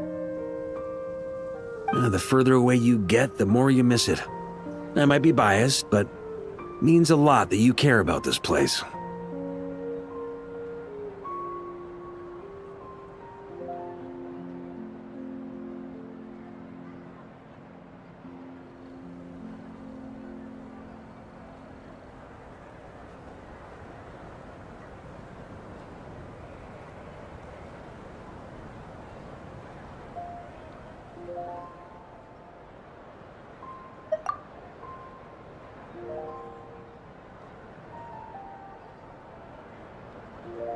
I get that.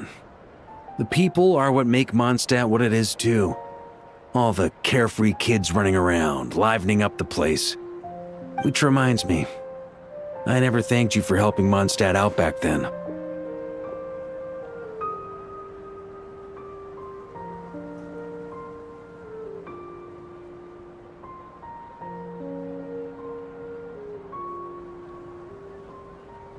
It takes a special person to do what you did.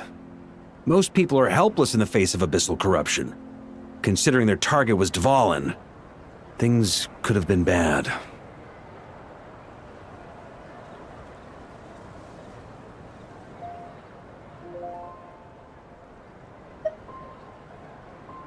I suppose Barbados could have handled it, even though he hadn't been awake for long.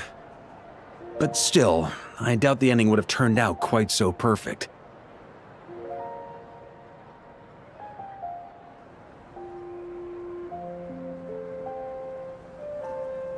Dvalin is family to him, you know? Having to choose between the dragon's life and Mondstadt's safety, that would have been cruel. Not to mention, the Wild Hunt would have reached our borders sooner or later. We'd have been stretched thin without your help.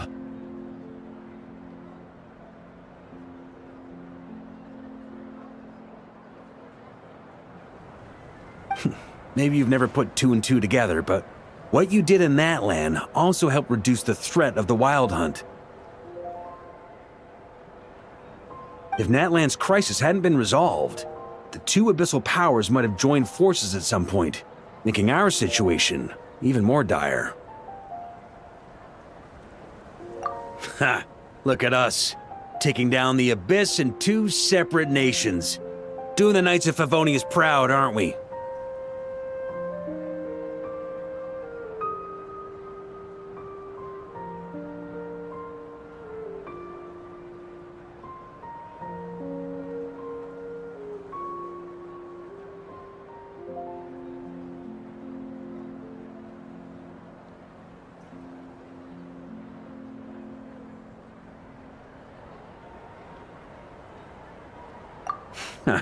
I guess not.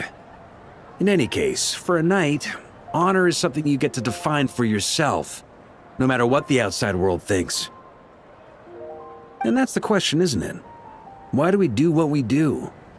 But I think it's safe to say you already know the answer.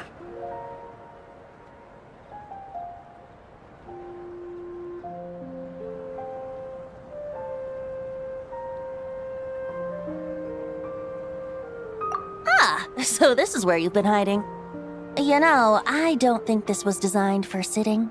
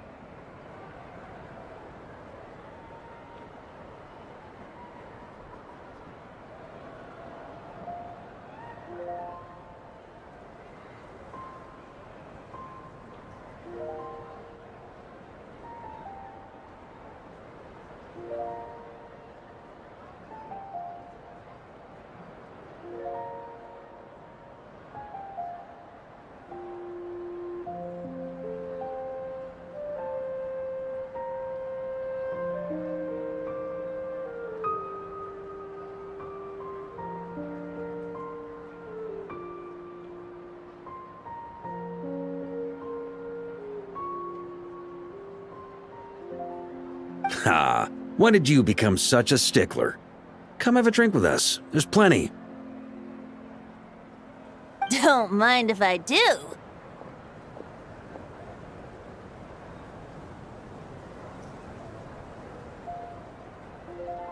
Grape juice? Again?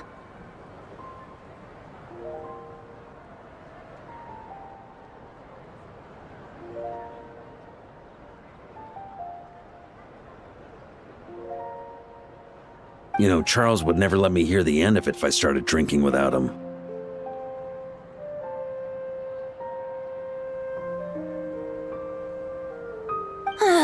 Disappointing, but understandable. Oh, I almost forgot. Since this banquet is also for the actors, I invited Dvalin.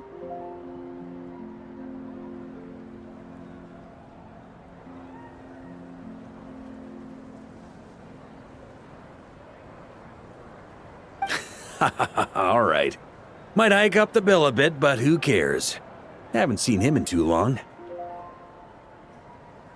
Yeah, well, he turned me down. He never did like being the center of attention. The city is a little too small for him to spread his wings. Even if no one is afraid of him, he could still take out a windmill or two. Guess it's better not to risk it.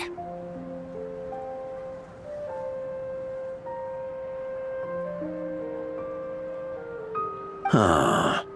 Maybe it's time to draft a proposal to build him a landing pad.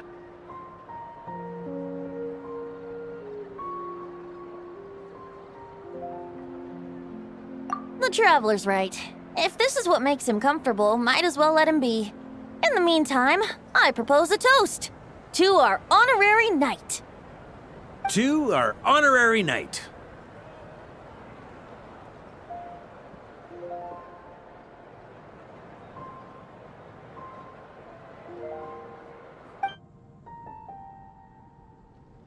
I often think about our parting at Windrise, you know.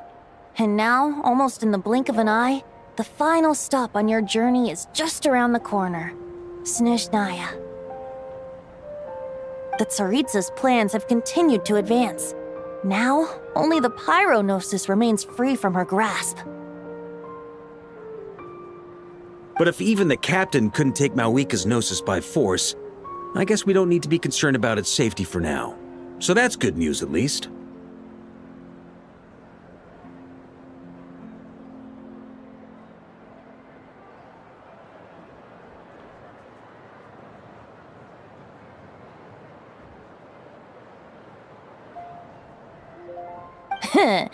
You wouldn't be taking a dig at someone else's ability to hold on to their Gnosis, now would you, Grandmaster?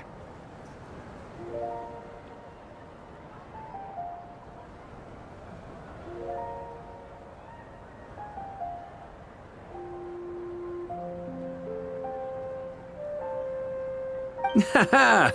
Of course not. I'm not one to rub salt in old wounds.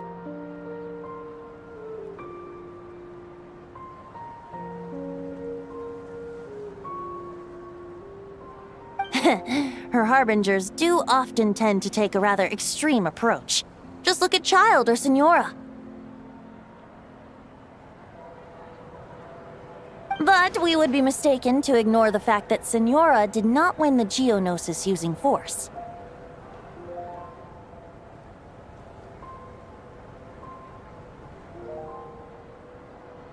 Right. You told me about the contract Morax signed with her before his death. You're saying she didn't need to resort to violence in Monstadt either?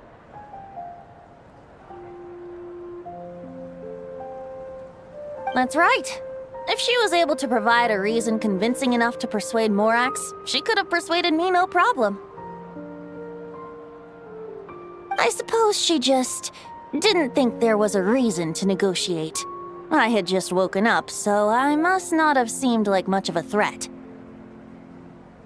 Honestly, the Gnosis was of no use to me. I didn't care who it belonged to or what means were used to take it.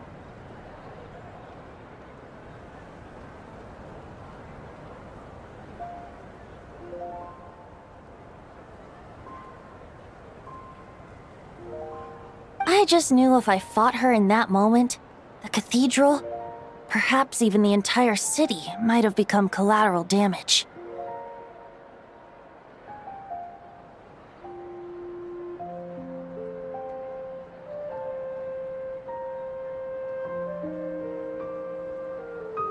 True. I wouldn't put it past Senora to take civilians as hostages either.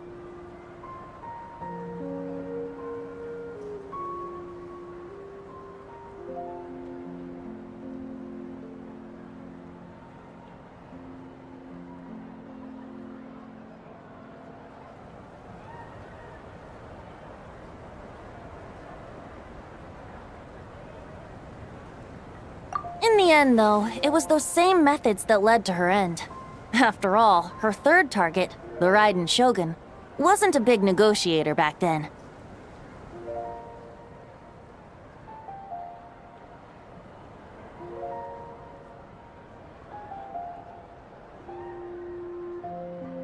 Perhaps Senora's success in Monstadt and Liyue convinced her that she was a match for the Archon of any nation.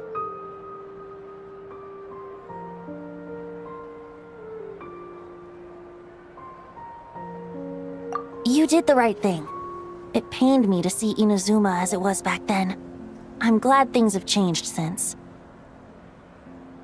Of course, now the elite force of Harbingers has quite a few missing from its ranks, so I suspect the Tsaritsa no longer has the means to meddle in other nations like she used to.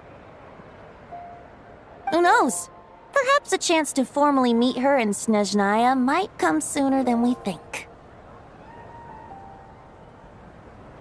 Some of our knights remain stationed in nod-krai.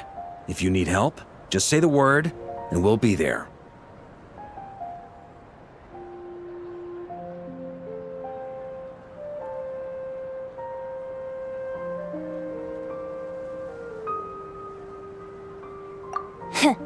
The look in your eyes. It's changed a lot since you first set off from Mondstadt. But my advice remains unchanged. Never forget that the journey itself has meaning, traveler.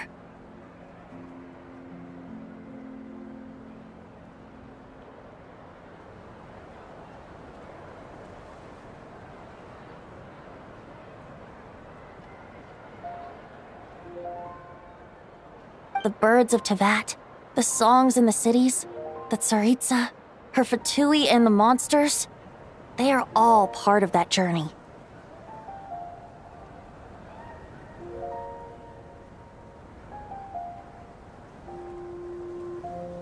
Perhaps earth-shaking truths and indescribable trials await you at the end. Just remember, there is more to life than that.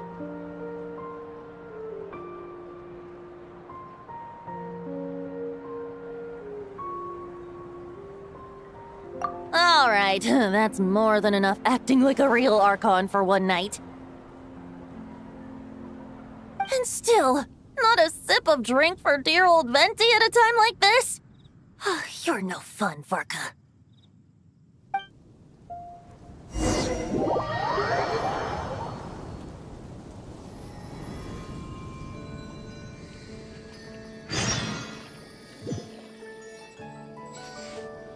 Dun dun dun! Dun dun dun!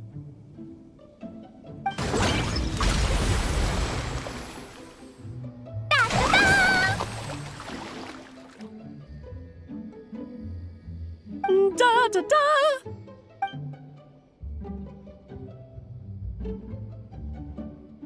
This is so fun, Mom! I think so too. Come on, let's blow them all up.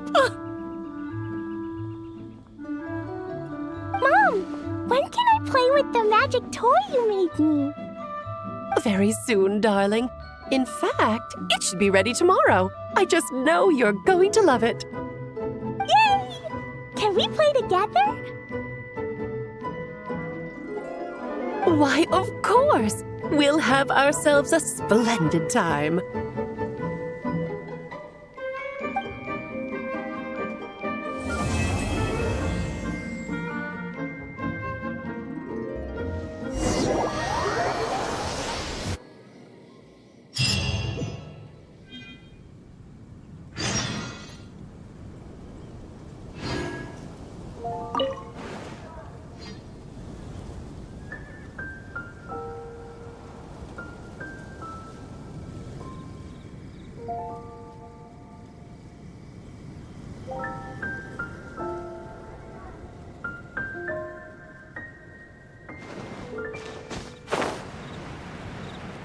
Yeah.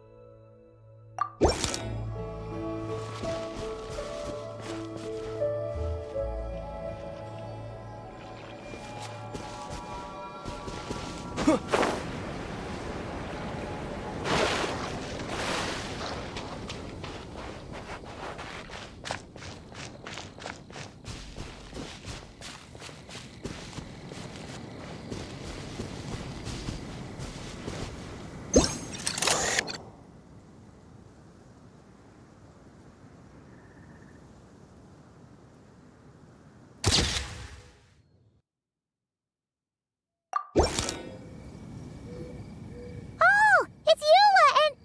Clarand? You're here in Monstadt? Yes. I received an invitation to exchange swordsmanship techniques. I'd heard of the single-handed sword form of Favonius blade work.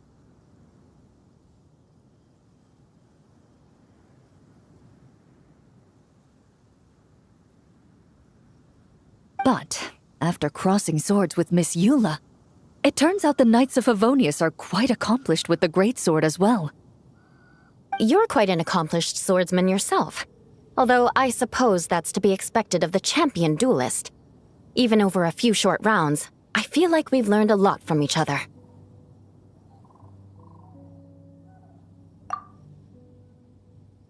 For sure. You don't have to worry about breaking stuff or accidentally hurting anyone nearby.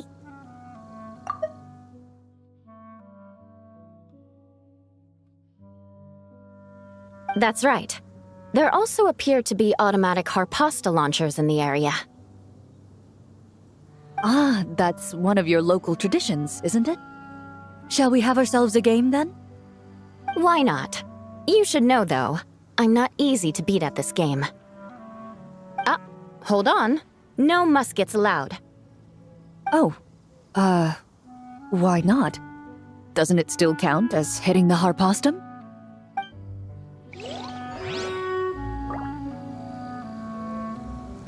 A sword's range is limited, though, so it wouldn't be fair. Ah, of course. Then you should use a gun as well. Voila, problem solved.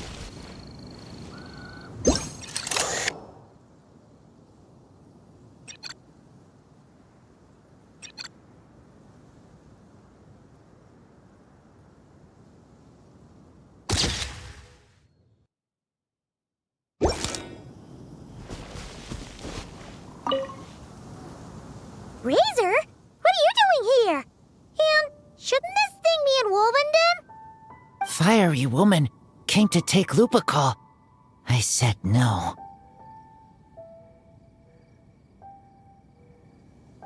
She backed down, but then said I would do just as well. This sword is here, for now. I am here to protect it.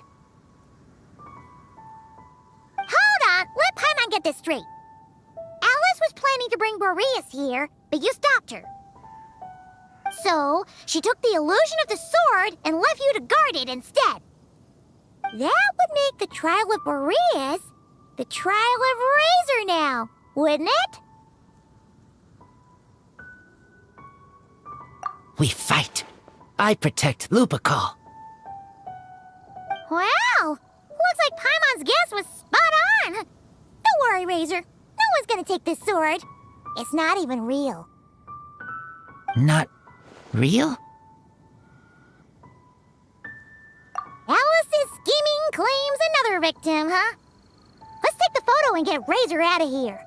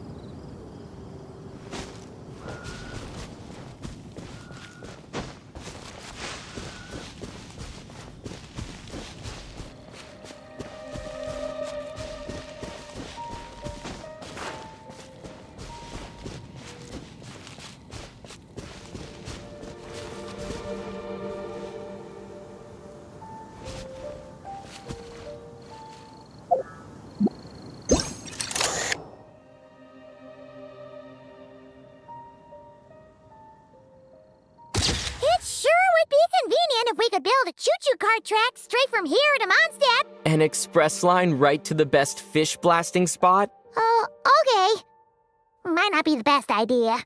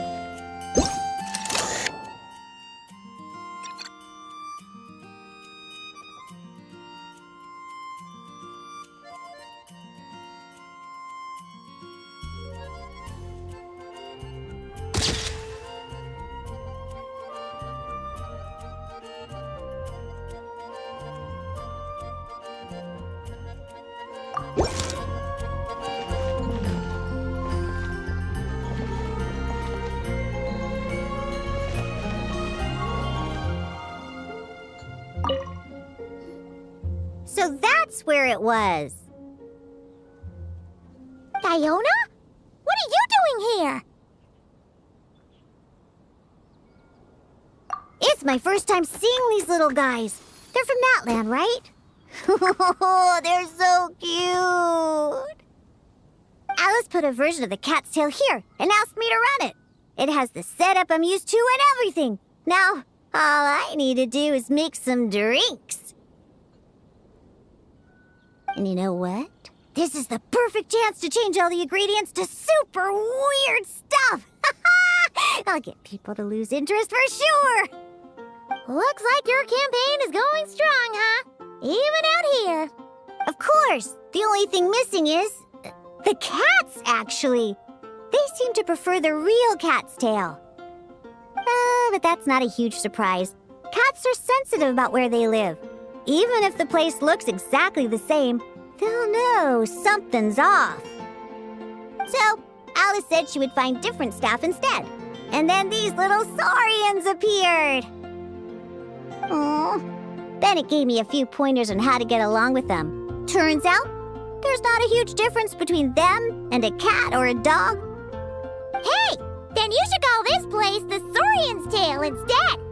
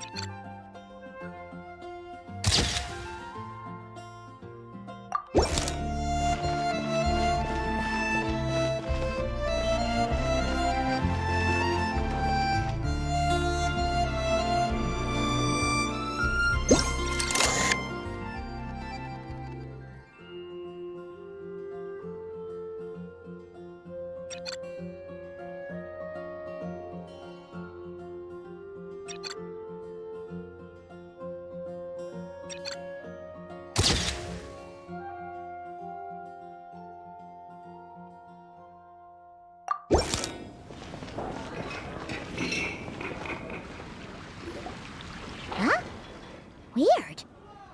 Did Monstatters always raise boars around here? Found it! Barbara, over here! Coming! Oh, how did this happen? Barbara and I were just grabbing some food at Good Hunter.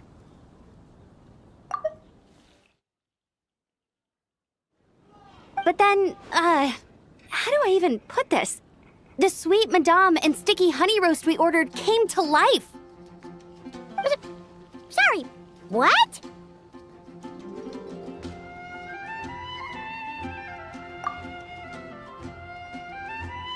That's right. I managed to catch the sweet madame earlier. Come on, let's wrangle this thing so we can head back and eat.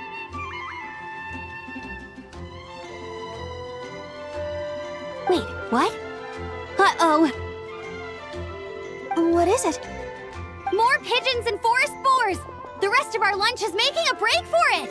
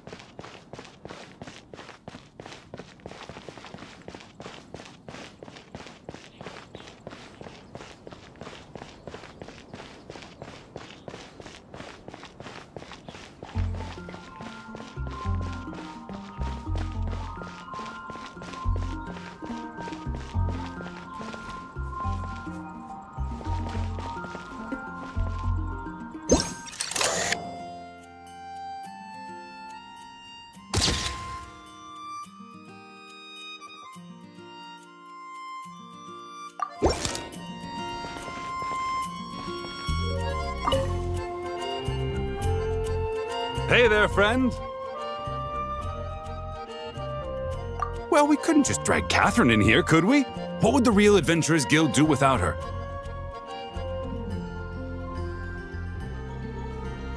Not that she ever shows it on the outside, but she's one busy bee, that's for sure.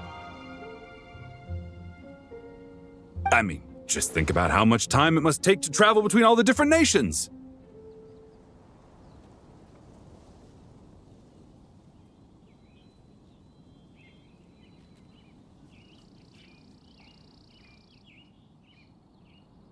Anyway, I heard this whole world was constructed for magic. Incredible stuff.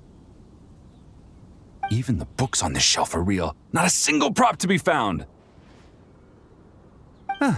I really gotta take a better look around once this gig's done.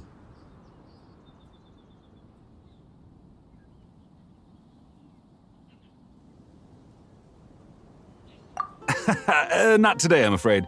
The funds I need haven't transferred in yet. Once I've earned enough more from this trip, I'll open up shop at the usual spot.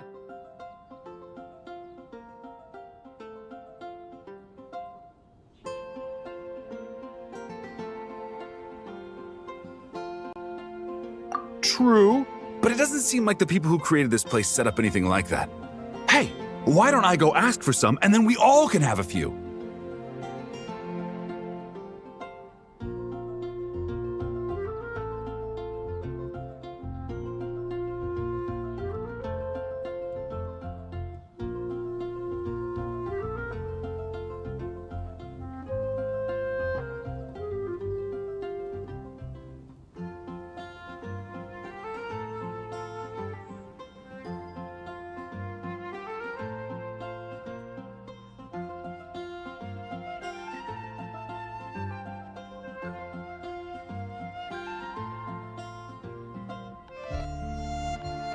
Huh.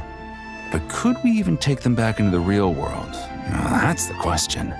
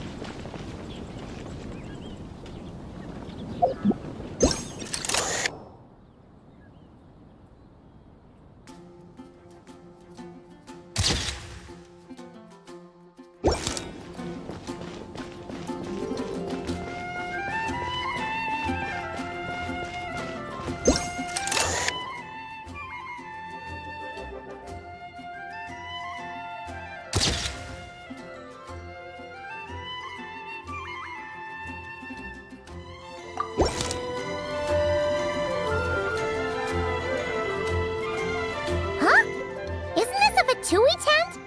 That shouldn't be here. Wait, there are always those two Fatui around here chatting about stuff. You've noticed them too? I've been watching them for a long time. Not that I've overheard anything useful. Guess it's just my luck. Well, actually, they seem to get information a bit slower than the Knights of Favonius. So they usually end up discussing stuff that hasn't been secret in a long time. Have you guys ever wondered why they don't just go home? Their mission's gotta be over at this point, right? Maybe their names got skipped over on the mission roster, so they never got new orders. That's happened to me before.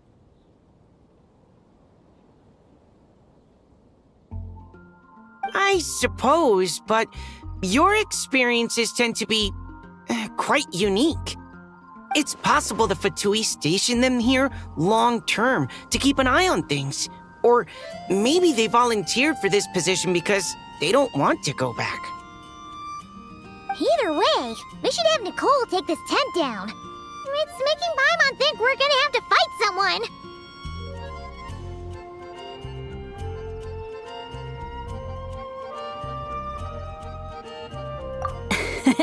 I guess you're right. We don't want people getting their hopes up.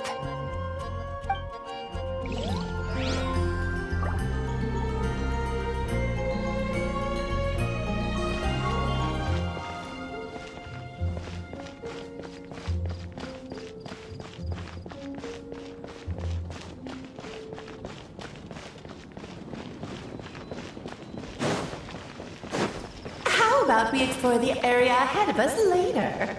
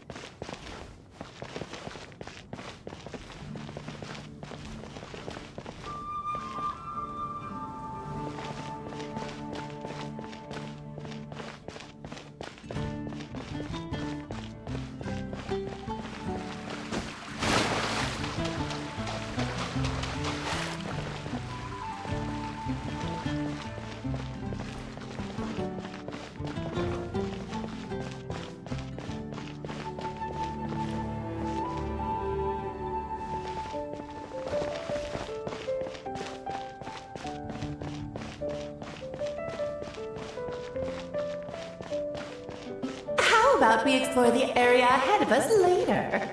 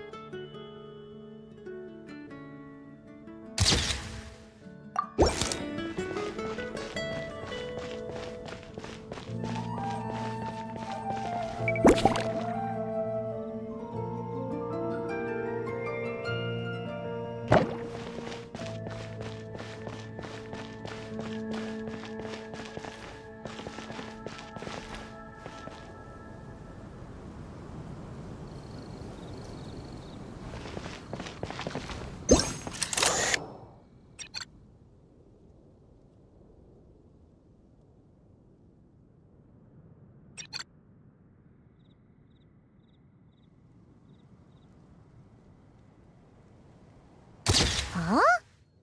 None of these flowers look local to Monstadt.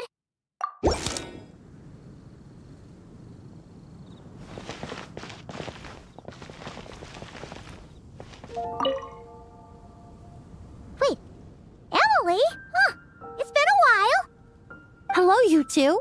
Looking to buy some flowers? Yes, I came to Monstadt to collect a few samples for new scent ideas, but I wasn't finding anything. Then, this lady who called herself a mage told me she had a bunch of rare plants she was sure I'd never seen before. All I have to do is manage this flower shop, and I get to research these plants all I want. Nice! That should help you come up with something new for sure. If there's one trait they have in common,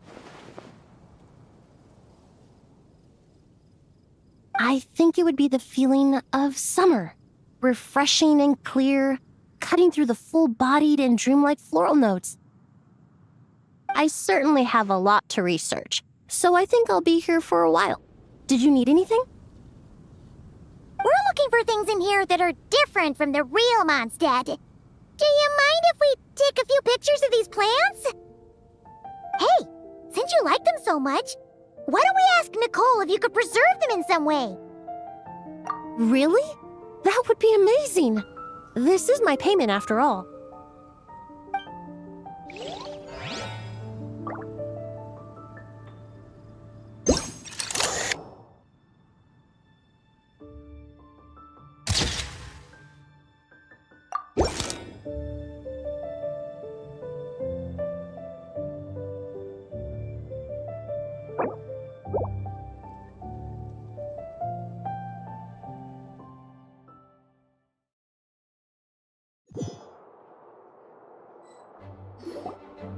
All right, we made it! Time for round 2.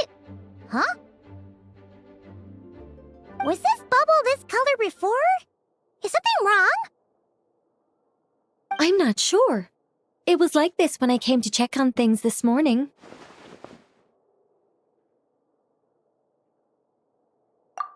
What? That can't be! How would the power of the abyss even get in there? You sure know your stuff, Traveler. That's where my head went too. But I don't know. Something is different about this power.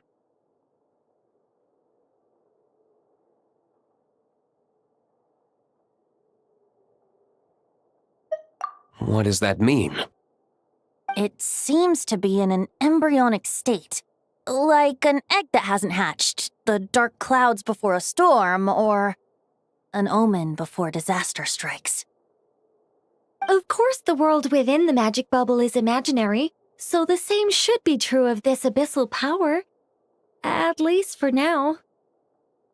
You created this magic, right, Alice? Do you have any idea what's going on here? Ooh, new magic does often come with its issues, so I can't say I'm entirely surprised something like this would crop up. As for a solution, however, I'm afraid I need more information first. One thing is for certain, at least. Given the current threat, we'll have to close off the bubble to event participants. My apologies, Miss Alice. I know you've made a promise to Klee, but I'm not sure you'll be able to keep it.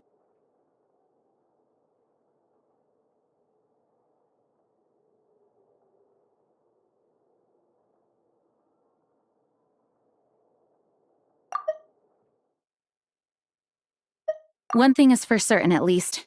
Given the current threat, we'll have to close off the bubble to event participants.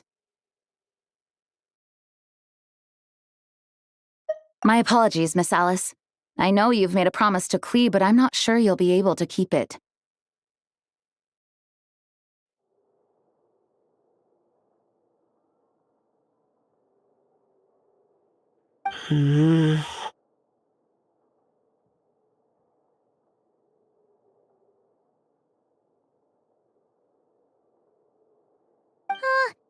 Have we ever seen Alice look this serious?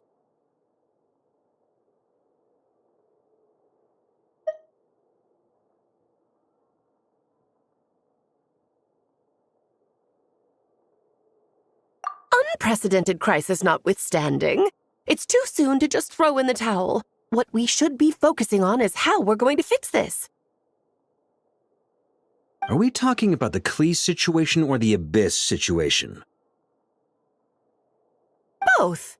Now, I have my suspicions, but I'll need someone to head into the bubble and confirm a few things. It's not like we can avoid going in there, right? We have to nip this crisis in the bud, after all. I agree. We have to take action. All right. I'll go convince Klee to play somewhere else for now and then head right back.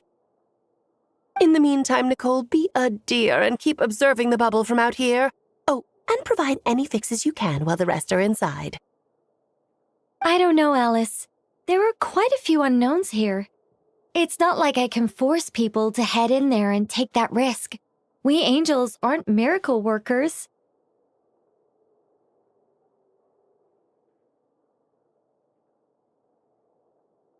You sure about that?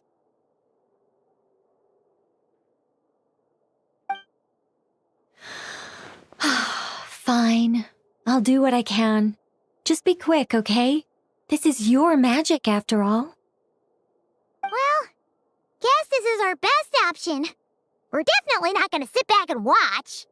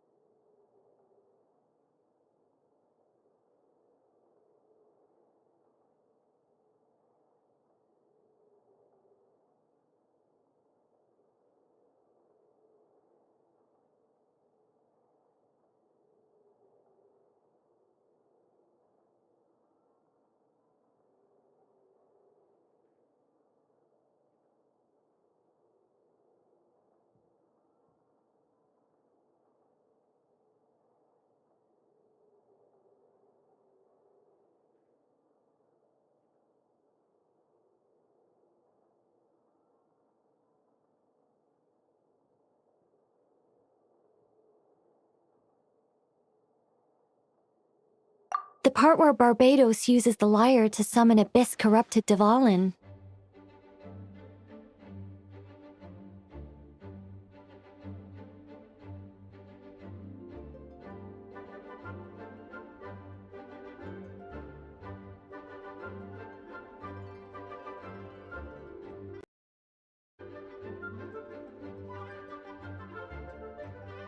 Then, everyone joins forces to fight him inside Storm Terror's lair, purges him of abyssal influence, and there you have it. Happy ending. Yep, that sounds like how it happened. Well, we've got the gang from back then all here. Let's go in and find out what's happening. Count me in 2. Potential threat or not, if there's even the slightest chance Monstadt is in danger, I need to get to the bottom of it. Jean? It's nothing. I was just feeling a bit, nostalgic, getting to work together like this again. Yeah. Yesterday felt like that too. Yes, but that was for fun. That which confronts us now is a real crisis. So I suppose the memories just came back to me all at once. Ooh, look at you getting all sentimental. That's a first. Well, I suppose I am a bit too high-strung most of the time. Hey, don't be embarrassed to say what you feel. I think that's how things should be. It's how we all grow closer. Besides, the more you open up, the less people will be surprised like Paimon here when you choose to share something. Just look at Paimon. No filter whatsoever, word vomits whatever comes to mind. And that's what makes her so endearing and approachable.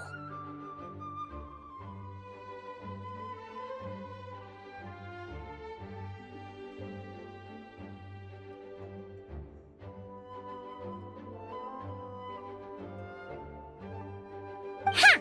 It's about time you gave Paimon a compliment, tone-deaf bard. Hang on. Was that a compliment?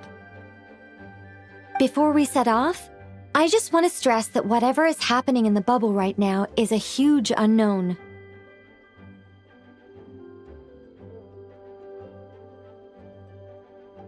I was able to maintain contact before, but right now all I can observe within is chaos, so I imagine communication might be cut off as well. It might be difficult for us to guide you, so proceed with caution. Don't worry. This isn't our first time leaping headfirst into a dangerous situation. There's also a last resort I can fall back on if worst comes to worst. Though it would mean all our recent hard work going to waste.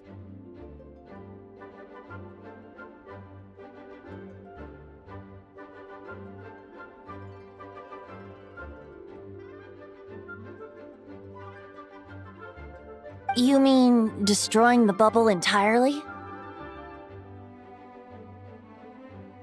Yes, if it comes down to it.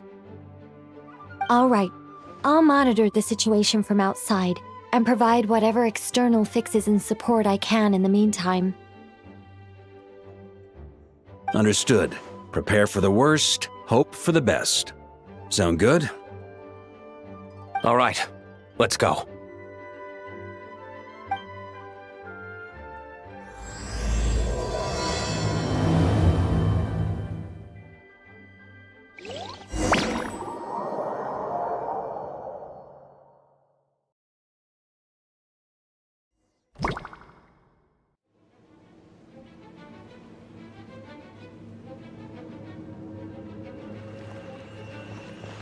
Whoa! Is this Monstadt?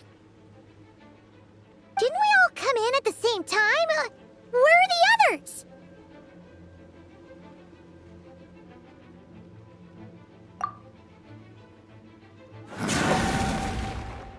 Look! There's Venti! Surrounded by a whole bunch of monsters! Yeah! Ah, perfect timing. Come on, let's show these unwelcome guests the door.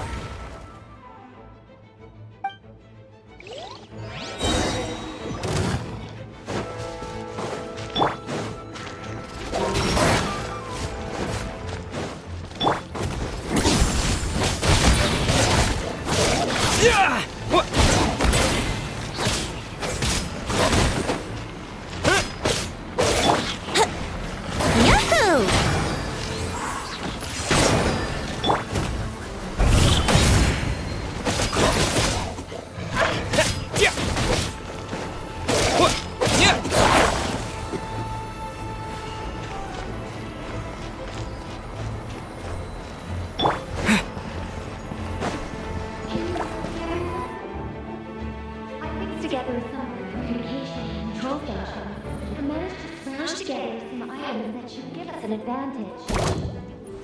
These elemental devices should turn cold in an inch. We still can use them.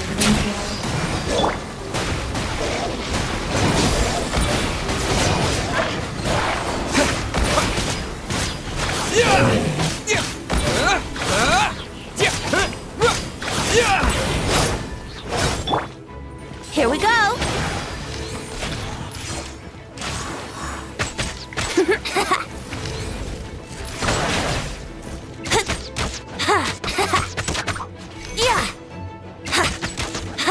Wouldn't gliding...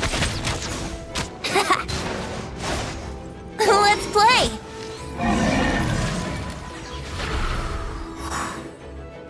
All good, Venti? Very much so, thanks to your timely arrival. But Monstadt looks like it's in bad shape. Yeah! The city's crawling with abyssal monsters. It's almost like we've already lost. I'm not sure what happened, but the rest of our group might need backup. Let's find them first. Good point. Let's go!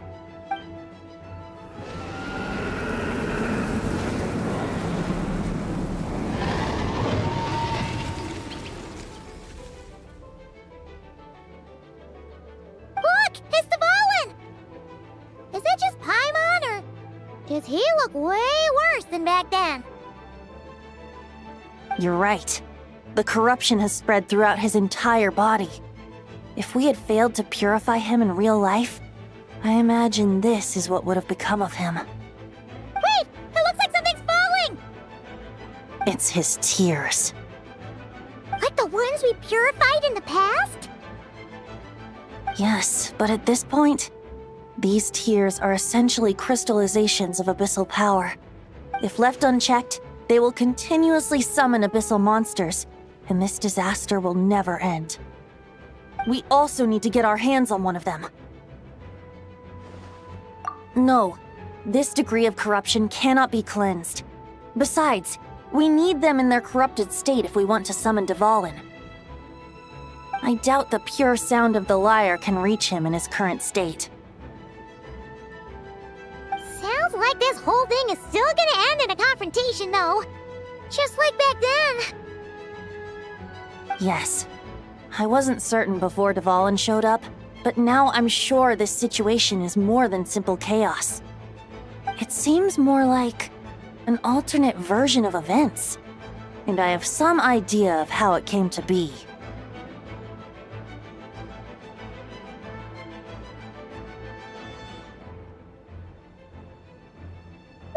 Well, monsters abound no matter where we look. You choose where to go, and I'll follow.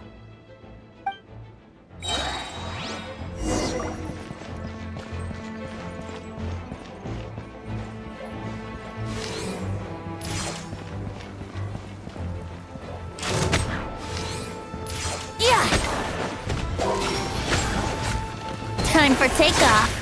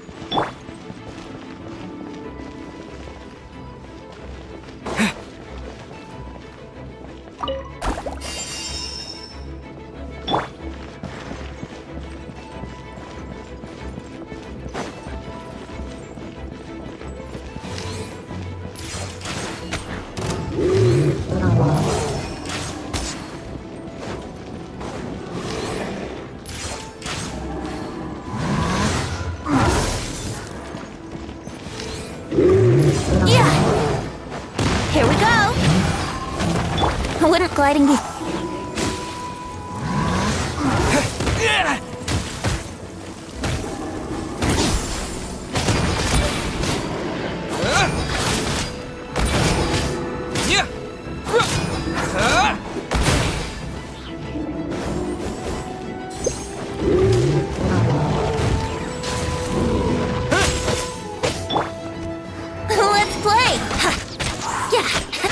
can get away.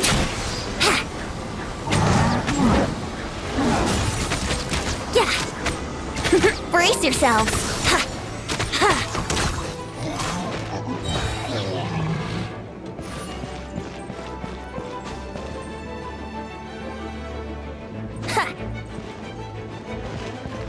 Wouldn't gliding be faster?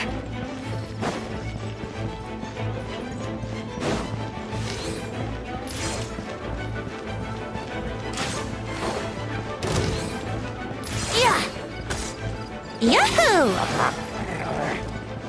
Time for takeoff.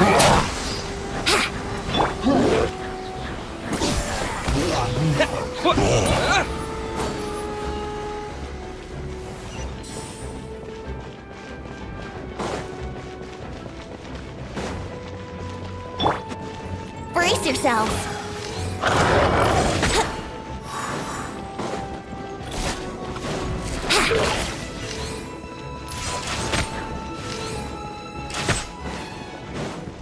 Yahoo!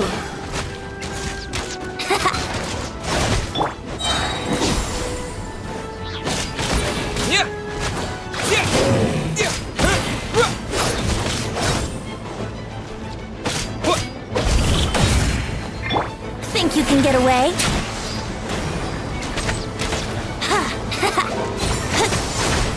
Oh, that was uncalled for.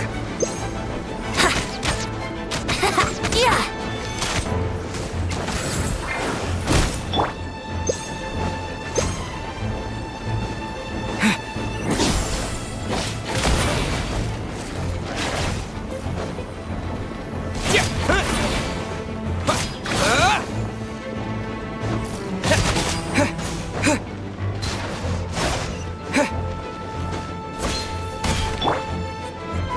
Brace yourselves. Yeah.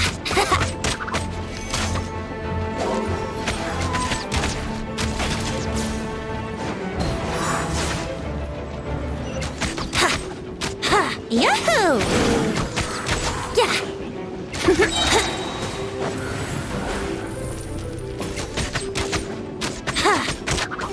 Yeah. Here we go.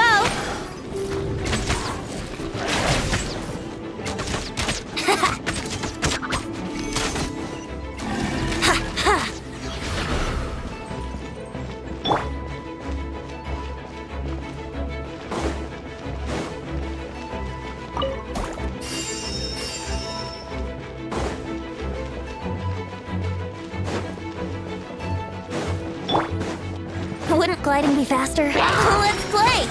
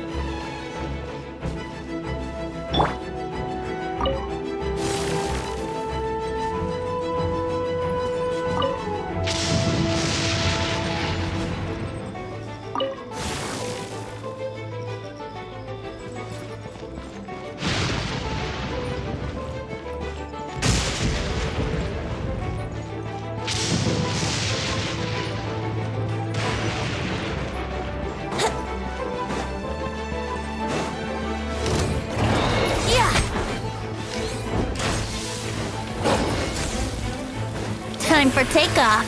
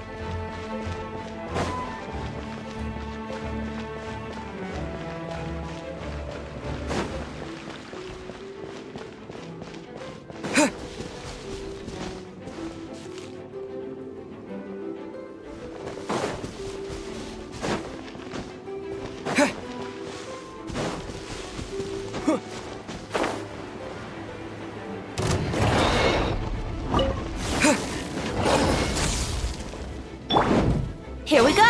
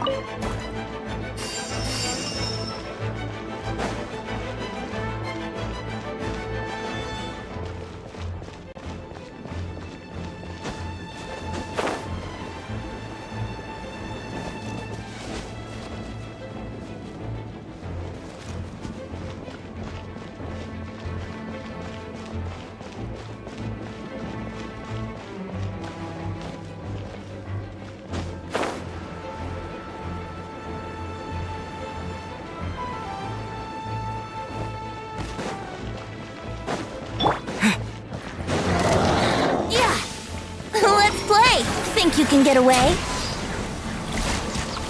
Yeah.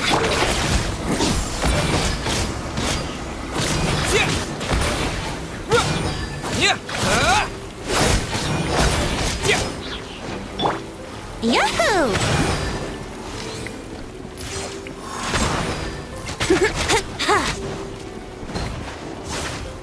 Brace yourself. Yeah. Yeah. Time for takeoff. Wouldn't gliding. Yeah.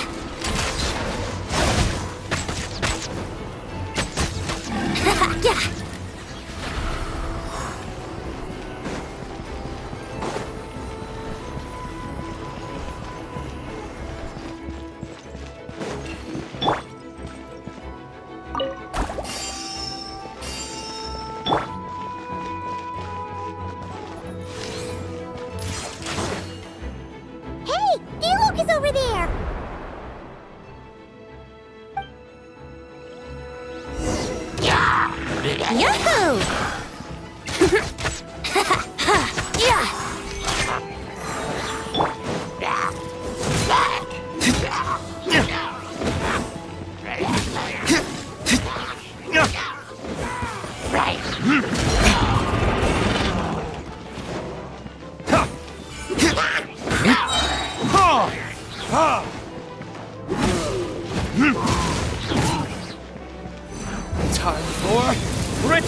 Retribution!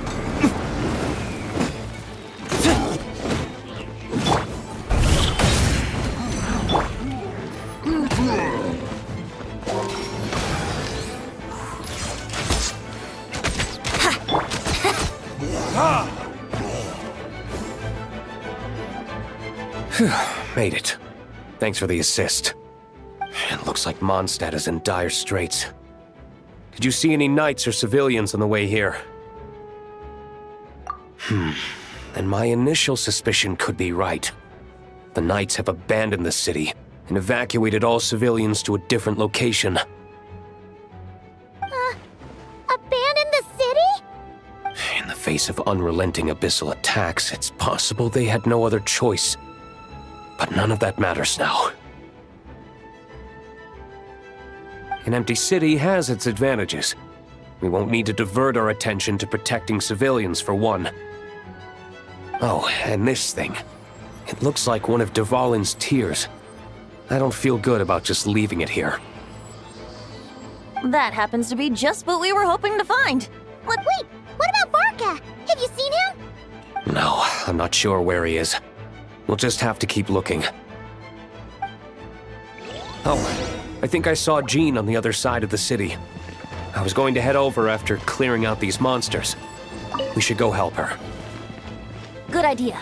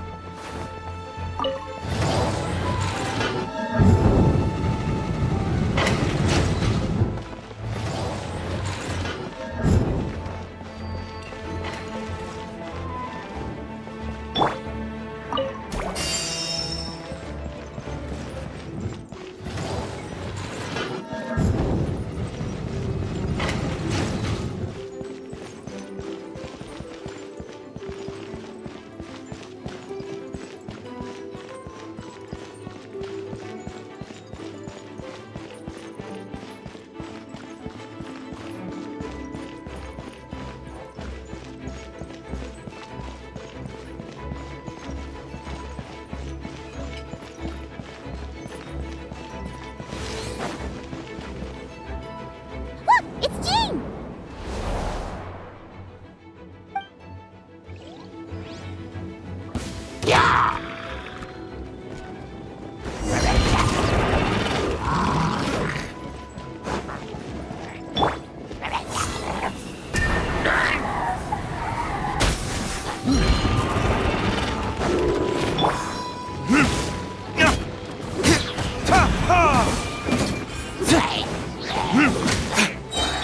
Think you can get away? Verdictus?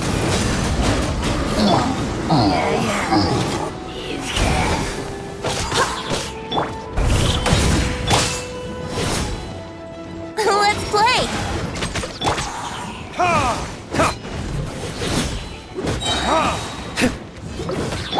Barbados, guide us. Who is one? Time for retribution! Thanks for the help.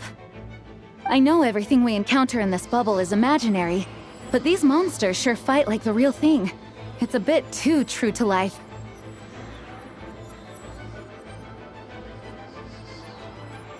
Don't worry. As long as we collect Dvalin's tears, we can use this abyssal power to our advantage. I see. In that case, let's get moving. Have you seen Varka, by the way? We haven't found him yet. No, he might be at the upper levels. Let's search together. Better to find him soon than later. The Grandmaster is an exceptional warrior, but this is the abyss we're dealing with. You can never be too careful.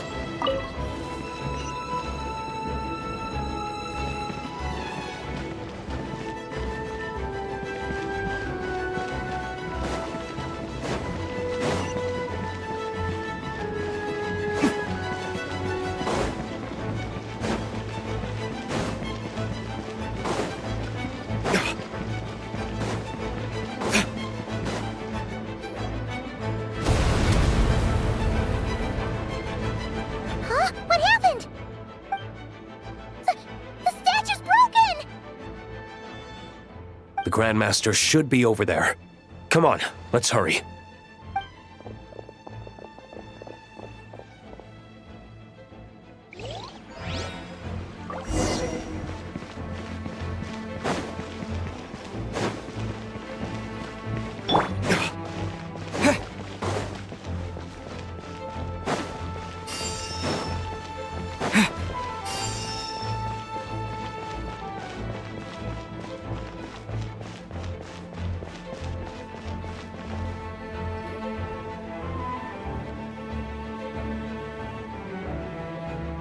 We're here to help. Perfect timing. Let's do this.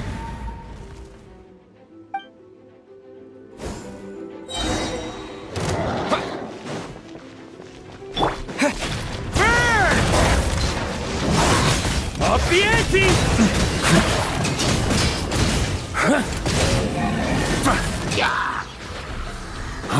On me.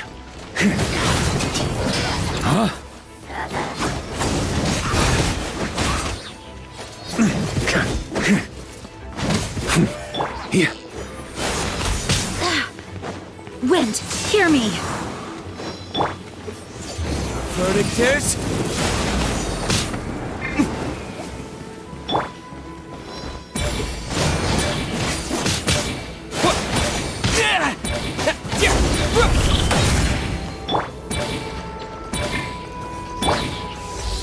Time for takeoff.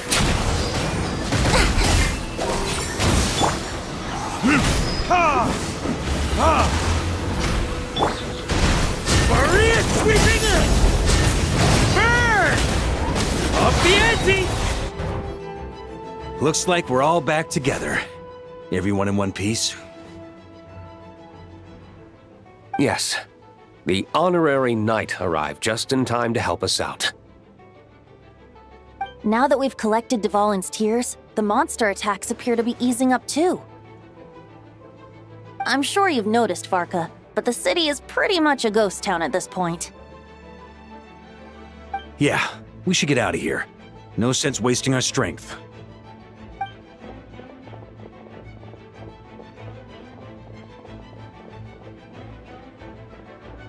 This place should be safe from monster attacks for now, at least. Anyone there? The communication function bugged out again. Do you copy? It's me, Nicole. Alice just got back too. Yeah, we can hear you now! What's going on? When designing this experience, we cut out the part where the traveler cleanses the abyssal power, and we didn't think to replace it with a different sequence of events. I think what we're witnessing is a direct result of that.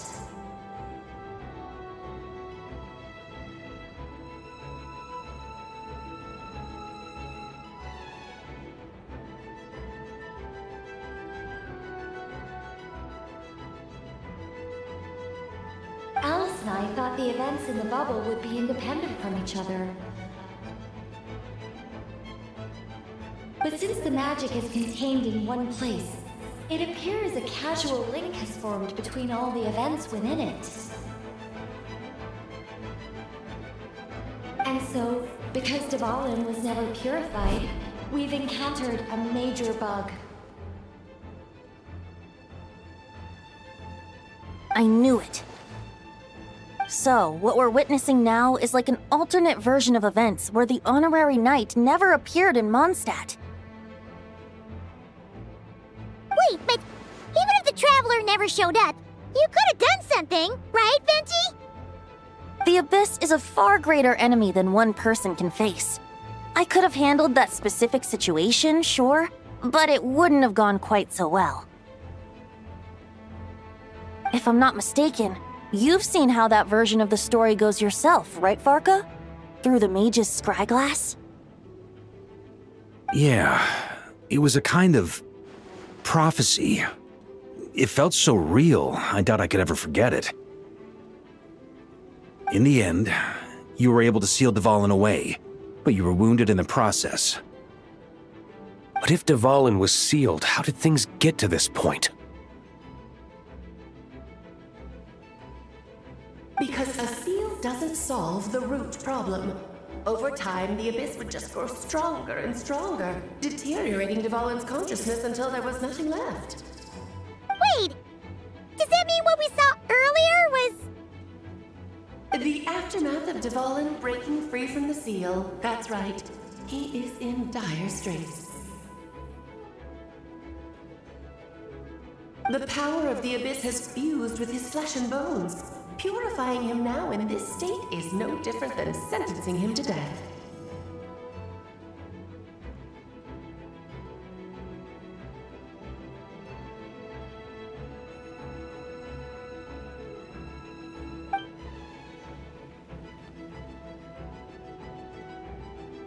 So, if we want to resolve this crisis, we have to kill Dvalin.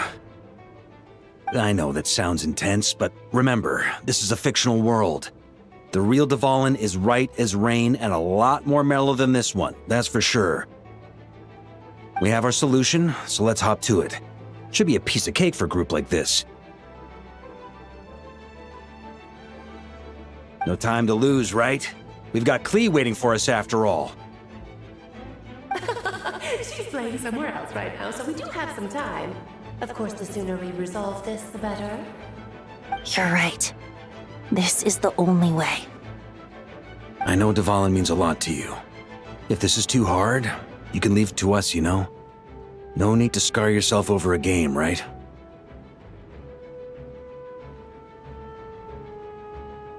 I'll be fine. I was prepared for that possibility back then, too. Let's go. Storm Terror's lair awaits.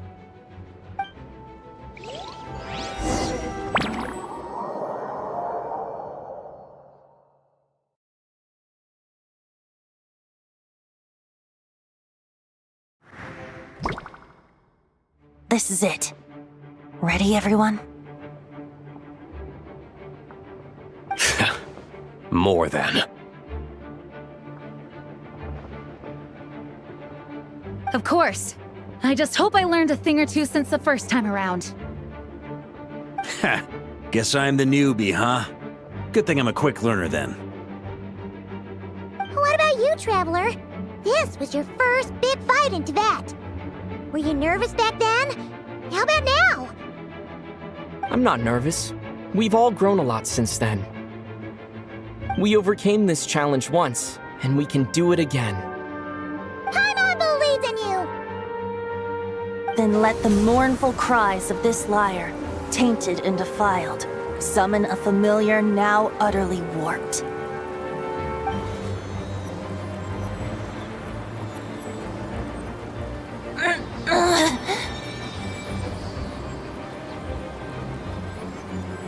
You alright, Barbados? Turning the surging abyss into musical notes is no simple task. But how could I claim to be the finest bard in Teyvat if I didn't rise to the occasion?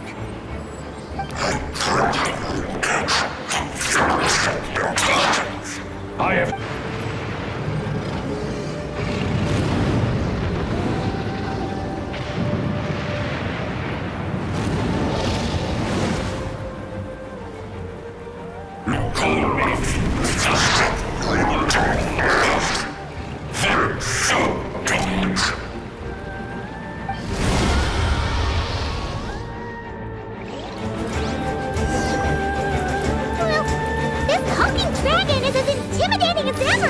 Remember, we need to wear him down first before we can attack his weak spot.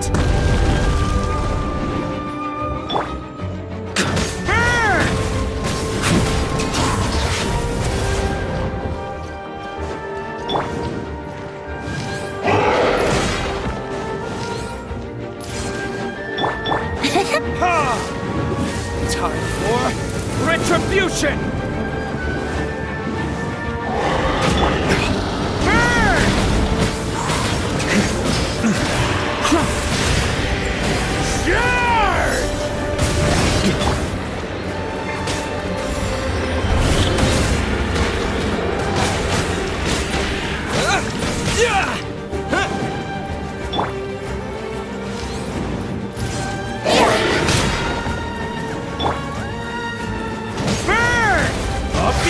our chance. Climb up and attack the abyssal core.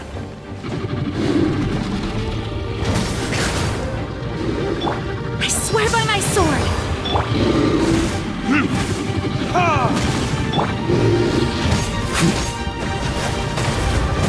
Thunder!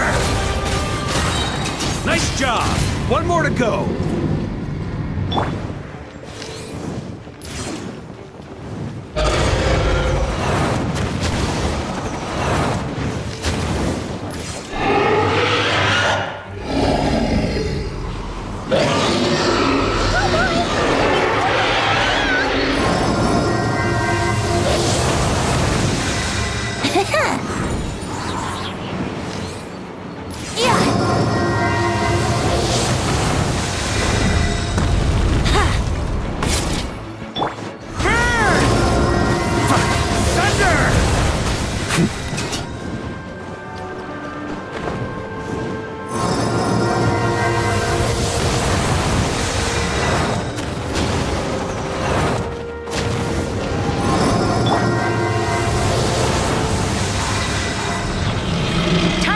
Positions.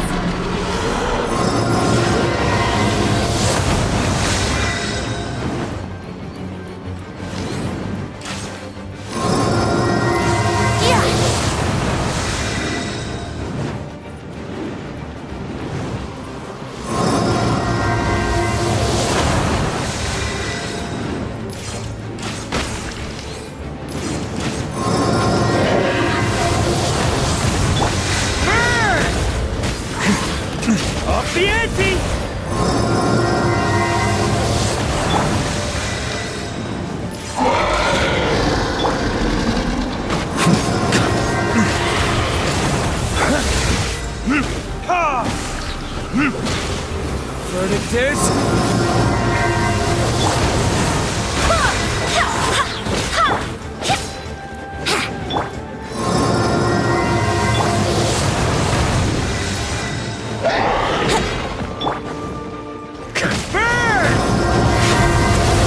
That's gonna leave a scar. Up the ante!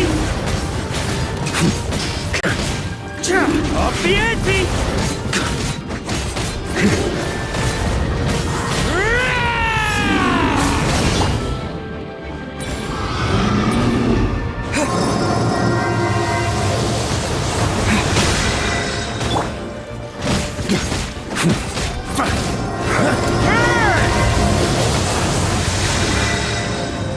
On me. Thunder! Up the ante! Up the ante! Burn! Up the ante!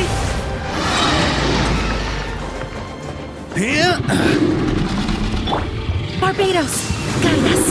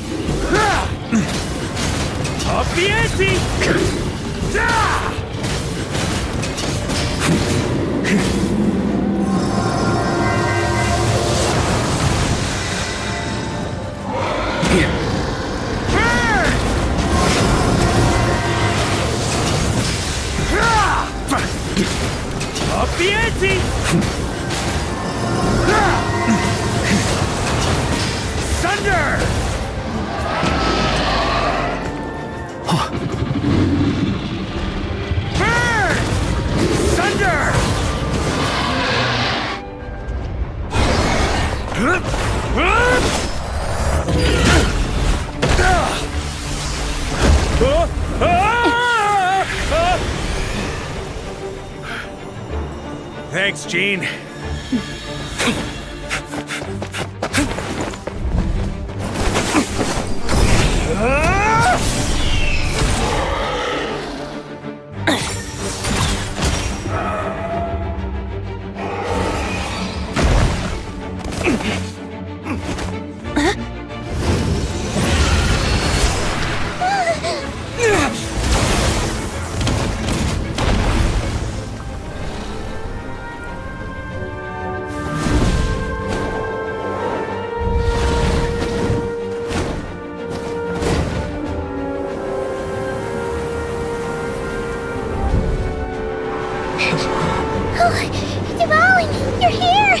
I follow the lyre's song, wherever it leads. Thank you. Looks like the mage's tale isn't over yet.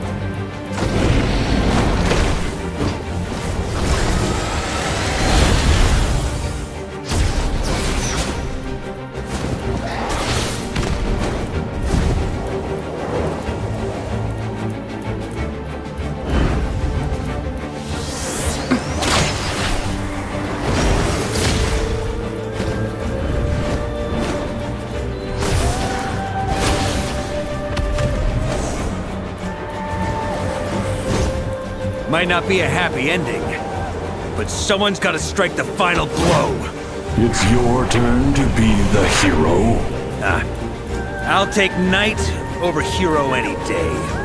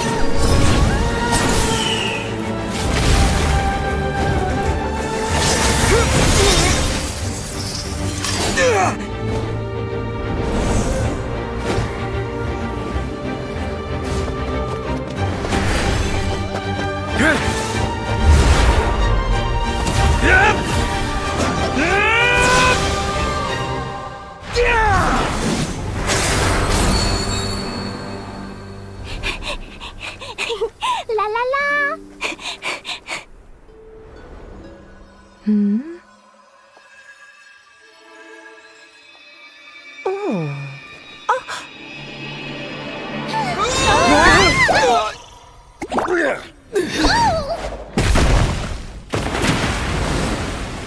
Mom, I'm here to play! Huh?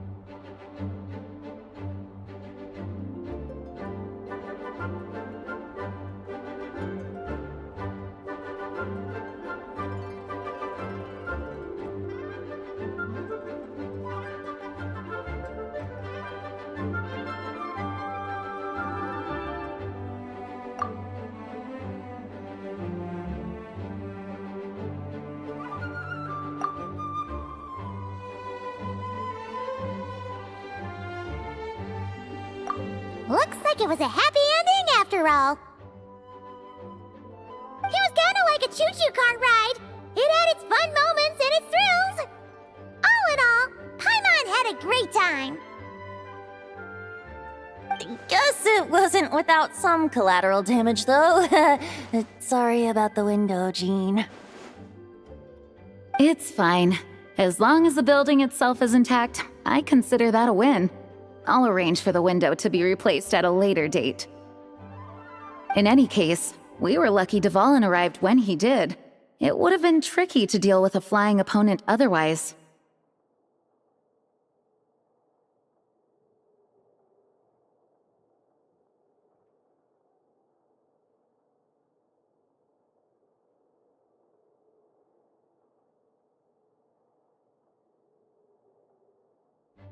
I suppose I could have created a gust of wind to whisk us up, but I'm not sure our gliders would have survived the process.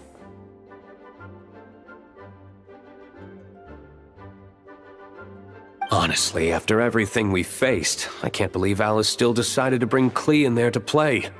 She's a daring one, that's for sure. I mean, can we be certain there aren't other bugs that just haven't cropped up yet? I suppose that speaks to the confidence the mages have in their magical mastery.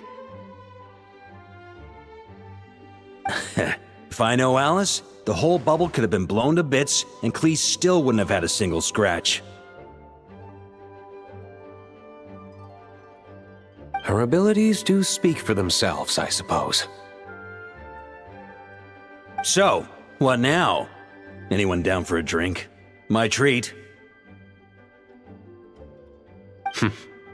Sounds like a great idea. But tonight it's on me. I happen to have a bottle of fine wine set aside just for the expedition team.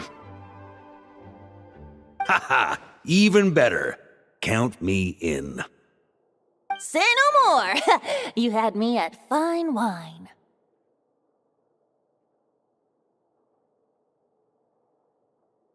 All right, let's head over to my place then. You're coming too, right, Jean? I'm afraid not. There's still a lot of work to do.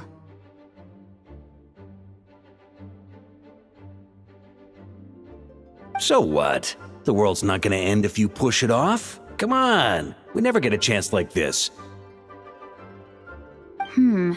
I suppose that wouldn't be a problem if you head back to headquarters with me after we're done and help make up the work. On second thought, how about you just join us when you're done with that?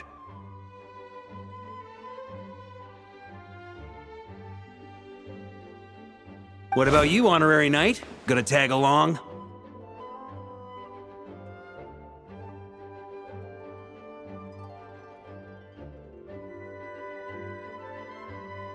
Okay, all's well that ends well, am I right? To the bar!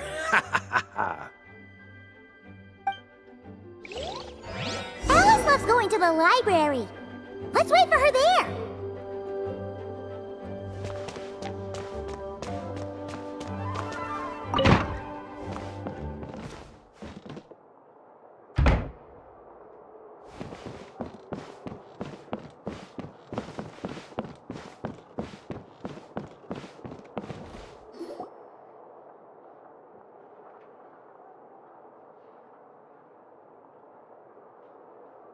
Looking for me?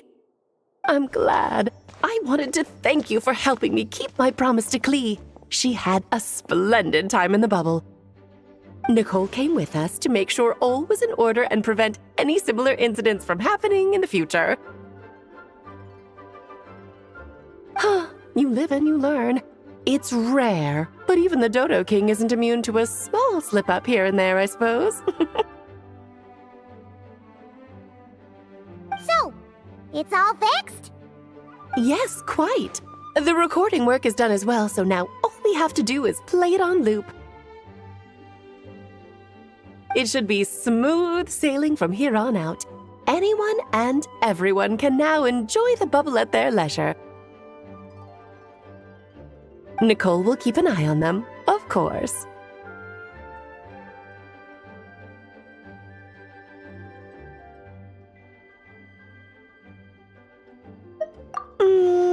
I wouldn't put it quite like that. It was more like a fate that will not come to pass.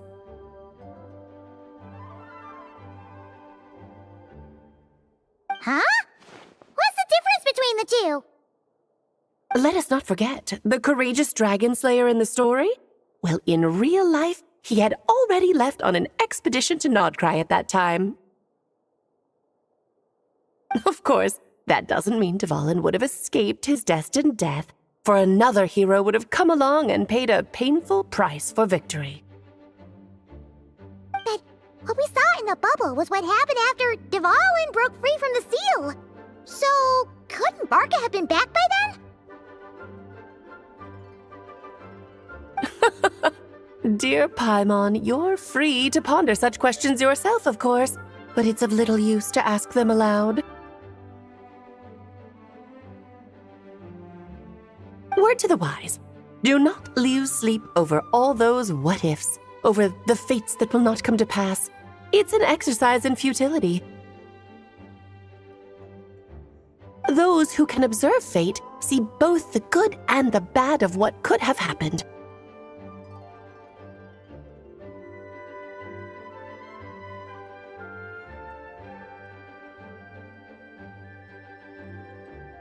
But all that matters is what did happen. Those alternate fates are nowhere near as important as the world that exists in the here and now. All right. Ah, you're saying it was as if the bubble itself had become contaminated. I suppose some gunk could have stuck to my luggage while I was wandering the border and got mixed into my magic without me noticing.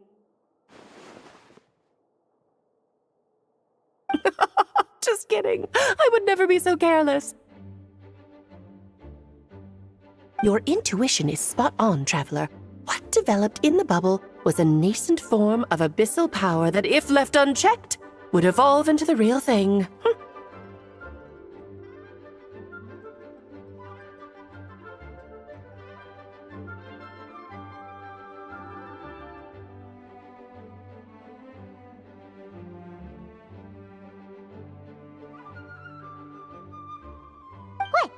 So it didn't come from outside? It just appeared out of thin air? The abyss is perilous, cunning, dangerous, obsessive, and most infuriating of all, a complete and utter mystery. I'm sure you've seen for yourself how complex it can be.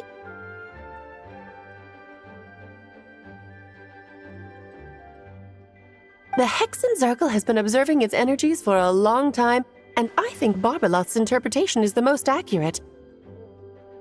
The essence of the abyss lies in the hatred carried by all the fates that will not come to pass.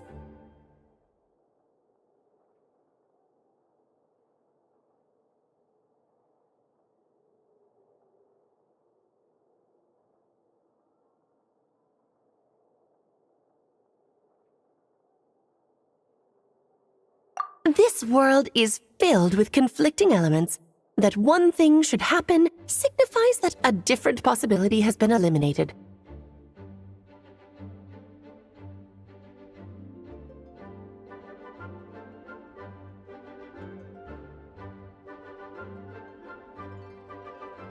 These events can be small, almost trivial. I had Sweet Madame for lunch today, for instance. That means the Alice who chose tea break pancakes instead is no more. Of course, they can also be events that threaten the world, such as my friend Rhindotter's decision to tap into the abyss. In that instant, the tale of a future in which she remained pure was gone forever.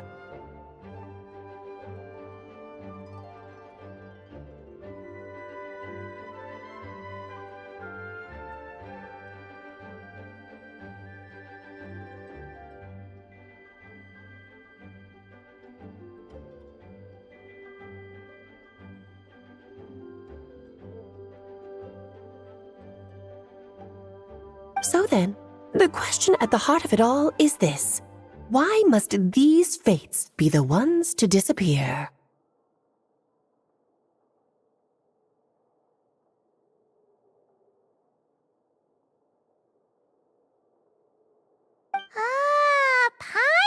gets it. It's hatred that stems from not being chosen. Precisely. The magic we wove this time involved recreating the past. However, some of the variables we added allowed a certain amount of these unchosen fates to come very, very close to reality.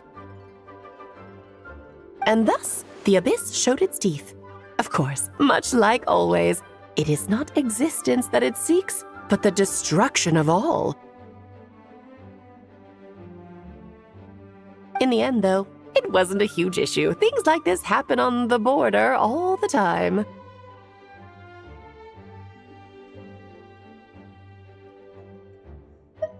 It has quite the victim complex, that's for sure.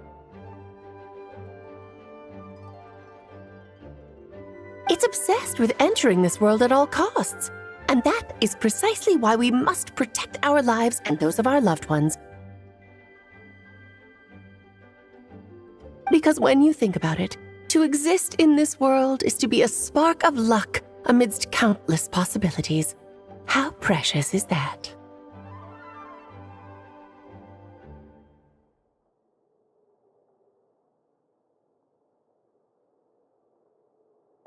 Ah, Alice, you're here. I'm truly sorry about this, but per the regulations of the Knights of Favonius, I'm afraid I must send you to confinement. Whatever for? Things turned out just fine with the magic bubble. Besides, if that's what this is about, shouldn't Nicole come along too? It's not about the bubble. We received word that a number of fish have been injured as a result of explosions near Starfell Lake.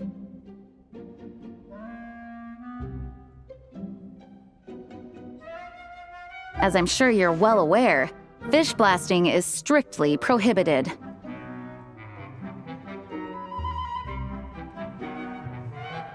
Oh dear. Run, Klee! Save yourself! She's already inside. Guess it's a day of firsts for the Dodo King, huh?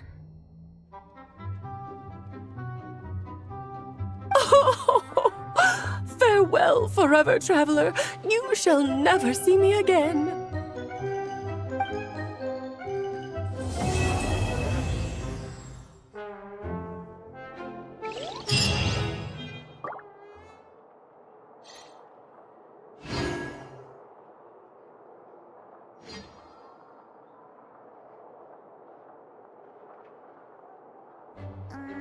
Gusha Biat?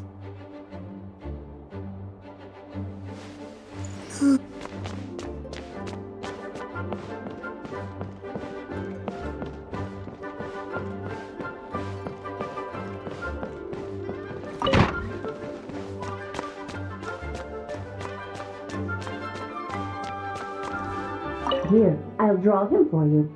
Look, this is the bad guy who made a whole bunch of trouble for Daddy. It's all his fault Daddy couldn't make it back this time.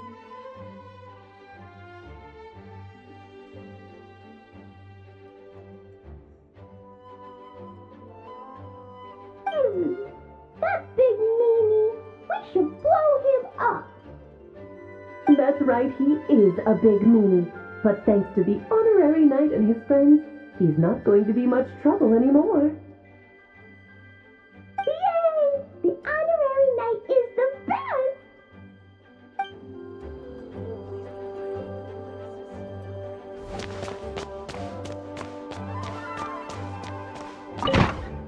Whoa!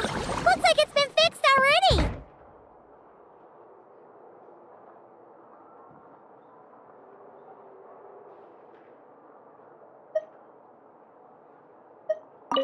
Ah, that explains the loud noise I heard outside. So it was Dvalin who fell into the river. Considering his size, the fact that he broke a single window and not the entire wall seems like a feat of magic in itself. Thanks for helping with the repairs, you two. This place looks as good as new now. Does that count as a great feat of alchemy, then?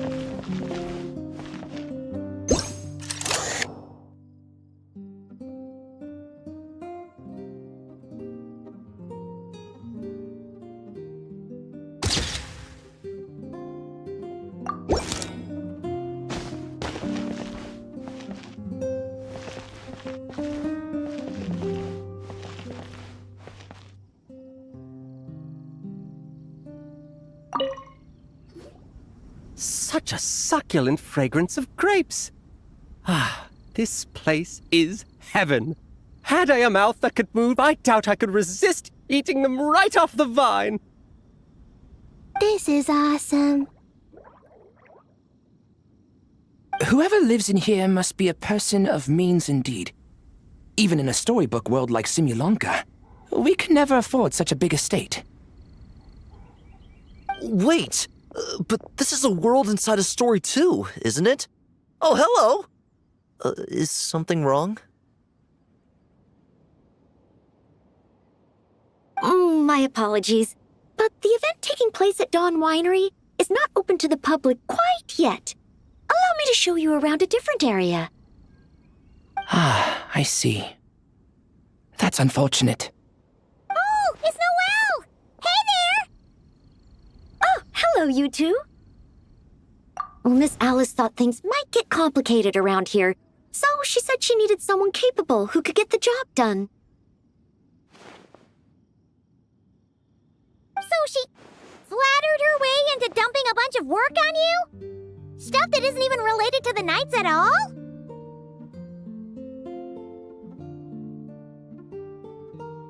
Oh, no.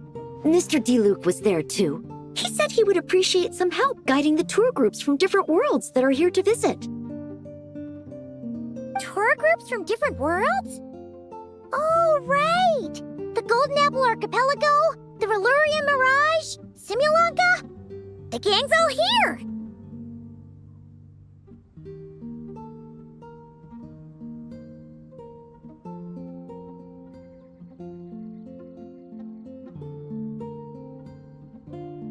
Oh, it's all right.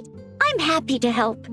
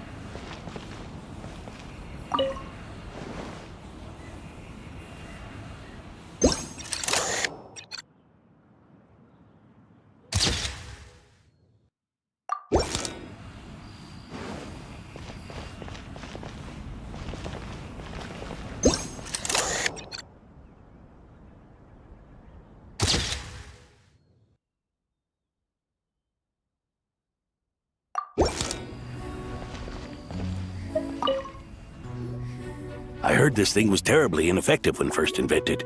You could only catch 10 in a week. Why, the research staff barely wanted to touch it, let alone improve it.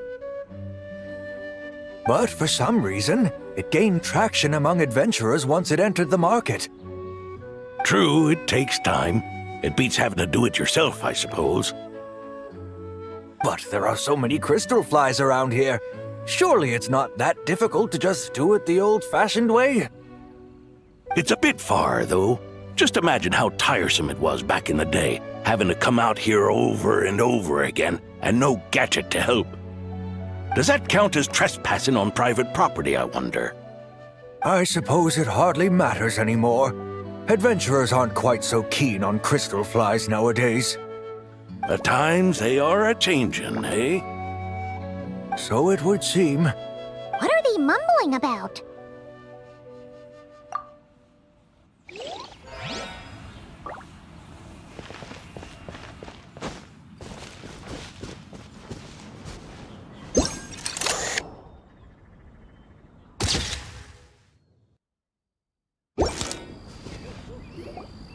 Another tent? Huh. This one's kinda nostalgic too. It's here because I refused to let that mage use my house as her playground. But we still needed an additional rest area for the guests, so we set up this tent instead. Huh. Looks like we can use this device to keep in touch with the mages or get some hints. Kinda like we were able to do back then, remember? Now that you mention it, the arrangement is almost identical.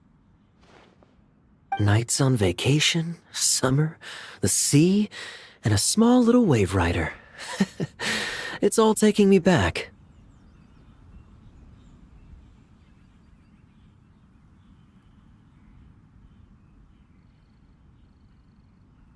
However, you're forgetting about the part where we were stranded on a deserted island and couldn't even make it across the water.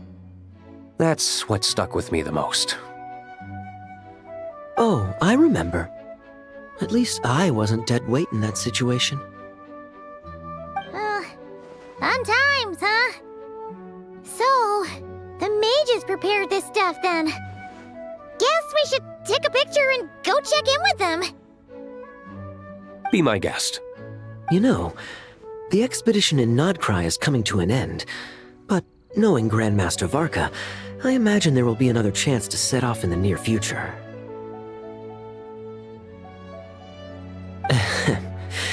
Not that I'm extending an invitation, I'm just mentioning the possibility, that's all. That's our honorary knight. No matter the mission, you always have a place among our ranks.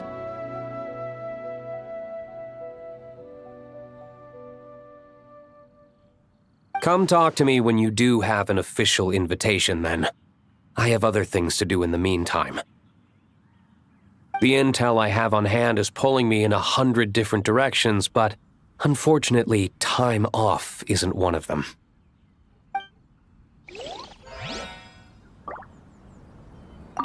That's a shame. I take vacation whenever I can get it, and it's still never enough. I'd visit the Golden Apple Archipelago again in a heartbeat. For once, I feel the same.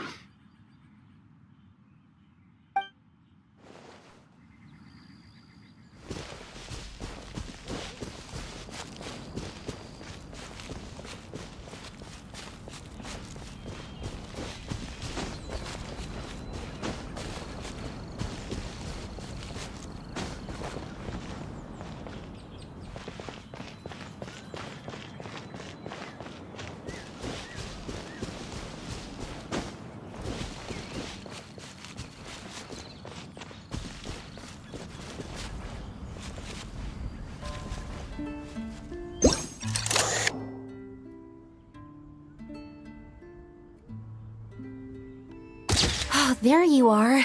I've been looking everywhere for you.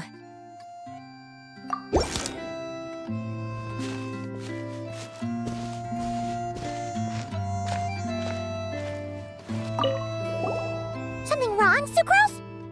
Oh, no. I was just looking for a piece of alchemy equipment we needed for the event.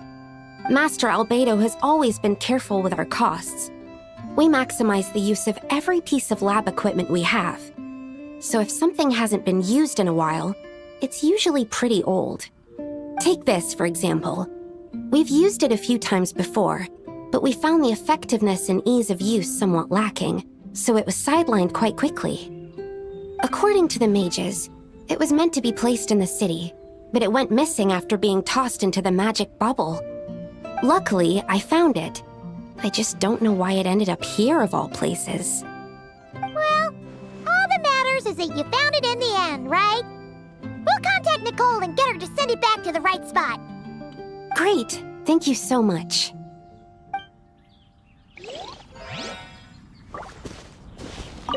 At least I managed to track it down.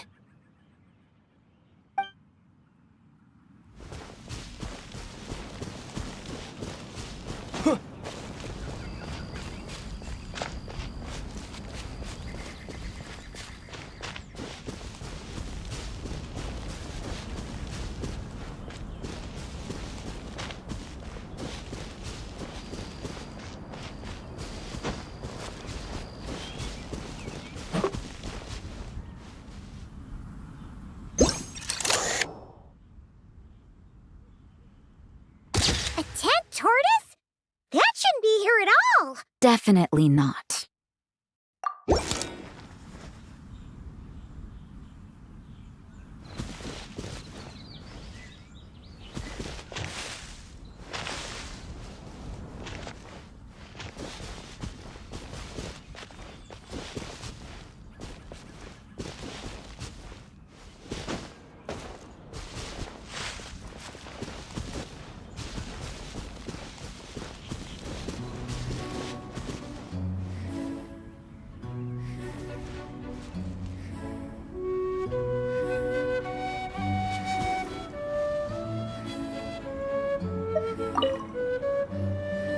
Wow! I've never seen such a large turtle in my life. There was a time, back when I was little, when almost every child in Monstadt had a turtle as a pet. It was quite the trend. Oh, yeah! Jean and D-Luke mentioned that a long time ago. I had one too, of course. Quite the hassle to take care of. Small pets like that always are. Wait, you had one too? Is that so strange? Oh, no! Of course not! I could bring it back to the church and raise it. It can stay behind the cathedral. I'll even build it a pool. Can't be too hard to raise, right? It looks like a tough cookie. Not happening. The next thing you know, you'll have an invasive species on your hands. Just tell that mage to put it back where she found it. Guess that's for the best.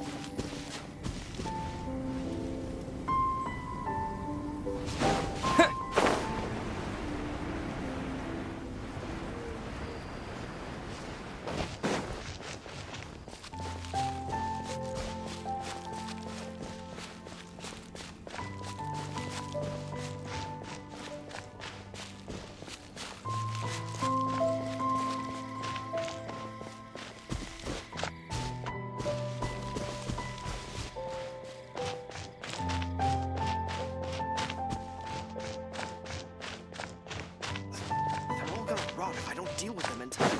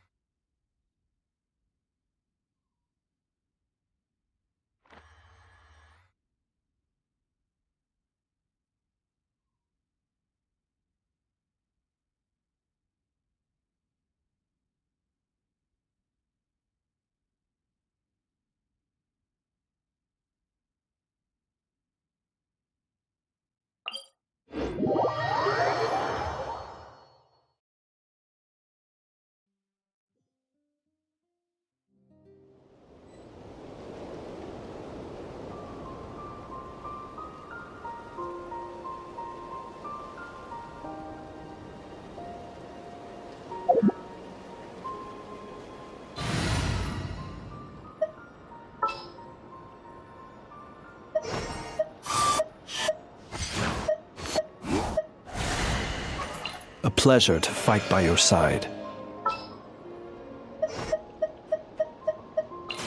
Warm-up complete.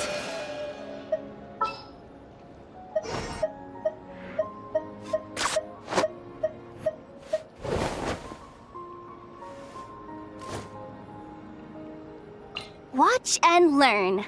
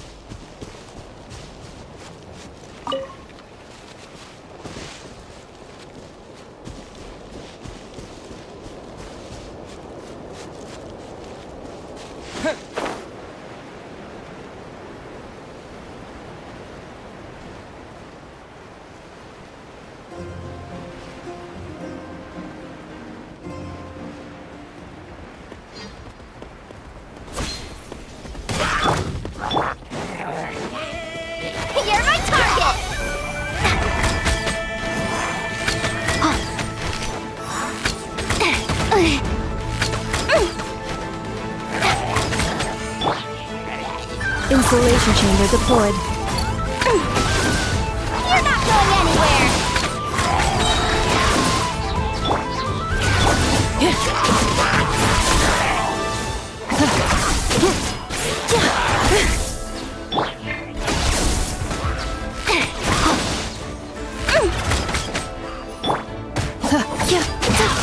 Cleanup sequence initiated.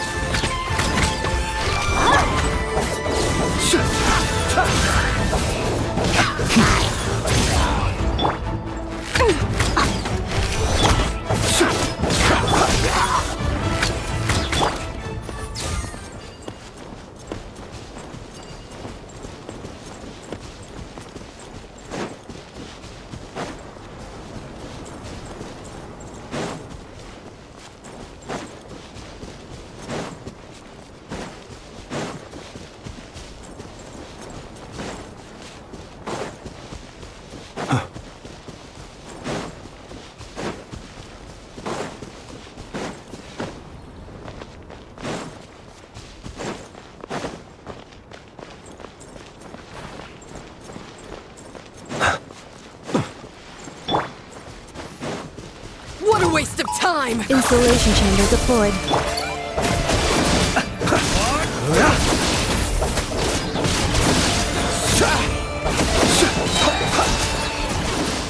Run while you can! There's no retreat!